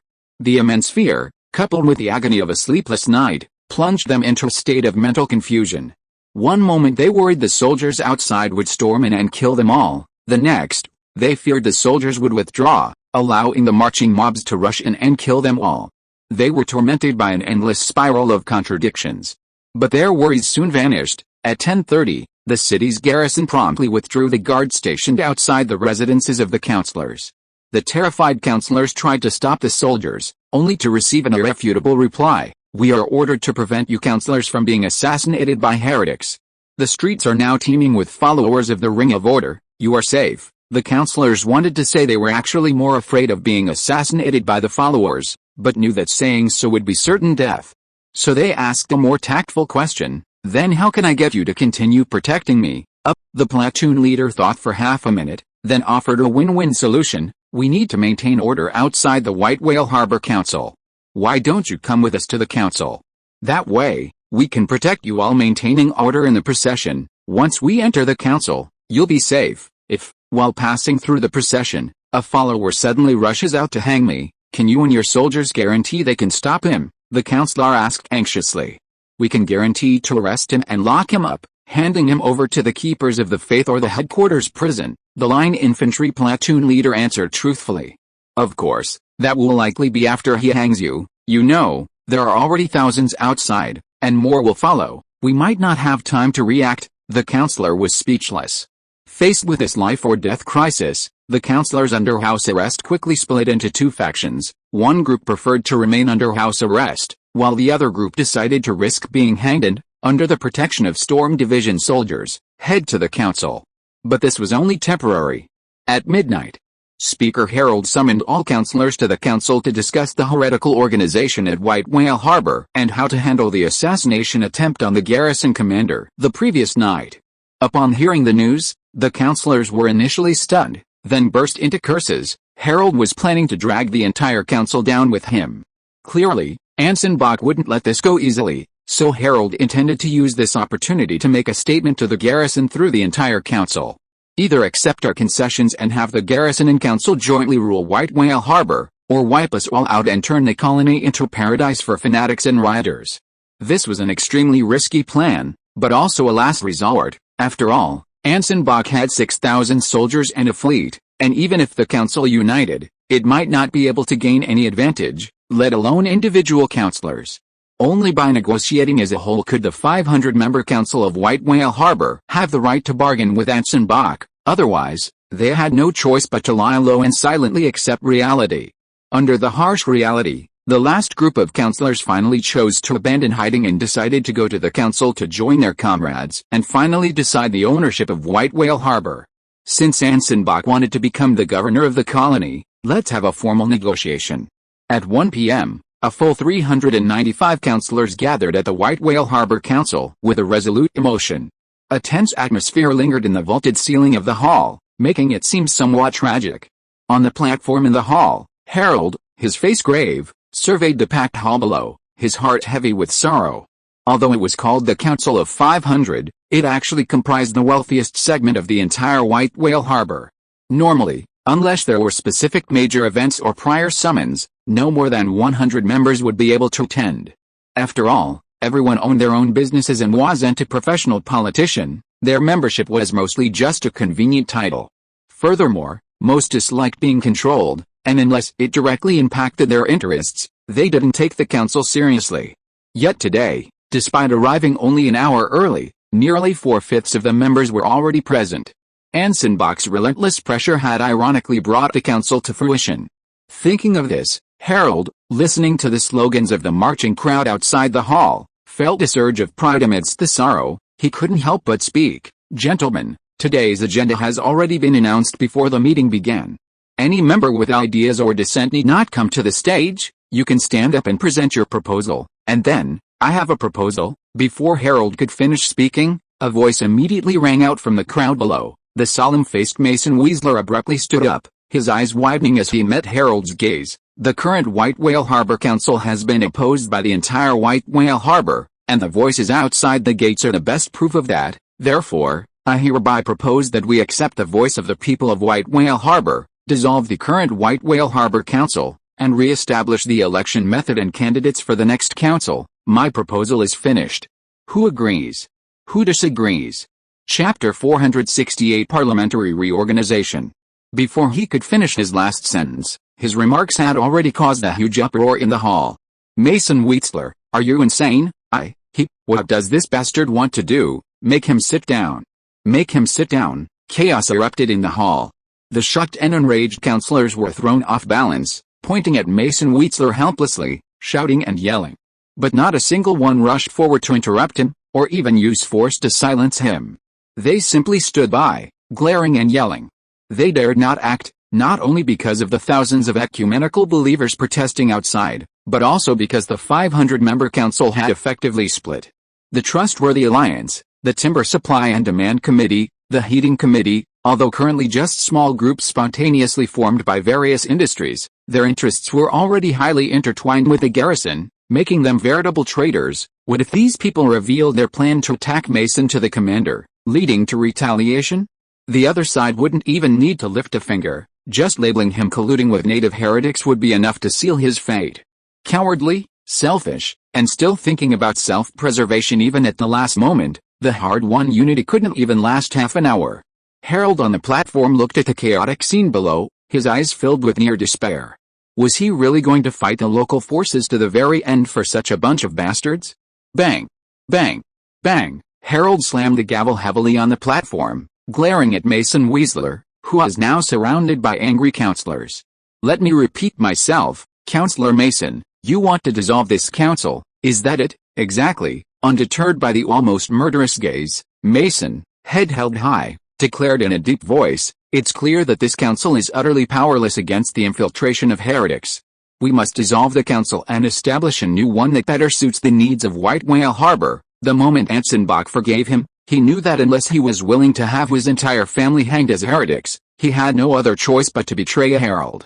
"And I must solemnly warn my colleagues here, this is our best option, to dissolve and rebuild ourselves, rather than have the protesting crowds outside storm the hall, wipe us out, and then rebuild. 1,000 times better, to be hanged while still holding onto our councillor status, or to dissolve and restart. I choose the second. What about you?" The hall remained filled with one-sided roars and shouts of anger. "Traitor! Traitor! Protest! Protest!" The shouts were much quieter than before, and many members of parliament chose to remain seated, silent. Mason Weasler still wore an indifferent sneer. He turned around, left his seat, and walked straight down the aisle to the podium. The crowd was still shouting, but these furious roars, aside from creating noise, did not hinder his movement in any way. They were practically watching him walk onto the podium. "Come on." Facing Herald, who was glaring at him angrily, Mason stood unceremoniously opposite him. According to parliamentary tradition, once a proposal is put forward, there must be a vote. "Come on, vote and see what the result is. Come on." The powerful shouts were like swords being drawn from their sheaths. The hall fell silent instantly. This time, no one dared to speak. To agree would mean becoming a traitor to Parliament, despised by one's colleagues. To oppose would mean becoming an accomplice to the heretic killer in the eyes of the protesters outside, and could be hanged at any moment by those who stormed in. None of the councillors wanted to be in office, especially not to be the first to stick their neck out, yet they desperately wanted someone close to them to step forward. Herald coldly stared at his former subordinate who had betrayed him. He couldn't understand why the man would take such a huge risk to betray him. Whether he understood it or not, as Speaker, he had to salvage the current unfavorable situation for the Parliament as quickly as possible. There are only 390 members in the Parliament now. Such a major proposal as dissolving the Parliament requires a vote from all members. This wouldn't solve the immediate problem, but it was a good way to buy time. Herald continued, "We can issue a summons now, forcing the remaining 110 members to attend, and then begin voting on this proposal." There's absolutely no need for that. As Herald's most loyal follower and the leader of the White Whale Harbor Chamber of Commerce, Mason was all too familiar with this stalling tactic. According to the Parliament's past practices, ordinary proposals only require a minimum of 100 members to attend. Major proposals only require a majority to begin voting. There are already 390 members present, which is an absolute majority. Those who are not present can be considered as abstaining. But this time is different, Herald retorted. Once this proposal is passed, it's equivalent to them being stripped of their membership before even stating their position, which is unfair. Then even if they oppose the proposal, that should be acceptable, right? Of course not. We didn't get their votes. How can we decide for them whether to agree or disagree? That's why I say, let's just count their abstentions. Such an important proposal. How can we? Bang! The crisp sound of the gavel echoed once more on the platform, reverberating through the deathly silent hall. If you're planning to stall for time, allow me to remind you again. Gripping the gavel tightly, Mason gritted his teeth, desperately trying to remain calm, forcing himself to meet Herald's icy gaze. There are still thousands of protesters standing outside.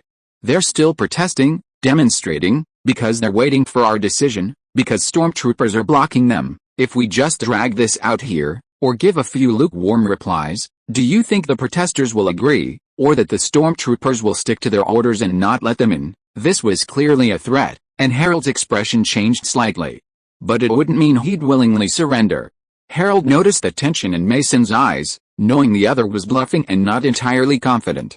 So, as long as he could stall, prevent the Parliament from completely dissolving, find a way to explain, throw out a few scapegoats and get rid of some traitors, and find a way to meet with Anson Bach privately again to reach a compromise, things could still turn around. What the other side wanted was nothing more than a slice of the pie and the real power of the colonial governor. As long as the boundaries were drawn, there was room for compromise. Herald suddenly froze, staring in astonishment at the door. Not only him, but all the councillors in the hall involuntarily turned around, staring at the tightly closed door with varying expressions. Whether it was an illusion or not, the protest shouts outside seemed to be getting louder and clearer, and they could even hear other sounds, such as bang, accompanied by a battering ram-like crash echoing between the vaulted ceilings. The main door of the Parliament Hall was smashed open. At that moment, the stunned councillors finally realized what that strange sound was. It was the sound of soldiers' iron boots marching. Boom, boom, boom, boom. The heavy, uniform sounds pounded on the floor of the council hall. The heavily armed guards stood in two columns, rifles slung over their shoulders, the bayonets gleaming in the sunlight. A figure, familiar yet unfamiliar to everyone present, entered the hall, surrounded by soldiers, seemingly oblivious to his surroundings. He stood calmly before the passageway to the platform, leisurely surveying the faces of those present, some filled with panic, others desperately trying to avoid his gaze. Herald, on the platform, was now ashen-faced, his mind still replaying Fabian's promise to him. Impossible. He wouldn't dare do that. Killing me would throw the entire White Whale Harbor into chaos, and this year's domestic trade targets wouldn't be met. He, as the garrison commander, would definitely be held accountable. The royal family. White Whale Harbor. Standing to the side, Mason keenly sensed Herald's dazed state. He rushed onto the platform, roughly shoving him aside, and raised his arms, shouting to the crowd, a warm welcome to Colonel Anson Bach, the colony's garrison commander, to the White Whale Harbor Council of 500, all rise and applaud. As soon as he finished speaking, the councillors, almost instinctively, rose from their seats, turning their backs to the platform and facing Anson Bach towards the entrance. The next second, a torrent of applause filled the hall. By the time they realized something was amiss, it was too late. 200 fully armed guards quickly spread out to the aisles and sides, taking control of the entire hall. The enthusiastic applause quickly became sparse, but under the soldiers' threat, the counselors dared not stop. They could only exchange panic glances while stiffly continuing to clap their hands. Only when Anson slowly raised his right hand to signal to the crowd did the awkward and chaotic applause finally cease. "Commander, what exactly do you want to do?" Speaker Herald, having regained his composure, stepped forward, meeting Anson's gaze at the platform and the entrance. "This is the White Whale Harbor Council. According to tradition, you shouldn't even bring weapons into this sacred hall, let alone the army." As his words fell, the atmosphere in the hall became even more oppressive. The counselors, looking at the gleaming bayonets around them, desperately tried to remain calm, using their weak legs to support their trembling bodies, preventing themselves from collapsing into a heap of mud. Looking at the tense heraldman Mason on the stage, Anson suddenly chuckled. "Yes, you're right. If these soldiers, so concerned for my safety and worried about me being assassinated again, are making you all nervous, please accept my sincerest apologies." Anson deliberately emphasized his words. "Please believe me. I have absolutely no intention of disrupting the traditions of the White Whale Harbor Council, much less threatening you with the army. I simply have some very good news that I'm eager to share." "Oh, what good news?" Mason on the stage immediately asked eagerly, trying his best to cooperate. Herald, standing beside him, immediately glared at him, but the wealthy White Whale Harbor businessman didn't even bother to look back at him. Anson stepped forward appropriately, cleared his throat, and looked around. "After active consultation with Bishop Repper and the many people of White Whale Harbor who are very concerned about my safety, I have thoroughly clarified to them that everything that happened today was a misunderstanding. The people who assassinated me and Lord Mason Weasler last night were merely a group of destitute heretics who frequented Teapot Street and the port area of White Whale Harbor, and had no connection whatsoever with the 500 members of the council. Therefore, the people currently protesting outside the White Whale Harbor Council have agreed to withdraw their baseless accusations against you and will no longer demand that you bear any responsibility for this assassination attempt against me personally." The hall fell silent for a moment, then erupted in thunderous cheers, like a tidal wave, rising and falling repeatedly. Even amidst the cheers were cries. The counselors, overjoyed, hugged each other, as if the fear suppressed for 10,000 years had been completely released in that instant, their faces radiating the relief of surviving. Except for Herald. The speaker, his face ashen, clung tightly to either end of the platform, his trembling arms supporting his swaying body, his eyes fixed on Anson's indifferent expression. "And what price will the White Whale Harbor Council pay to gain this understanding?" Herald's cold words silenced the cheers in the hall. The counselors, who had just been celebrating, now looked nervously at Anson, as if awaiting judgment. "The White Whale Harbor Council will not have to pay any price, as it is not involved with any of you at this time." Anson paused slightly, looking around, and said in a deep voice, "But this incident has also exposed many important problems. As an autonomous body, the White Whale Harbor Council is severely inadequate in its ability and efficiency in dealing with emergencies and governing the city. This is not due to the problems of you counselors, but rather because the entire structure of the council and its management methods have huge hidden dangers, unclear responsibilities and powers, low efficiency. Apart from maintaining unity, as an institution, it can do almost nothing, accomplish almost nothing. When problems arise, it can only discuss them, and is completely unable to handle specific matters. Therefore, in response to the demands of the people of White Whale Harbor, and to prevent such tragedies from happening again, I hereby implore you to thoroughly clarify the functions of the council, establish departments and committees to deal with specific matters, clarify the rights and responsibilities of each department and committee, each counselor and their duties, and establish the most basic accountability system. I, Colony Garrison Commander Anson Bach, request the reorganization of the White Whale Harbor Council. Chapter 469 Voting. Reconstruction and reorganization. The difference lies in a single word, yet their practical implications are worlds apart. The former involves a complete overhaul, utterly destroying the old and establishing a new one, potentially including the elimination of dissidents and counterattacks. The outcome ultimately rests with those in power, leaving everyone vulnerable. Reorganization, on the other hand, involves adjustments to the existing structure. While there may be differences in power and some individuals' positions may be adjusted, the overall structure remains largely unchanged, at least the seats of the councillors are retained. Clearly, the councillors of Whale Harbor understood the difference, evident in the surprise in their eyes and the smiles on their faces. Excited cheers erupted from many corners of the hall. For many councillors, it was simply a title. The Whale Harbor Council, with its 500 members, was no longer just an autonomous body, but a symbol, possessing this title made you a local celebrity, a respected figure, and one of their own. Without this title, no matter how rich or powerful you are, you're still an outsider, just like Anson and the Rune family when they first arrived. The best and most thorough way to completely turn White Whale Harbor into their own territory would, of course, be to eradicate this vested interest group entirely, but that would be too costly. White Whale Harbor is just a port city of over 40,000 people, though not small in the New World. Killing 500 wealthy people would essentially destroy the city. Therefore, Anson chose a more subtle approach, a 5-step process to completely dismantle the parliamentary alliance that Herald had formed to oppose him. Thus, after Mason readily made his bold statement about breaking through the ceiling, Anson opportunistically offered the option of simply opening a window, which immediately received unanimous approval from all the councillors present. Of course, except for a certain speaker.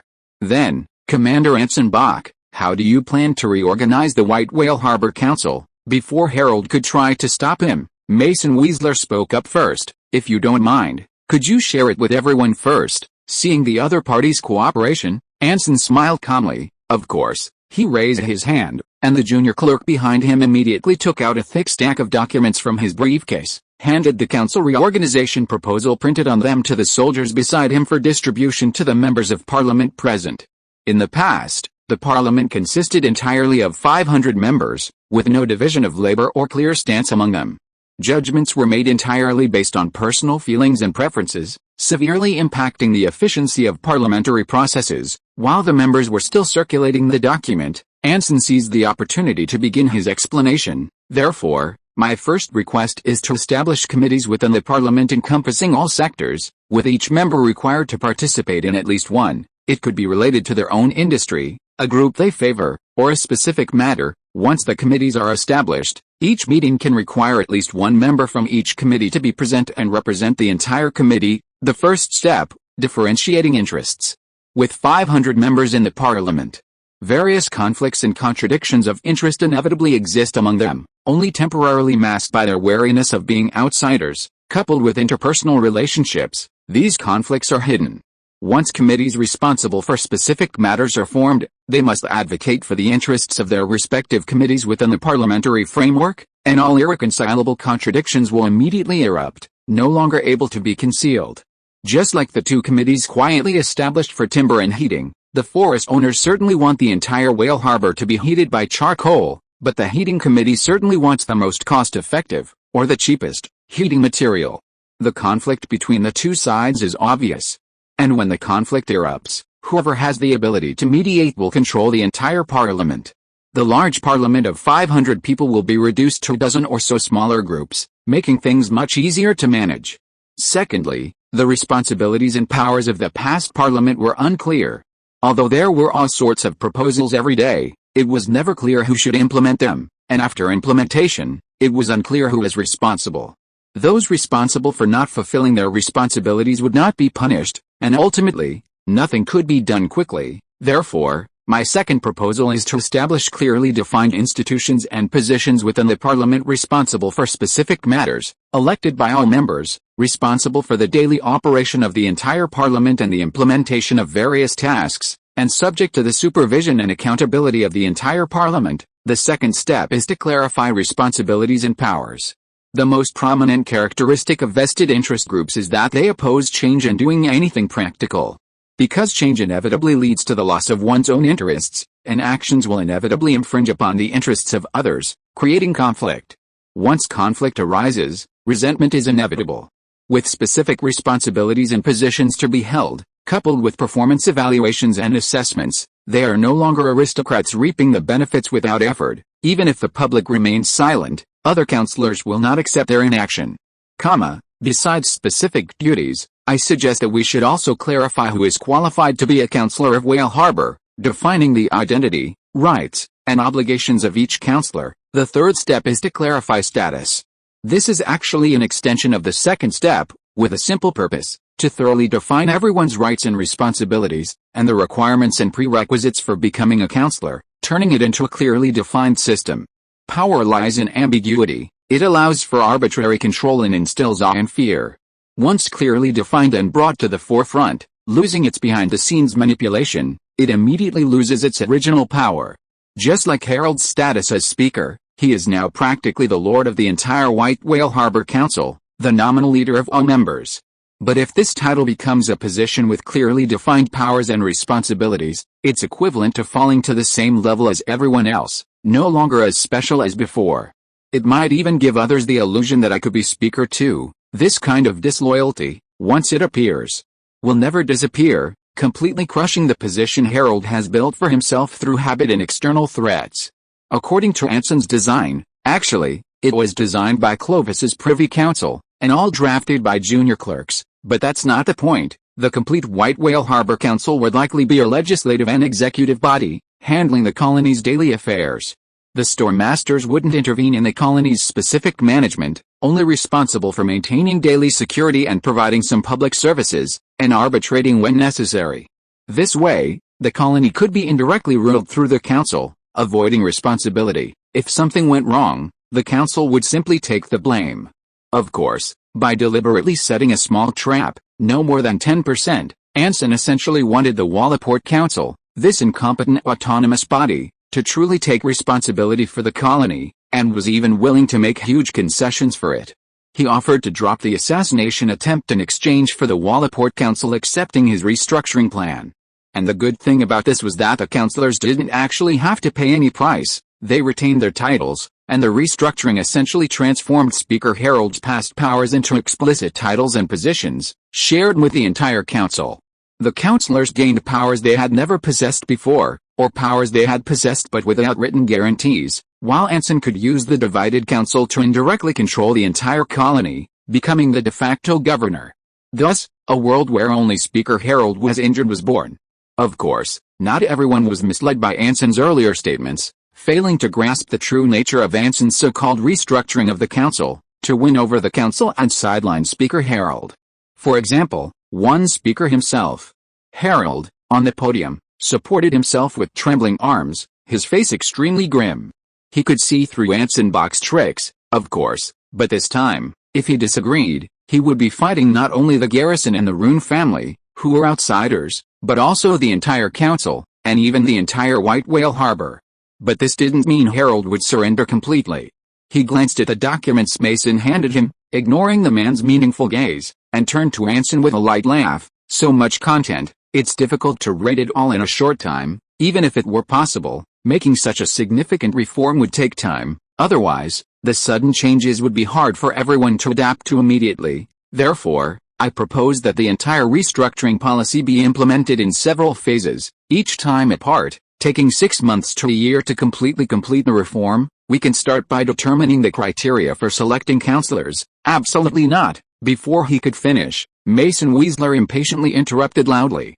The councillors' eyes all turned to the two clashing figures on the podium.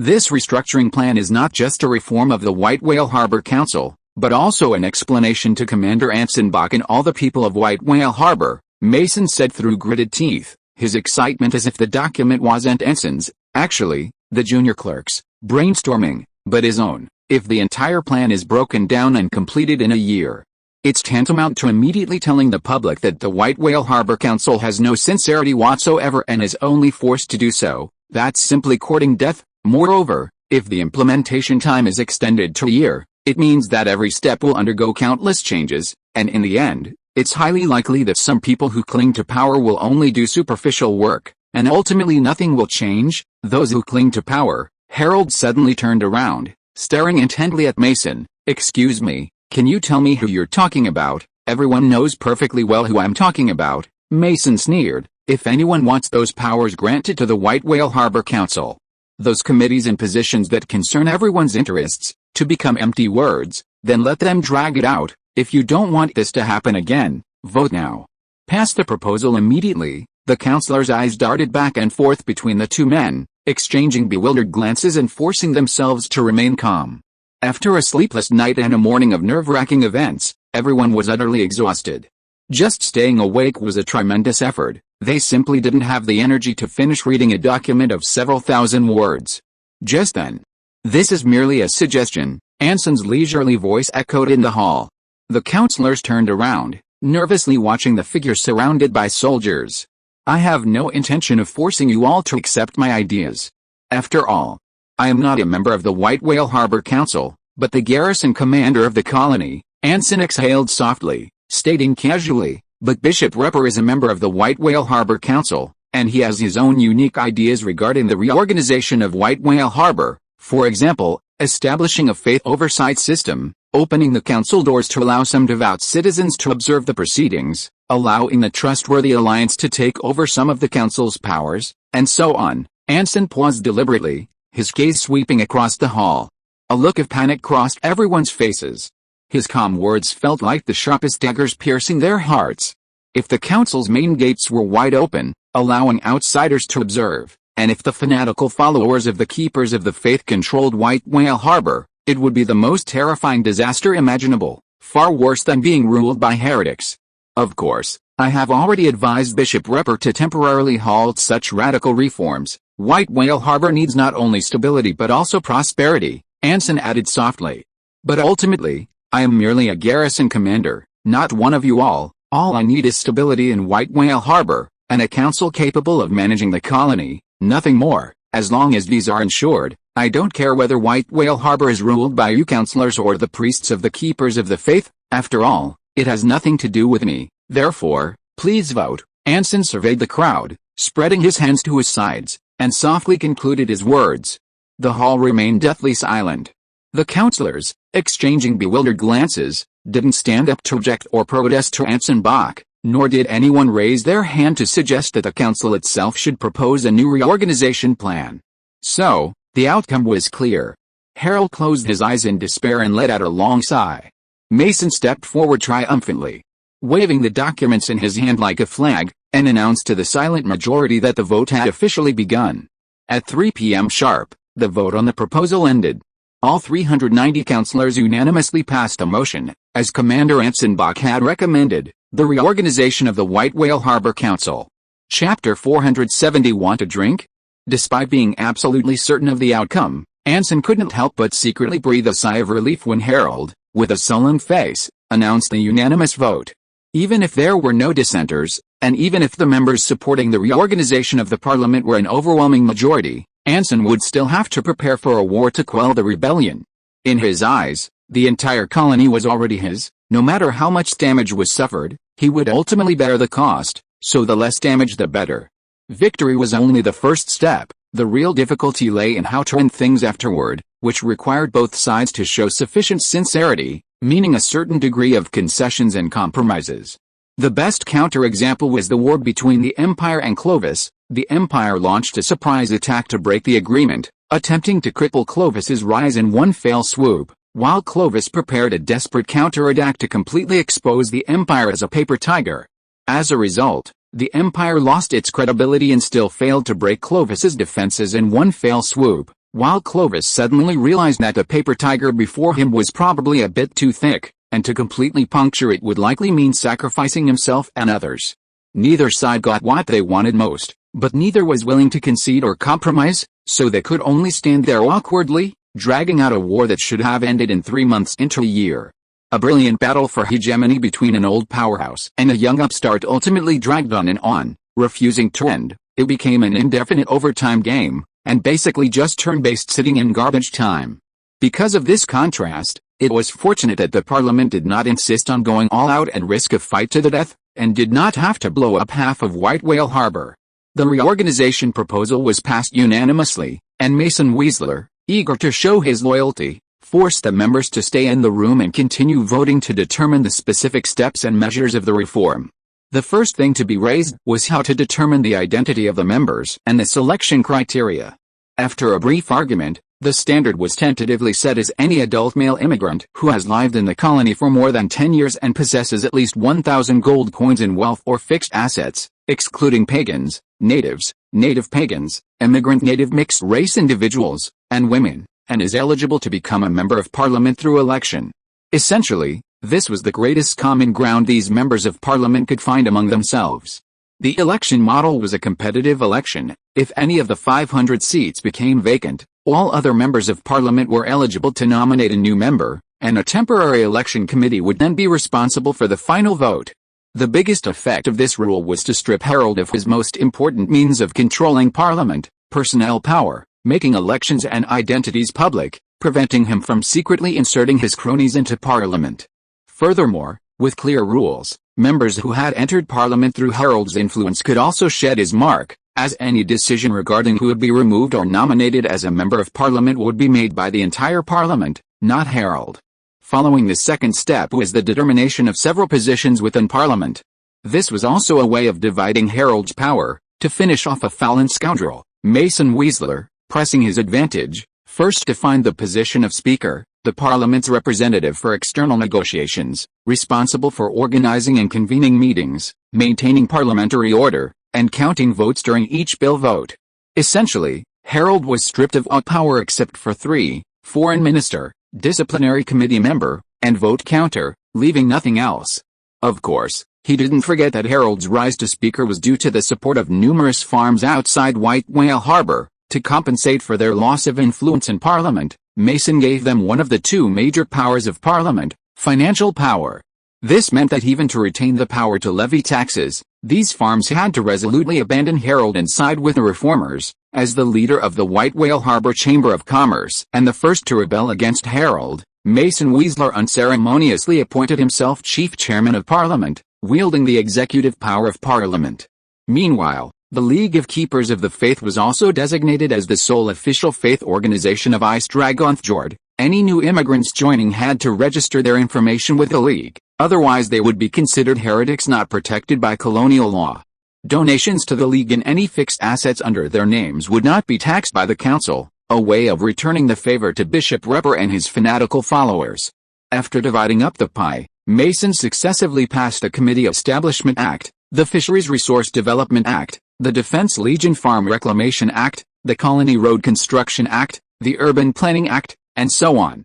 The councillors, who hadn't slept for a day and a night, were drowsy, but forced themselves to pass the bills one by one. At first, some people raised a few objections or ideas, but soon everyone lost interest, only raising their hands and clapping.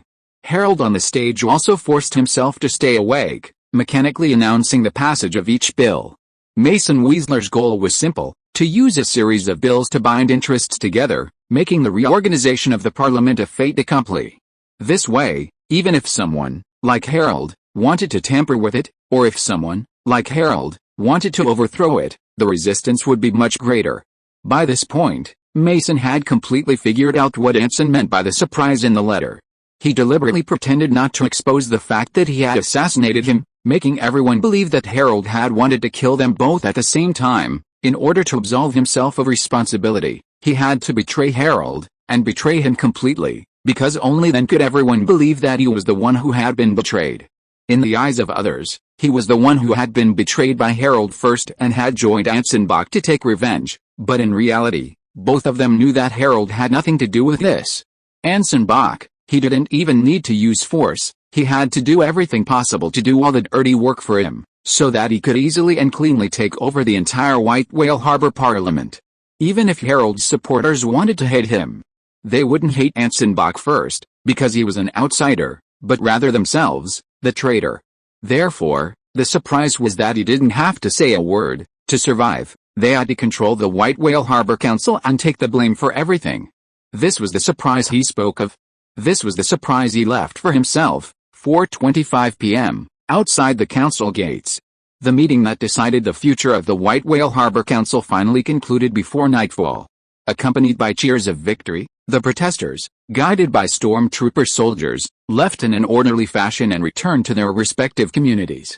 Although they failed to overthrow the council and hang the heretics, they gained much more. First and foremost, everyone could finally run for councillor. Although proof of assets was required, and there had to be a vacancy in the council, plus a councillor's nomination, the success rate for ordinary immigrants was still virtually zero. But that wasn't the point. The point was equal opportunity. Everyone could rise above others. Of course, This person refers to a particularly wealthy adult male who has lived in Whale Harbor for over 10 years. The public recognition of the Ring of Order faith was undoubtedly a tremendous boon for the vast majority of devout believers in Whale Harbor, but a catastrophic disaster for the infidels and natives. The exhausted counselors left one after another, greeted by waves of cheers from the protesters as they stepped out the door. Those who had previously hated them so much they wanted to hang them were now being lauded as heroes, praising their contributions to Whale Harbor. This left the counselors both excited and terrified. Many fainted on the spot.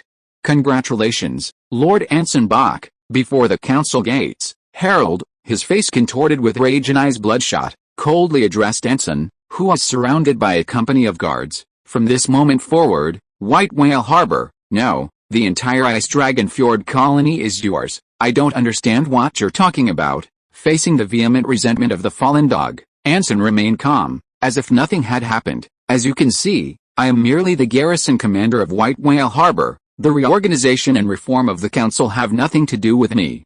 I simply hope the colony can continue to prosper and remain stable." "That's right, prosperity and stability," Herald sneered, his eyes gradually darkening. "And this prosperity and stability must be under the supervision of you, Lord Anson Bach, and the rule of the Rune family, right?" "What's wrong with that?" Anson blinked, neither confirming nor denying. "No, excellent," Herald laughed instead of getting angry. "I just feel a little guilty for not seeing your true intentions at first, for thinking you were someone I could cooperate with. Clearly, I was terribly wrong. If I had greeted you with the governor's protocol instead of the garrison commanders on the day you arrived at White Whale Harbor, would things have turned out differently? I don't know, maybe," Anson chuckled. "But I am indeed just a garrison commander, and I am very willing to cooperate with the White Whale Harbor Council, provided it can fulfill its responsibilities." "Exactly," Mason Weasler suddenly spoke up, meeting Herald's gaze without backing down. "The long-term inaction of the White Whale Harbor Council in the past led to the continuous outbreak of various problems, resulting in the current situation," Mason said in a deep voice. "But now, after reorganization, the council has been reborn and is ready to contribute its strength to the prosperity and stability of White Whale Harbor. Yes, under the leadership of Chairman Mason Weasler, White Whale Harbor will surely enjoy long-term peace and prosperity," Herald said, seemingly unconcerned, even forcing a smile at him. "I can't wait to cooperate with your work and contribute my share to the future White Whale Harbor Council." Without waiting for a response, Herald had already calmly turned around and left the White Whale Harbor Council in full view of everyone. The soldiers on both sides and the councilors who had not gone far watched him leave, and no one tried to stop him. Some councilors even took off their hats to salute him. Mason, who had just been smug, twisted his expression when he saw this scene. "This is just the beginning. You'll need time to completely control the council." Anson watched Herald's retreating figure and whispered to Mason beside him, "Establish several new committees as soon as possible to divide the forces within the council that still secretly support Herald. Don't forget, the farms outside the city are his true base." "Understood. I'll put the settlement of the Legion farms on the agenda right away." Mason took a deep breath and said cautiously, 10 days, at most 10 days, I can persuade them." The White Whale Harbor Council's most powerful means of coercing the stormtroopers is logistics, and the vast majority of this depends on the farms outside the city. Once the Legion farms are completed, they will greatly weaken the influence of these farms on the stormtroopers. "Very good, then I'll leave everything to you, Chairman Mason Weasler." Anson patted him on the shoulder and said, "And that matter, it also needs to be settled as soon as possible." "Definitely." Mason trembled all over, not even daring to look Anson in the eye. "Soon, not too long." He knew very well that Anson was referring to the heretic armed forces. Keeping mercenary groups, lone adventurers, natives, hidden talents, and even members of the old gods. This wasn't exactly a secret within the White Whale Harbor Council. Aside from Bishop Ripper and his fanatical followers, almost every counselor did it. And Anson Bach didn't even need to actually disband these people, all he wanted was a list. After bidding farewell to the apprehensive Mason, Anson boarded the carriage Talia had prepared for him, returning to headquarters accompanied by Fabian and the guards. Comfortably reclining in the carriage seat, Anson stretched out his legs, pulled a bottle of rum from the drawer, and snapped off the cork with a pop. He prepared to celebrate with a few drinks, and then... Looking at the bottle in his hand, Anson, whose other hand reached for a glass, suddenly froze. He pretended to examine the bottle to hide his astonishment. Besides himself, There had been a second person in the carriage. And they were still there. Although he couldn't sense any presence or find any trace, his activated superpower still reminded him, there was another person sitting opposite him. After hesitating for a few seconds, he sighed softly, took 2 glasses from the liquor cabinet, placed them on the small table in front of his seat, poured the liquor while adding ice, and pushed one of the glasses toward the empty seat opposite him. Rum, Tirpitz brand, want a glass? Chapter 471. Ian Clemens. Accompanied by calm words, the tranquil air rippled like a stone thrown into an ancient well, revealing a tall, thin man in a nearly translucent black long-sleeved trench coat. He wore a top hat, the color and gray scarf concealing his face, revealing only dark gray, tousled hair, deep brown eyes, a high-bridged nose, and a noticeably malnourished appearance. Seeing the glass Anson offered, the man made no attempt to hide his surprise. He tentatively reached out and grasped the glass, only tilting it back after confirming Anson meant no harm. Your insight is truly astonishing. Looking at Anson, who sat leisurely across from him, the man in black toyed with his glass, the ice clinking against the glass. In my limited knowledge, the number of people who could see through me within an hour is no more than one hand. Within a minute, including you, there are only 4. You're too kind. Anson chuckled and took a sip of his rum. An old friend once told me that even if gifted individuals don't know each other's identities, they are still attracted to and sense each other. Very true. The one who can utter such a profound statement must be a gifted individual proficient in insight-based abilities. He glanced at the chilled rum in his hand, carefully setting down his glass. I must admit, before you saw through my little trick, I spent a lot of time considering how to negotiate with you, and how to prevent you from immediately shouting and having the soldiers outside shoot me to death. Anson's lips curled into a smirk. Yes, he glanced at the car door out of the corner of his eye, but it seems I was overthinking it. I didn't expect the garrison commander to be such an easy person to talk to. Let me introduce myself. My name is Ian Clemens, currently the leader of the Knights of No Faith, representing everyone here to negotiate with you. Colonel Anson Bach, the garrison commander of White Whale Harbor. The man in black sitting opposite him removed his top hat and bowed slightly. For reasons we both know very well, I can only have this offensive way of meeting you alone. Please forgive me if I have made you uncomfortable in any way. You want to negotiate? Anson leaned back in his chair, looking at Ian with amusement. To be precise, it's about seeking reconciliation. Ian Clemens sat up straight, cautiously meeting Anson's gaze.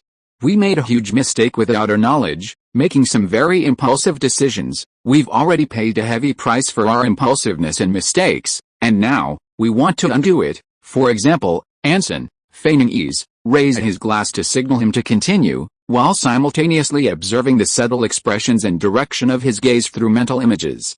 He could now barely activate his superpower without alerting those around him, provided, of course, that the other party wasn't an extremely skilled mind-reading dark mage. This was also the greatest advantage of dark magic. In a one-on-one situation, even a more powerful gifted individual or spellcaster would be completely exposed before a dark mage. This point was specifically mentioned in the Grand Book of Magic he obtained from Clovis Cathedral. He guessed this might be one of the reasons why Talia almost lost to the Lord of the Abyss, unpreparedness coupled with being completely seen through. Of course, Anson would never mention this to her. For example, we can guarantee that as long as you allow the rest of us to leave safely, the Knights of No Faith will never appear in Whale Harbor or Ice Dragon Fjord again, Ian answered frankly, carefully observing Anson's every move. As long as you return the belongings and bodies of your fallen comrades, we guarantee we will not retaliate against you, nor will we assist others in posing any threat to you. In the future, wherever you appear, the Knights of No Faith will voluntarily leave to avoid any conflict with you. These are the most reasonable, appropriate, and sincere conditions that I have discussed with my comrades. Ian picked up his rum from the table, took a sip, and then said, word by word, but personally, I think you would never agree to this, right? Anson's pupils contracted sharply. Inside the slightly swaying carriage, only the sound of the wheels outside and the crackling of ice cubes in their glasses could be heard. Bang! Setting down his glass, Anson, expressionless, suddenly knocked hard on the carriage door. Thump. Thump. Thump. Soon, the swaying carriage gradually slowed down and came to a stop. Ian, holding a glass of wine, leaned back slightly, feigning ease against the carriage, and suddenly began to examine the ice and rum in his glass. Commander, Fabian's voice rang out from outside the carriage. Sorry, I won't be returning to the camp for now. Looking at the comfortable Ian opposite him, Anson said with a forced smile, I suddenly remembered I had an appointment with a friend to visit him. Understood. Should we have the 2nd Infantry Regiment in the city deploy nearby? Fabian asked from outside the carriage. No need, Anson said softly, you can all go back first. It's just for a drink, I can go by myself. There was a sudden silence outside the carriage. After nearly a minute of silence, the grenadier commander slowly spoke. Yes, sir. As soon as he finished speaking, the sound of soldiers marching in unison filled the air. A few minutes later, the surroundings were completely quiet. Anson picked up his rum again, raising an eyebrow at Ian. Where to? You must really love rum. Ian didn't answer Anson's question immediately, but instead continued to examine the liquid in his glass with a look of surprise. As far as I know, Tirpitz is a special supply for the Clovis Navy. The army can usually only get a small amount of other brands, and the quality isn't very good. Fortunately, I happen to know a tavern in the port area. The food and everything else is terrible, but they have black rum smuggled from Edland Port. Anson nodded slightly and gently kicked the carriage. To the port area, the carriage swayed again, heading towards the port area. But, what surprises me most is that the dignified garrison commander is actually a sorcerer. Ian sat up straight again, speaking to Anson with a slightly solemn tone. Don't misunderstand, I have no intention of mocking you. After all, we ourselves are traitors to the Ring of Order, and we have no ill will towards the followers of the 3 old gods. In fact, it was precisely this point that made me decide to take the gamble and meet you. You should have been able to tell from those conditions that my companions didn't think it was the right decision. As it turns out, they were completely wrong. You're not that kind of extreme fanatic. I think the way you handled the White Whale Harbor Council alone proves it.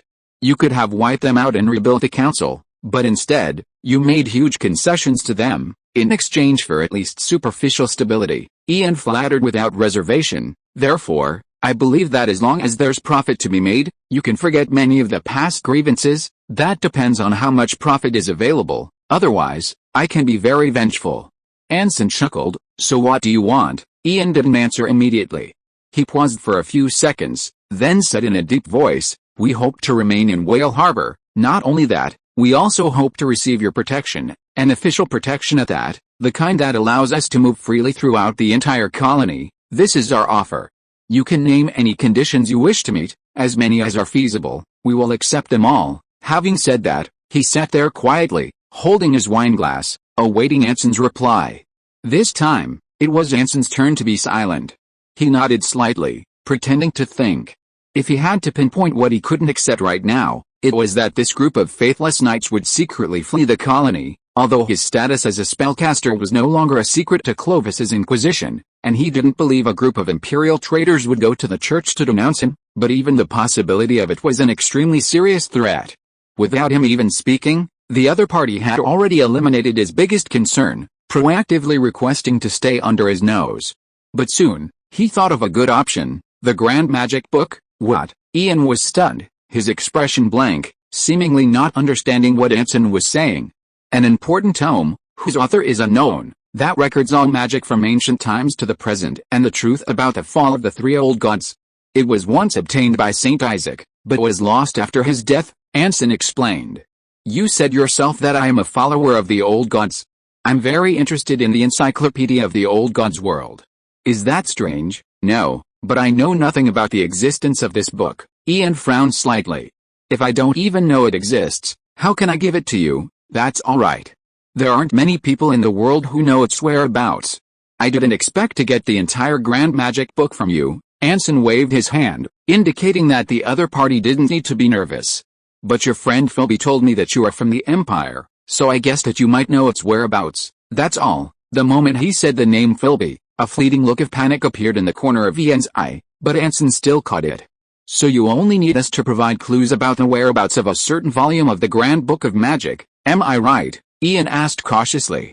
Exactly. Anson smiled slightly, pretending not to notice the unintentional slip of the tongue. Of course, I'm a sorcerer, so I'd naturally prefer information about conjuration magic and the Fate Master Walton, but anything else is fine too, just a clue, or even just a piece of information that's uncertain. Ian was still somewhat incredulous. You don't need us to search for it for you. No need. To be honest, I'm only curious about it, not that concerned. Anson chuckled. Besides, I'm only 24 this year. I have plenty of time and opportunities to obtain it myself, as long as you can provide some clues, even if they can't be completely verified, it doesn't matter, of course.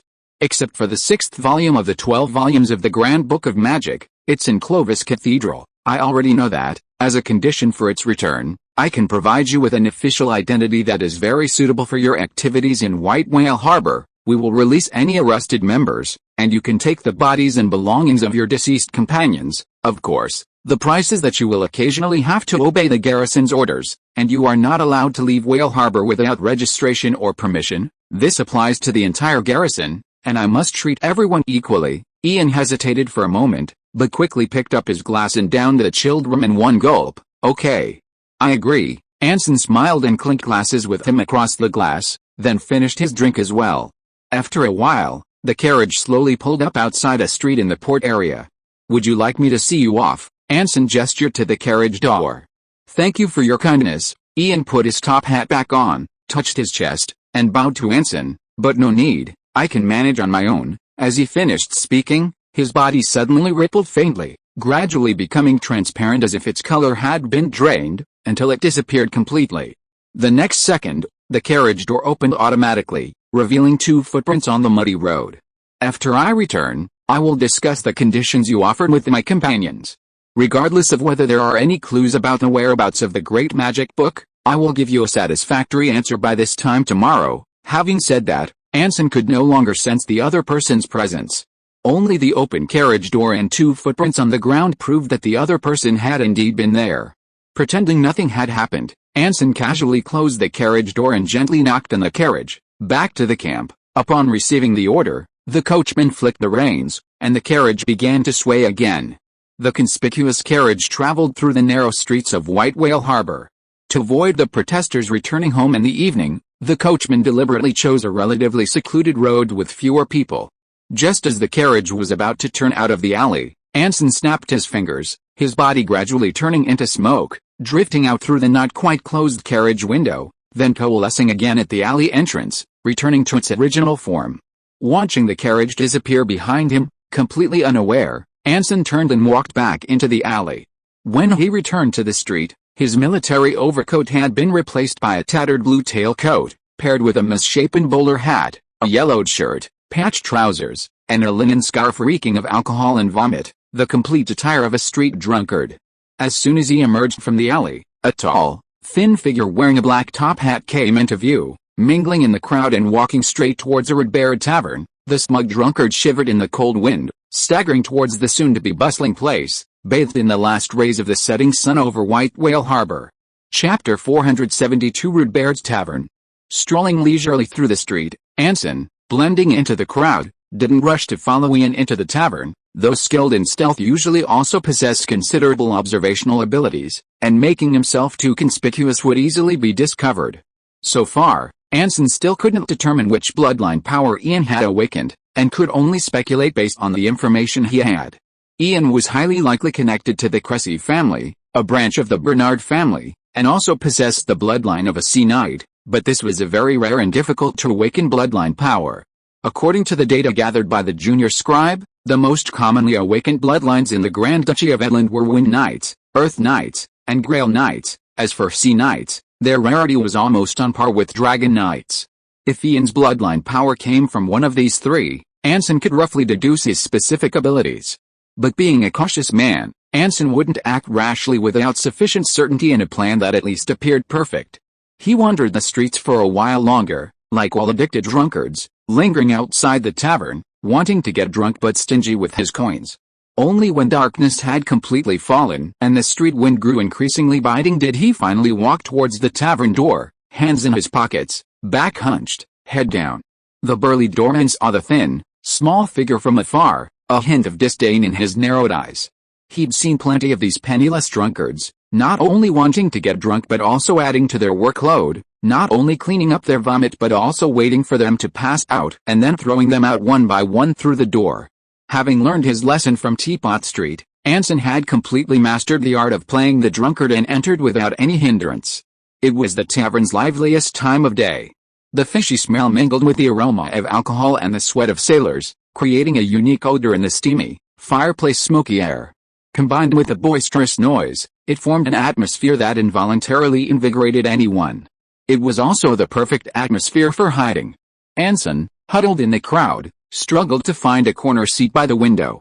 He waved to a passing bartender, who, before he could even speak, slammed a nearly transparent, beer-like liquid down in front of him with a bang. Anson, holding the glass in both hands, drank silently, his attention focused entirely on the tall, thin figure in his mind.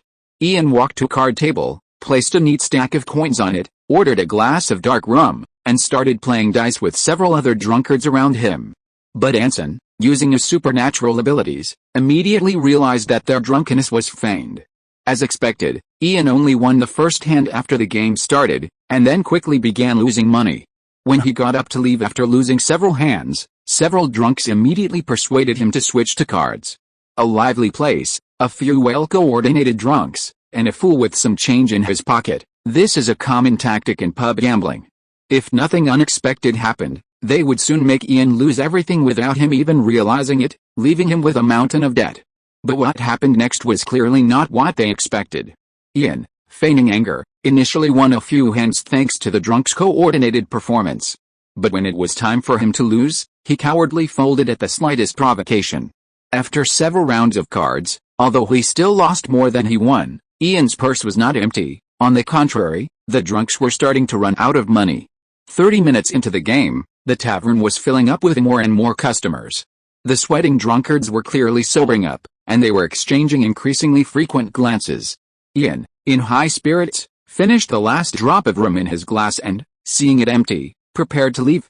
The drunkards, having lost money, naturally wouldn't agree, and immediately pounced on him, trying to pull and persuade him to return to the table. Ian, like any easy prey who realizes they might have been cheated but dares not speak up, forced a smile and tried to escape. The struggle escalated into a heated argument. Bang! In the midst of the fight, a punch, unseen by anyone, knocked one of the drunkards to the ground, his head slamming heavily against the floor. The sharp sound was completely drowned out by the tavern's cacophony. The argument quickly escalated. The enraged drunks and Ian began to wrestle. Ian, who had been so composed against Anson in the carriage, was now completely overwhelmed and pinned to the ground by several drunks. The patrons in the tavern showed no panic. The atmosphere was even more heated than before. They excitedly formed a circle, drinking and shouting. Hit him! Hit him! Kill him! Don't hold back! Pounce on him! Yes! Hit his head with that! Cover your head! Cover your head! Are you stupid? Yes. Do it like that! Kill him! The atmosphere heated up with the shouts, and even some onlookers started to fight over trivial matters. With each wave of shots louder than the last, the tavern's atmosphere truly reached its peak. In the midst of the brawl, no one even noticed that a tall, thin figure had already laid two drunks down, thrown off his trench coat and hat, and quietly slipped away from the crowd, squeezing into a spot near the bar. The bartender, who had been silently wiping glasses, put down his work, lowered his head, and pushed open the kitchen door. He and Ian left the tavern lobby one after the other. The bartender, who had been carrying plates nearby, immediately took over his work, as if nothing had happened. Anson, who had been lying in the corner, watched the whole thing without saying a word. In his mind's eye, Ian, who had regained his composure, followed closely behind the bartender from the kitchen to the tavern's top-floor attic, directly above Anson's. Inside the attic, two people sat behind the curtains, observing the outside world while waiting. They were the two men in black who had attacked him the night before and escaped. When Ian reached the door, he didn't rush in. Instead, he knocked first and only opened the door after receiving the corresponding code signal from inside. The bartender, who had followed him, sat on the nearby stairs, pretending to be asleep, keeping watch on the outside world. We've been exposed. Ian, with his back to the door, didn't even bother with pleasantries, speaking directly to the two men. To gain Anson Bach's trust, I told him the location of this outpost and promised to give him an answer by this time tomorrow. Even so, and Anson Bach hasn't shown any objection, I still suspect he's following us. We'd better be careful. All three men had scarves covering their faces, and their expressions were deliberately controlled, making it impossible for Anson to decipher their words from their lip movements. The Wild Hunt Knight, Derek, wielding dual swords, was the first to lose his composure, glancing nervously out the window. "You've spotted him, just a suspicion." Ian shook his head, but almost all spellcasters learn one or two subtle observation techniques, combined with their powerful distance perception to handle various unexpected situations. The failure of last night's mission proves that. You could say I'm overthinking it, but caution is always better than error. What do you say, Derek? Ian nodded slightly, turning his gaze to the Wild Hunt Knight, whose lips were tightly pressed together, as if suppressing anger. The third man in black glanced at Derek before turning his gaze to Ian. "Did he agree to our conditions?" "No." Ian shook his head again. "Anson Bach refused to let us leave White Whale Harbor. He didn't give a direct reason, probably because we know his identity as a spellcaster, for a promising army Colonel Clovis. This is a secret he absolutely cannot let the outside world know, even if the recipients are a group of Imperials, or rather, especially Imperials." The two nodded silently, seemingly agreeing with Ian's words. Therefore, he offered another proposal. Ian held up his right index finger. "Without leaving White Whale Harbor and under his surveillance, he would give us an official identity that would allow us to move freely within the colony without being affected or interfered with. The previous matter would be wiped clean, Philby and the others could be released, and the remains and belongings of our fallen comrades would be returned to us. The price is that we must abide by the Legion's rules and occasionally do favors for him." The Wild Hunt Knight, Derek, leaned forward, showing interest in Ian's words. "What official identity?" "The Keepers of the Faith." Ian didn't look at him, but instead focused his gaze on another man in black. "He wants us to join the Keepers of the Faith."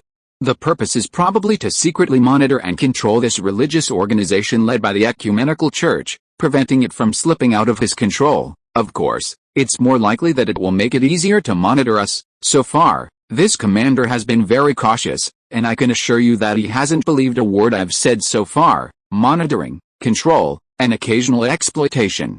That's probably his current plan, but it's possible that after figuring out our strength and background, he might consider completely eliminating us. The Wild Hunt Knight and the other man in black exchanged glances, their wariness triggered by Ian's words. A few seconds of silence fell over the attic before the man in black slowly turned to Ian. "How much do you think he knows about us?" "I don't know, and it's hard to say." Ian's expression grew serious at the man's words.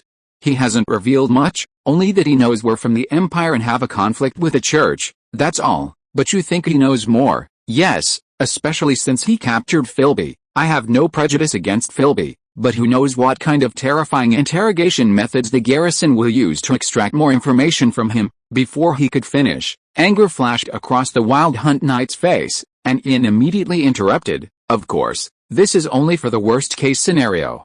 And the current situation requires us to do so." "Why?" The other man in black raised a hand, stopping the Wild Hunt Knight from looking at Ian. "Because besides demanding our service, Anson Bach made a second request, or rather, a test." Ian paused slightly, taking a half-step forward and lowering his voice even further. "He demanded information about the whereabouts of any volume of the Grand Book of Magic." "Huh?" Shock flashed across both of their faces, their eyes growing even fiercer.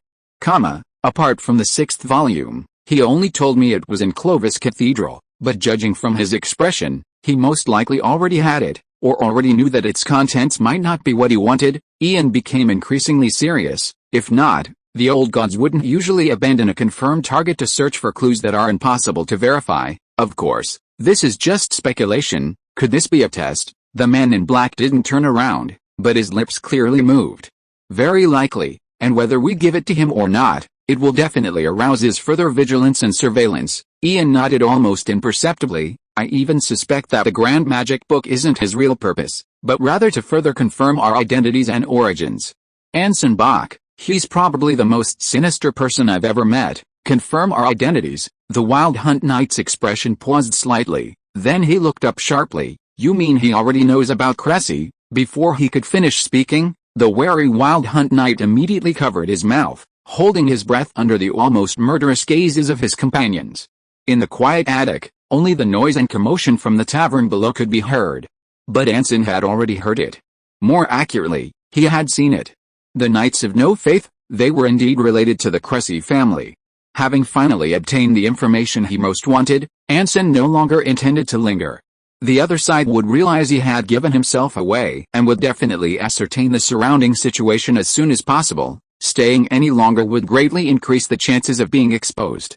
Setting down his glass, Anson suddenly curled up, retching as he weaved through the crowded throng like a headless fly towards the tavern door. Outside, the burly man who noticed Anson's figure wore an expression of unsurprised surprise, disgustedly stepping aside, as if afraid of soiling his new shoes with Anson's vomit. The staggering drunkard, his back to the bustling tavern, disappeared into the port streets as night fell. If you are listening to this novel on a channel other than Fanfic World, it means it was downloaded and re-uploaded without effort. We warmly invite you to visit our channel, Fanfic World. There you will find the original version of this story and many other novels of various genres. We look forward to seeing you dive into a world of incredible novels. Chapter 473 Delegation of Power. Leaving the tavern, Anson didn't immediately head to the port area. Instead, he wandered aimlessly around, using the ability of a spellcaster to alter the shape of their spell's radius to keep his observation point on the outskirts of Redbeard's tavern. If the other party immediately made any significant move, it would prove he had been exposed. If they continued to pretend nothing had happened, they were likely just being cautious, at most having noticed something unusual. 20 minutes later, the tavern was still filled with a noisy commotion, unchanged. Relieved, Anson turned and walked into the alley, leaving the port area in the direction he had come from, heading towards the church in the council district. Generally speaking, a church of the ecumenical church is quite simple. As one of the most anti-church sects, the ecumenical church insists that so-called rituals are extravagant gimmicks. Anyone who is devout to the Ring of Order can pray anytime, anywhere. There is absolutely no need to build a dwelling place of God like a palace. But this core outpost, now maintained by the Garrison Legion to keep the city in order, is no longer rudimentary. Despite its short history, the Storm Division has done as much as possible to renovate it within limited resources. Towering watchtowers, a perimeter wall reinforced with anti-climb spikes, and barricades for roadblocks. It's like upgrading a building in a game. Aside from its general shape, it's hard to connect this building, whose history is almost as long as that of Whale Harbor, with any other resemblance.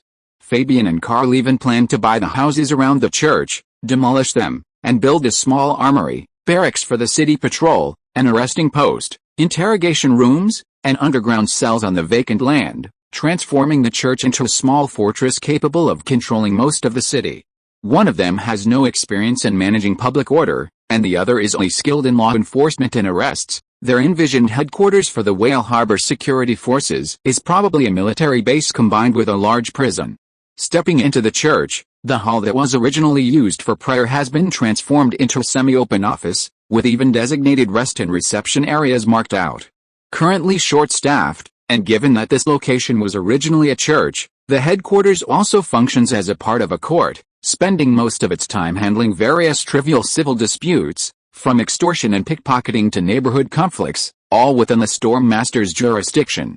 Pushing open the door to Carl Bain's room, Anson, seeing his chief of staff with dark circles under his eyes working on documents, didn't mince words and said directly, "Send a platoon to the port district. I found the whereabouts of the Knights of No Faith." A stunned Carl Bain stared blankly at Anson, who had barged in without warning, taking a full minute to understand the meaning of the previous sentence. "You're finally planning to kill them all?" "No, for now, just surveillance." Anson sat down and poured himself a glass of wine from the bottle on the table. "I've roughly figured out the location of their stronghold, and we've also negotiated the exchange terms. Now, we need to prevent them from splitting up and causing trouble in White Whale Harbor, since the Knights of No Faith were indeed related to the Cressy family."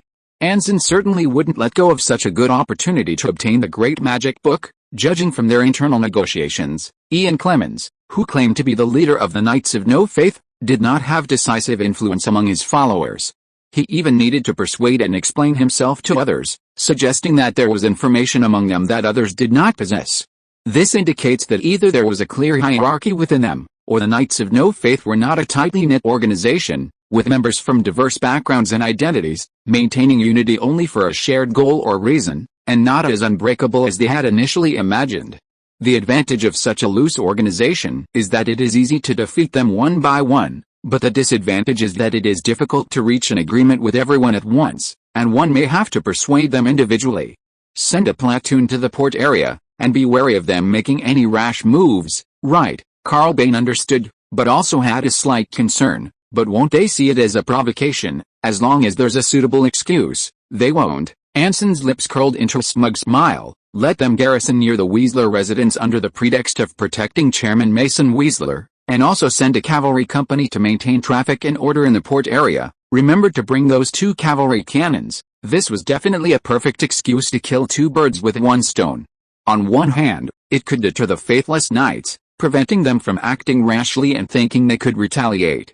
On the other hand, it could also show the entire White Whale Harbor its stance, letting everyone know that Chairman Mason Weasler was a good man whom the garrison commander could absolutely trust, that he had abandoned a disgraced speaker and pledged allegiance to a brighter future.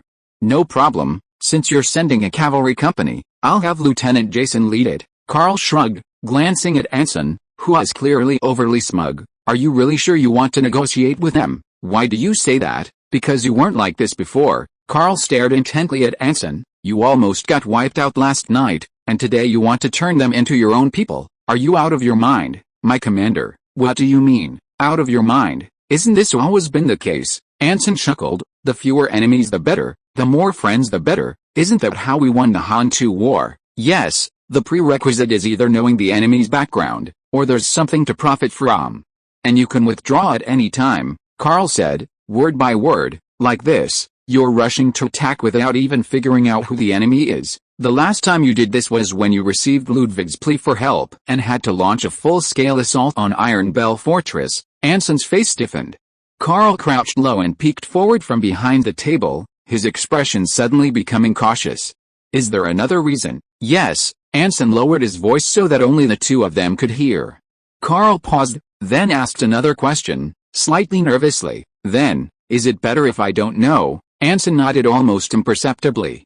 It wasn't that he didn't trust Carl. In fact, it was precisely because the 2 of them understood each other so well that Anson wanted to avoid exposing him to these matters as much as possible. The less he knew, the safer he was, often. Literally. Carl Bain understood this as well, so he wouldn't ask questions he shouldn't. Occasional overstepping was also due to the job requirements of the Chief of Staff. He was not only responsible to the Storm Division, but also had to be fully aware of Anson's whereabouts and safety. Oh, right, there's one more thing. While Anson was still there, Carl picked up a document from the side. This afternoon, Bishop Repper saw me. He wants the Keepers of the Faith to participate in maintaining order at Whale Harbor, not just simple supervision and propaganda work, but also to have some people participate in patrols, the armed kind. What do you think? Anson took the document but didn't immediately open it.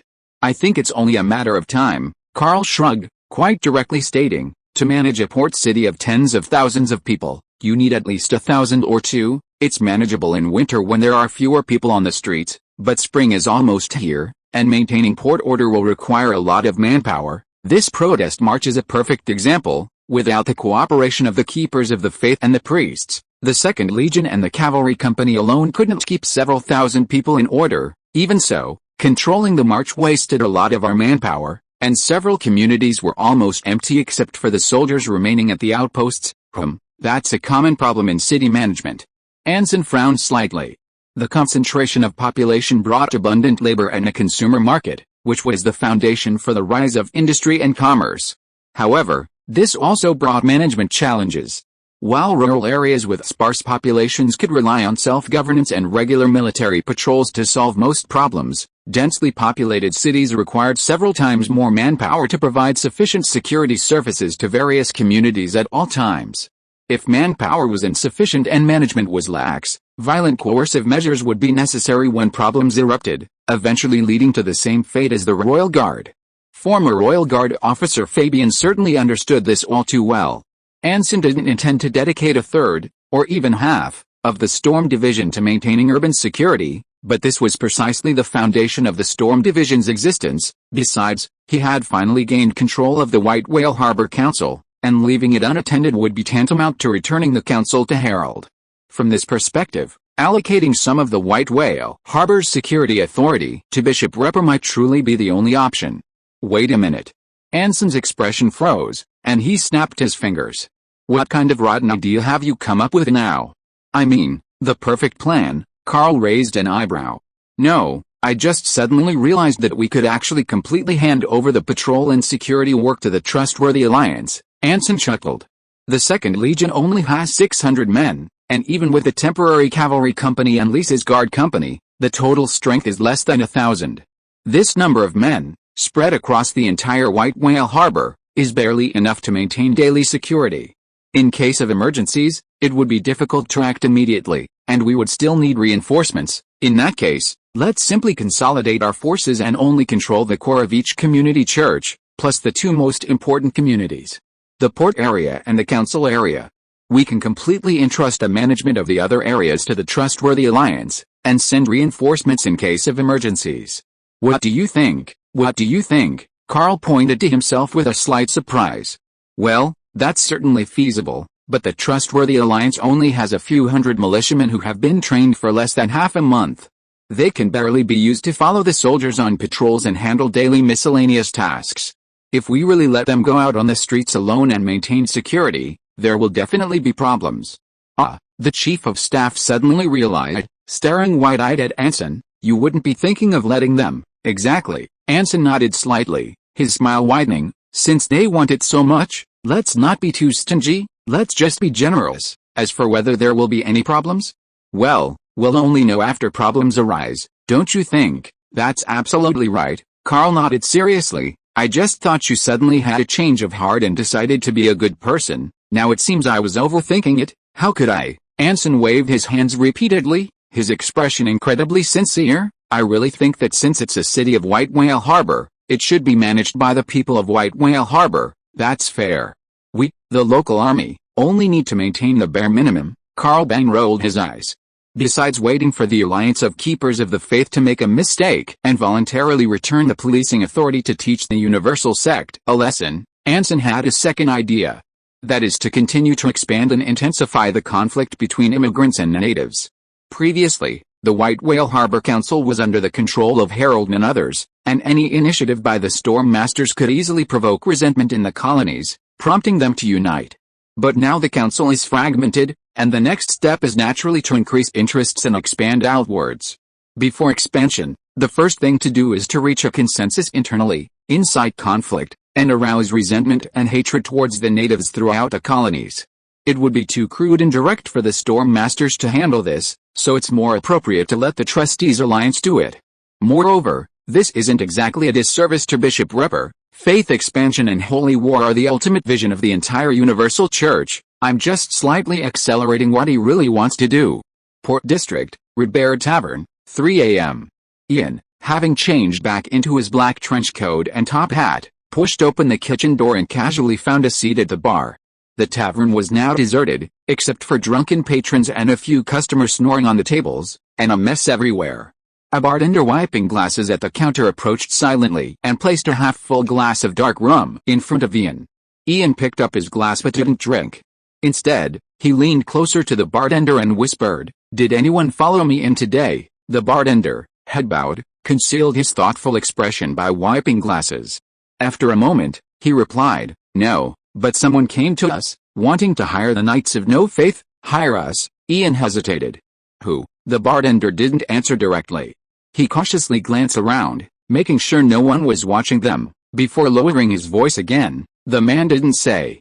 But judging from the price he offered and the confidence in his voice, I guess he probably is. Chairman Herald.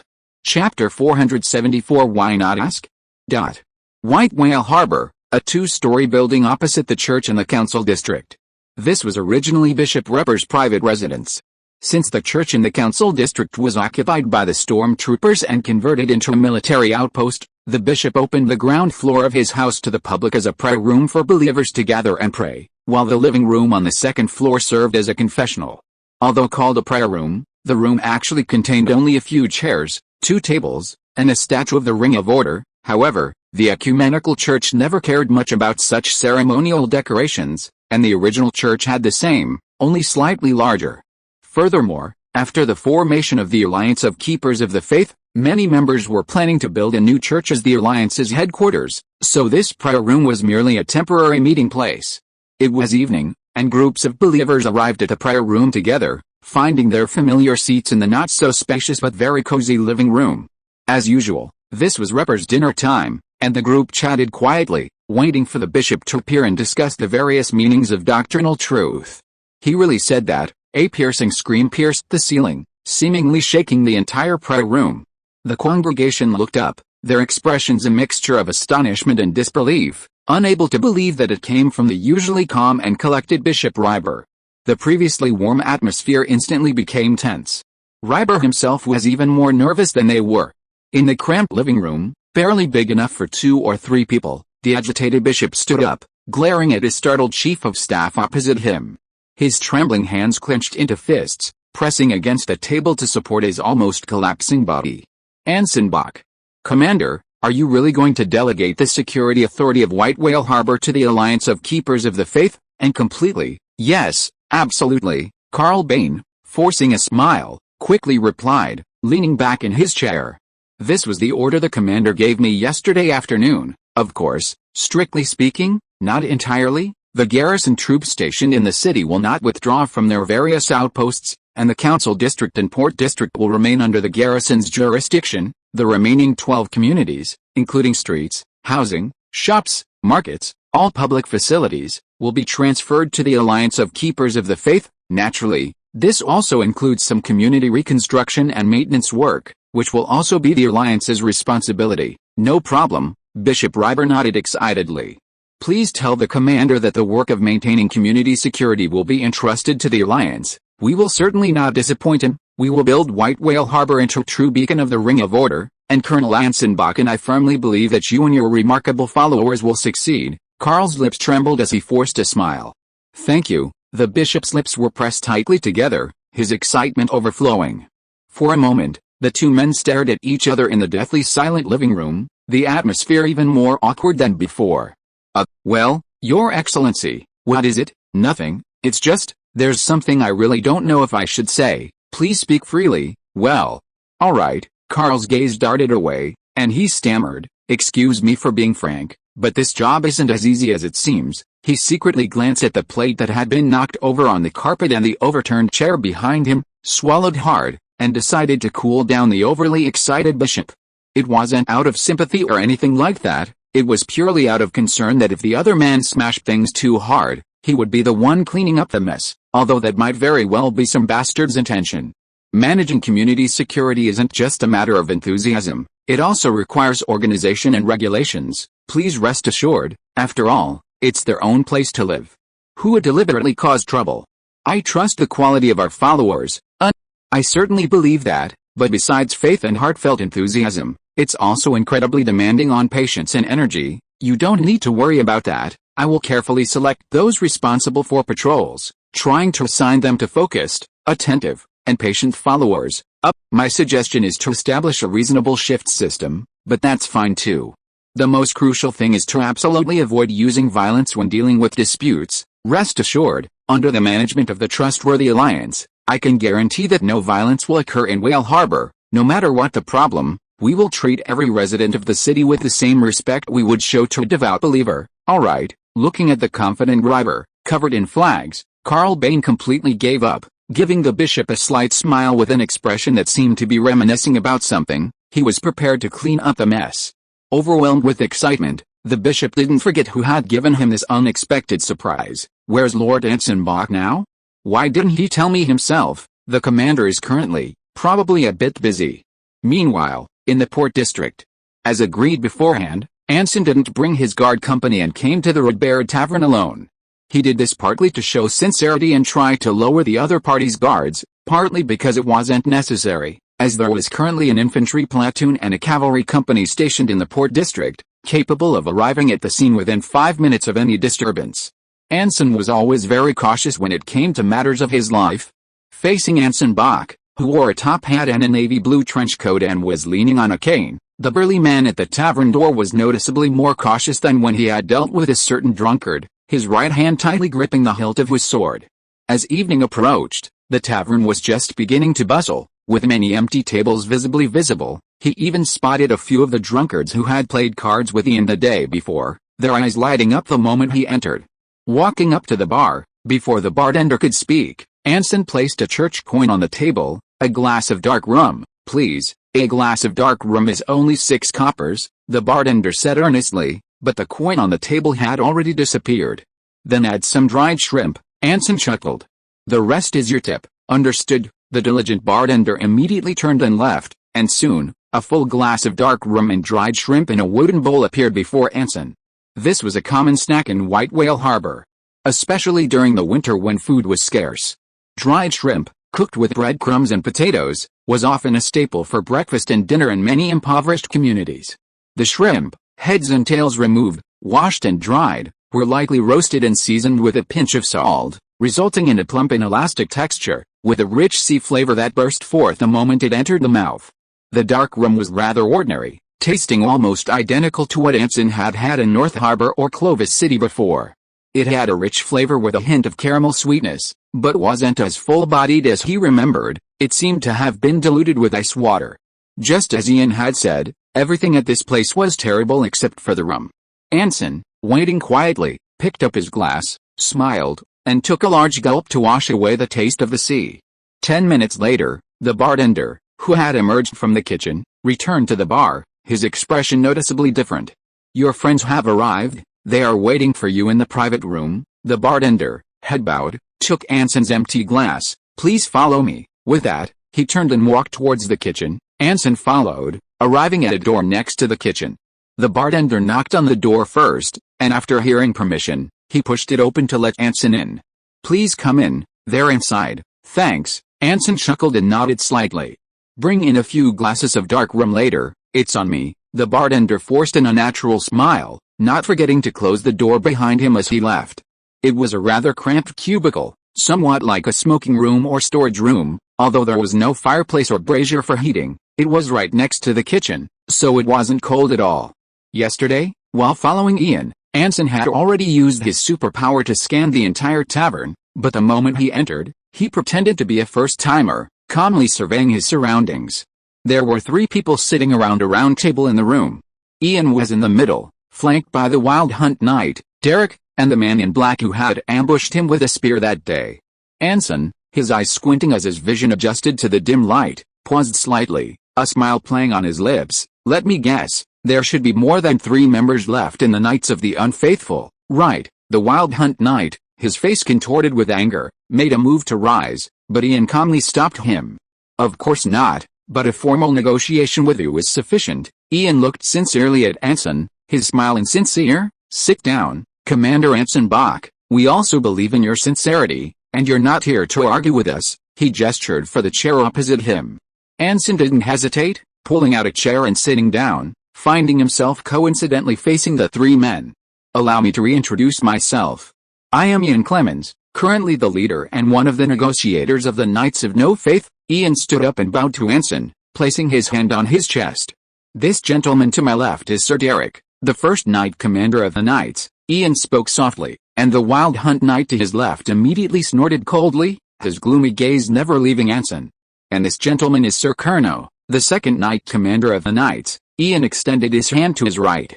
"You can rest assured that the opinions of these 2 and I represent everyone else. As long as we can reach an agreement, the Knights of No Faith will honor their promise, whatever the final outcome." The man in black, referred to as Sir Kerno, looked at Anson.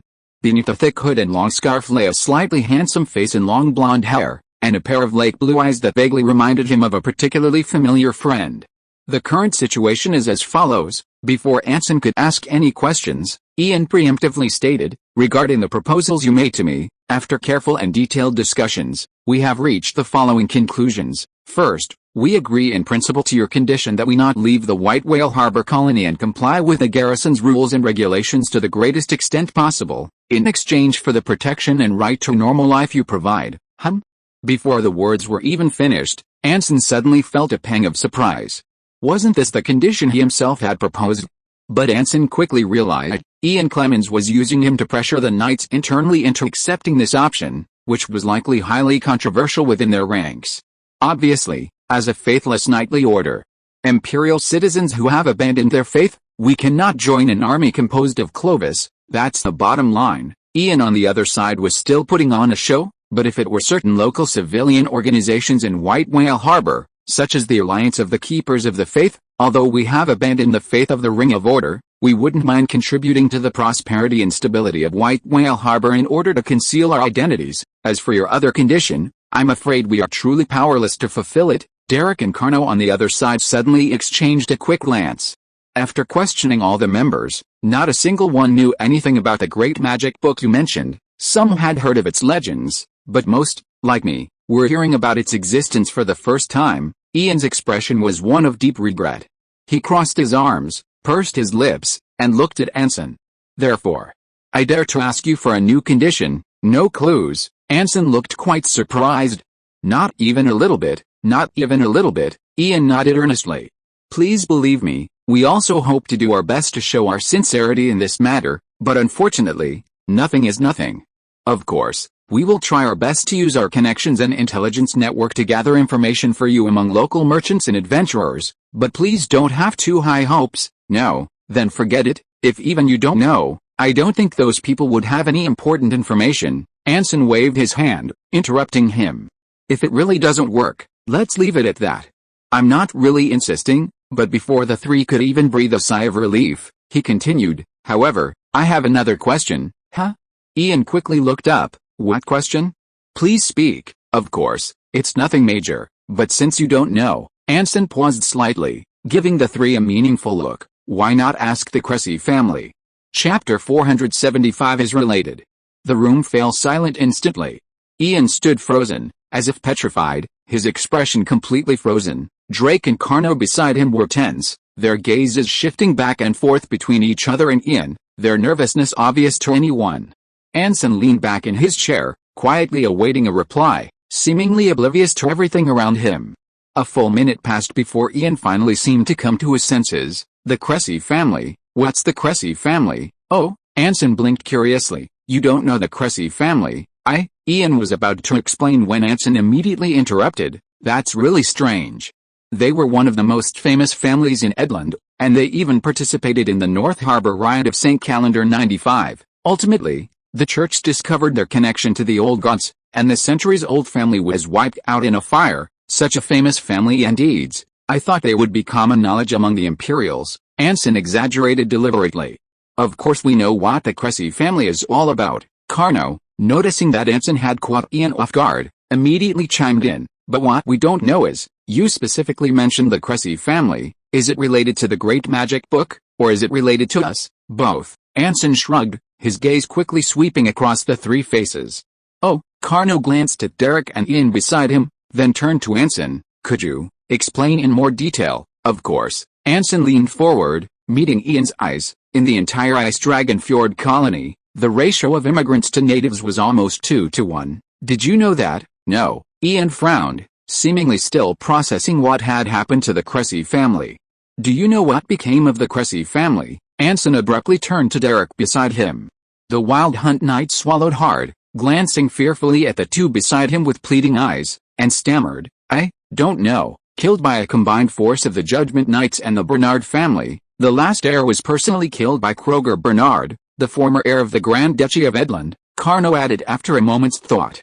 That was just a deliberate ruse by the Bernard family. Anson slammed his hand on the table without warning, and the three leaned back simultaneously. The truth is that Kroger Bernard made a deal with the Cressy family, demanding they hand over all the documents and materials about the three great spells in exchange for their lives. The best evidence is that Kroger Bernard himself was a genuine Old Gods member, and a spellcaster at that. I was there during the siege of Thunder Castle, and Sir Kroger was killed by my own hand. The three stared wide-eyed. So think about it, if the Bernard family really let the Cressy family go, where would they go? Anson countered. They can't stay in the Empire anymore. No, not just the Empire, the entire Order world is full of church spies. The only place they can go is the New World. To avoid being seen, the Cressy family naturally wouldn't go to areas controlled by the Empire. It would be best to go to a newly emerged colony of another country, one that offers some security and convenient transportation for easy escape. That only means White Whale Harbor, the three exclaimed in unison. Exactly. Anson tapped the table again, revealing a knowing smile. So I believe the Cressy family is currently in White Whale Harbor, and most likely has already completely infiltrated the city, hiding themselves in the shadows, quietly controlling everything. This is the evidence. Anson pulled out a heraldic flag that resembled a scarf from his pocket and laid it flat on the table. This is. Derek trembled with excitement, almost blurting it out. I got this from a native who tried to attack me, a beast slave. To conceal his identity, he even smashed his own head in his cell, Anson described with a hint of smugness, glancing casually at Derek. Poor fellow, he doesn't know I don't need him to say a word. This ring of order linked by a longsword says it all. The Wild Hunt Knight's lips tightened, his hands gripping the armrests of his chair unconsciously, his face almost completely black. What beast slave? He recognized it at first glance. It was clearly Lobo's scarf. The kid who, because of his mistake, had his head blown off by Anson Bach. Twisted veins bulged on Derek's forehead. He felt a power stirring within him, howling to tear this shameless bastard to shreds. Desperately suppressing his burgeoning killing intent, Derek glanced at his companions beside him, but Ian remained surprised and bewildered, while Carno was even more indifferent, completely unmoved. The Wild Hunt Knight felt a chill run down his spine. Forgive my bluntness, but the combination of a sword and the Ring of Order is very common in the Empire. Many ancient families use it, Carno asked expressionlessly, his tone devoid of any emotion. How can you be so certain it belongs to the Cressy family? Because I've happened to see it, Anson replied softly. The use of a sword and the Ring of Order is indeed very common, even with different families having overlapping crests, but among the 105 similar crests, the combination of a lake blue background and a golden longsword is unique to the Cressy family. You also have expertise in family crests in the world of order. Carno's eyes showed a hint of surprise. Anson nodded slightly, revealing a very humble smile. Just a trivial hobby, of course. This was actually just a minor scribe's hobby. He had spent an entire night searching through the overview of crests in the 89th year of the Saints' calendar and other historical materials to find the Cressy family crest. He was simply repeating what Carno had said. This didn't stop Anson from using his knowledge to intimidate the three men, making them believe he knew everything about the Cressy family. So far, this had proven quite successful. So you believe the Cressy family is currently in White Whale Harbor? Ian finally asked, regaining his composure. Not just what I think, but they're definitely in White Whale Harbor, Anson said seriously. And besides escaping the Empire and the Church's pursuit, they must have other schemes, Ian gasped, his expression becoming extremely tense, perfectly conveying his genuine fear and shock at hearing this for the first time. Derek and Carno frowned simultaneously. The latter vaguely guessed what Anson was planning, while the former was anxious about why the other two hadn't let him make a move. Then, what are they plotting? Ian pressed, knowing the answer already. Revenge, but more than just revenge. Anson pressed down on the heraldic banner on the table, stating decisively, if I'm not mistaken, they intend to exploit the heretical beliefs of the New World's native inhabitants to establish the Cressy family's power among the natives and immigrants, ultimately creating a heretical kingdom secretly controlled and ruled by an old god's family. This is utterly evil. Derek's lips twitched violently. He really wanted to loudly question the other party, which is more evil, an old god's commander or an old god's family, but in the end, he held back. Through my observations over this period, I can now basically conclude that there are already supporters and followers of the Cressy family among the natives. No.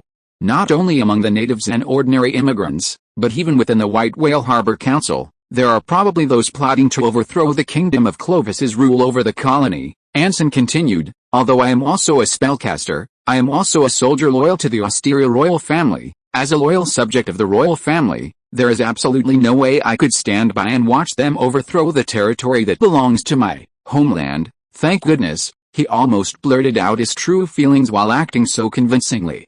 Anson, secretly relieved, looked at the three people in front of him with righteous indignation. Gather all clues about the Cressy family within White Whale Harbor, completely eradicate their power, capture or kill their leader, do this for me, and I'll grant you the right to move freely within the colony and enter any place you wish. This way, we can not only solve your immediate needs, but also obtain information about the Grand Book of Magic by capturing key figures. A win-win situation. Anson leaned forward slightly, his gaze sweeping over the three men, and you can probably guess without me saying it, an old god faction relentlessly hunted by the Church must possess some unspeakable secrets, perhaps including clues to a volume of the Grand Book of Magic. What do you think? What do we think? Derek, under Anson's gaze, was restless. He desperately wanted to know how this guy would react to if he discovered that the three sitting before him were the so-called high-ranking members of the Cressy family. Carno, opposite him, gave the Wild Hunt Knight a deep look and sighed almost imperceptibly. Personally, I think your suggestion, Ian calmly considered for a minute, then looked at Anson with an air of importance. It's absolutely brilliant. Derek's lips twitched again.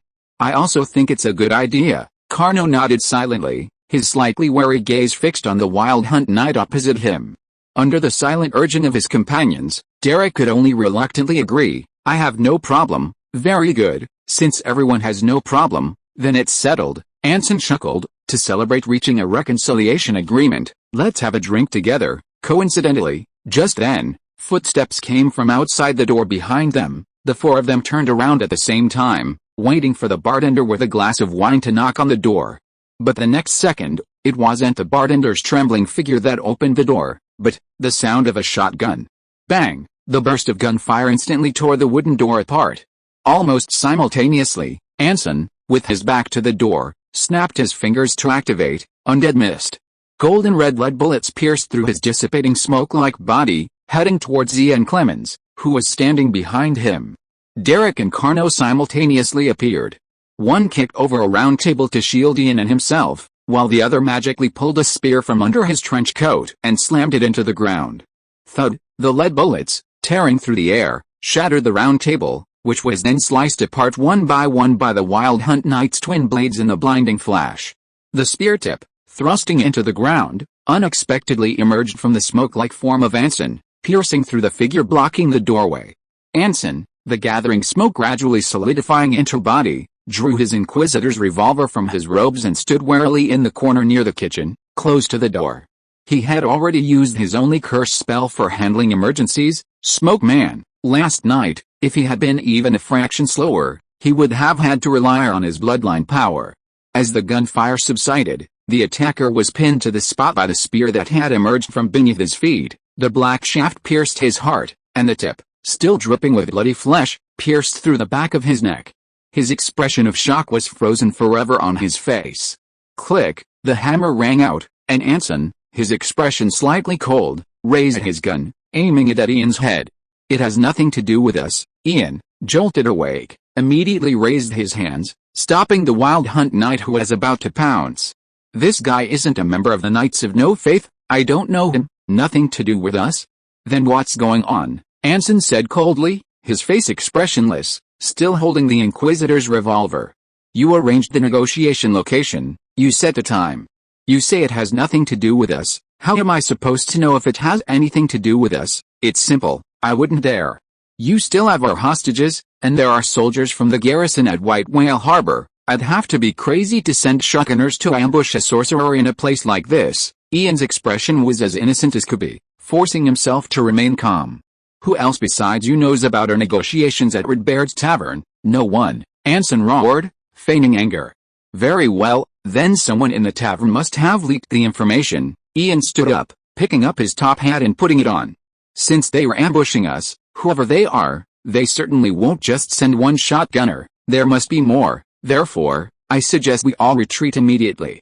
We'll cover your escape, and we can discuss the rest once we are in a safe place. Okay, Anson replied without hesitation. But the retreat point must be the church in the council district. No problem, Ian readily agreed, showing a strong sense of valuing his life. But just then, Anson suddenly heard a loud bang coming from the wall on one side of the kitchen, sounding remarkably like a 6-pound field gun. Boom. End of this chapter. Thank you so much for reading until the end. Don't forget to give it a like. Looking for more exclusive content and immediate access? Subscribe to our Patreon. Remember, every like, subscription or donation encourages us to continue. Thank you all. See you in the next video.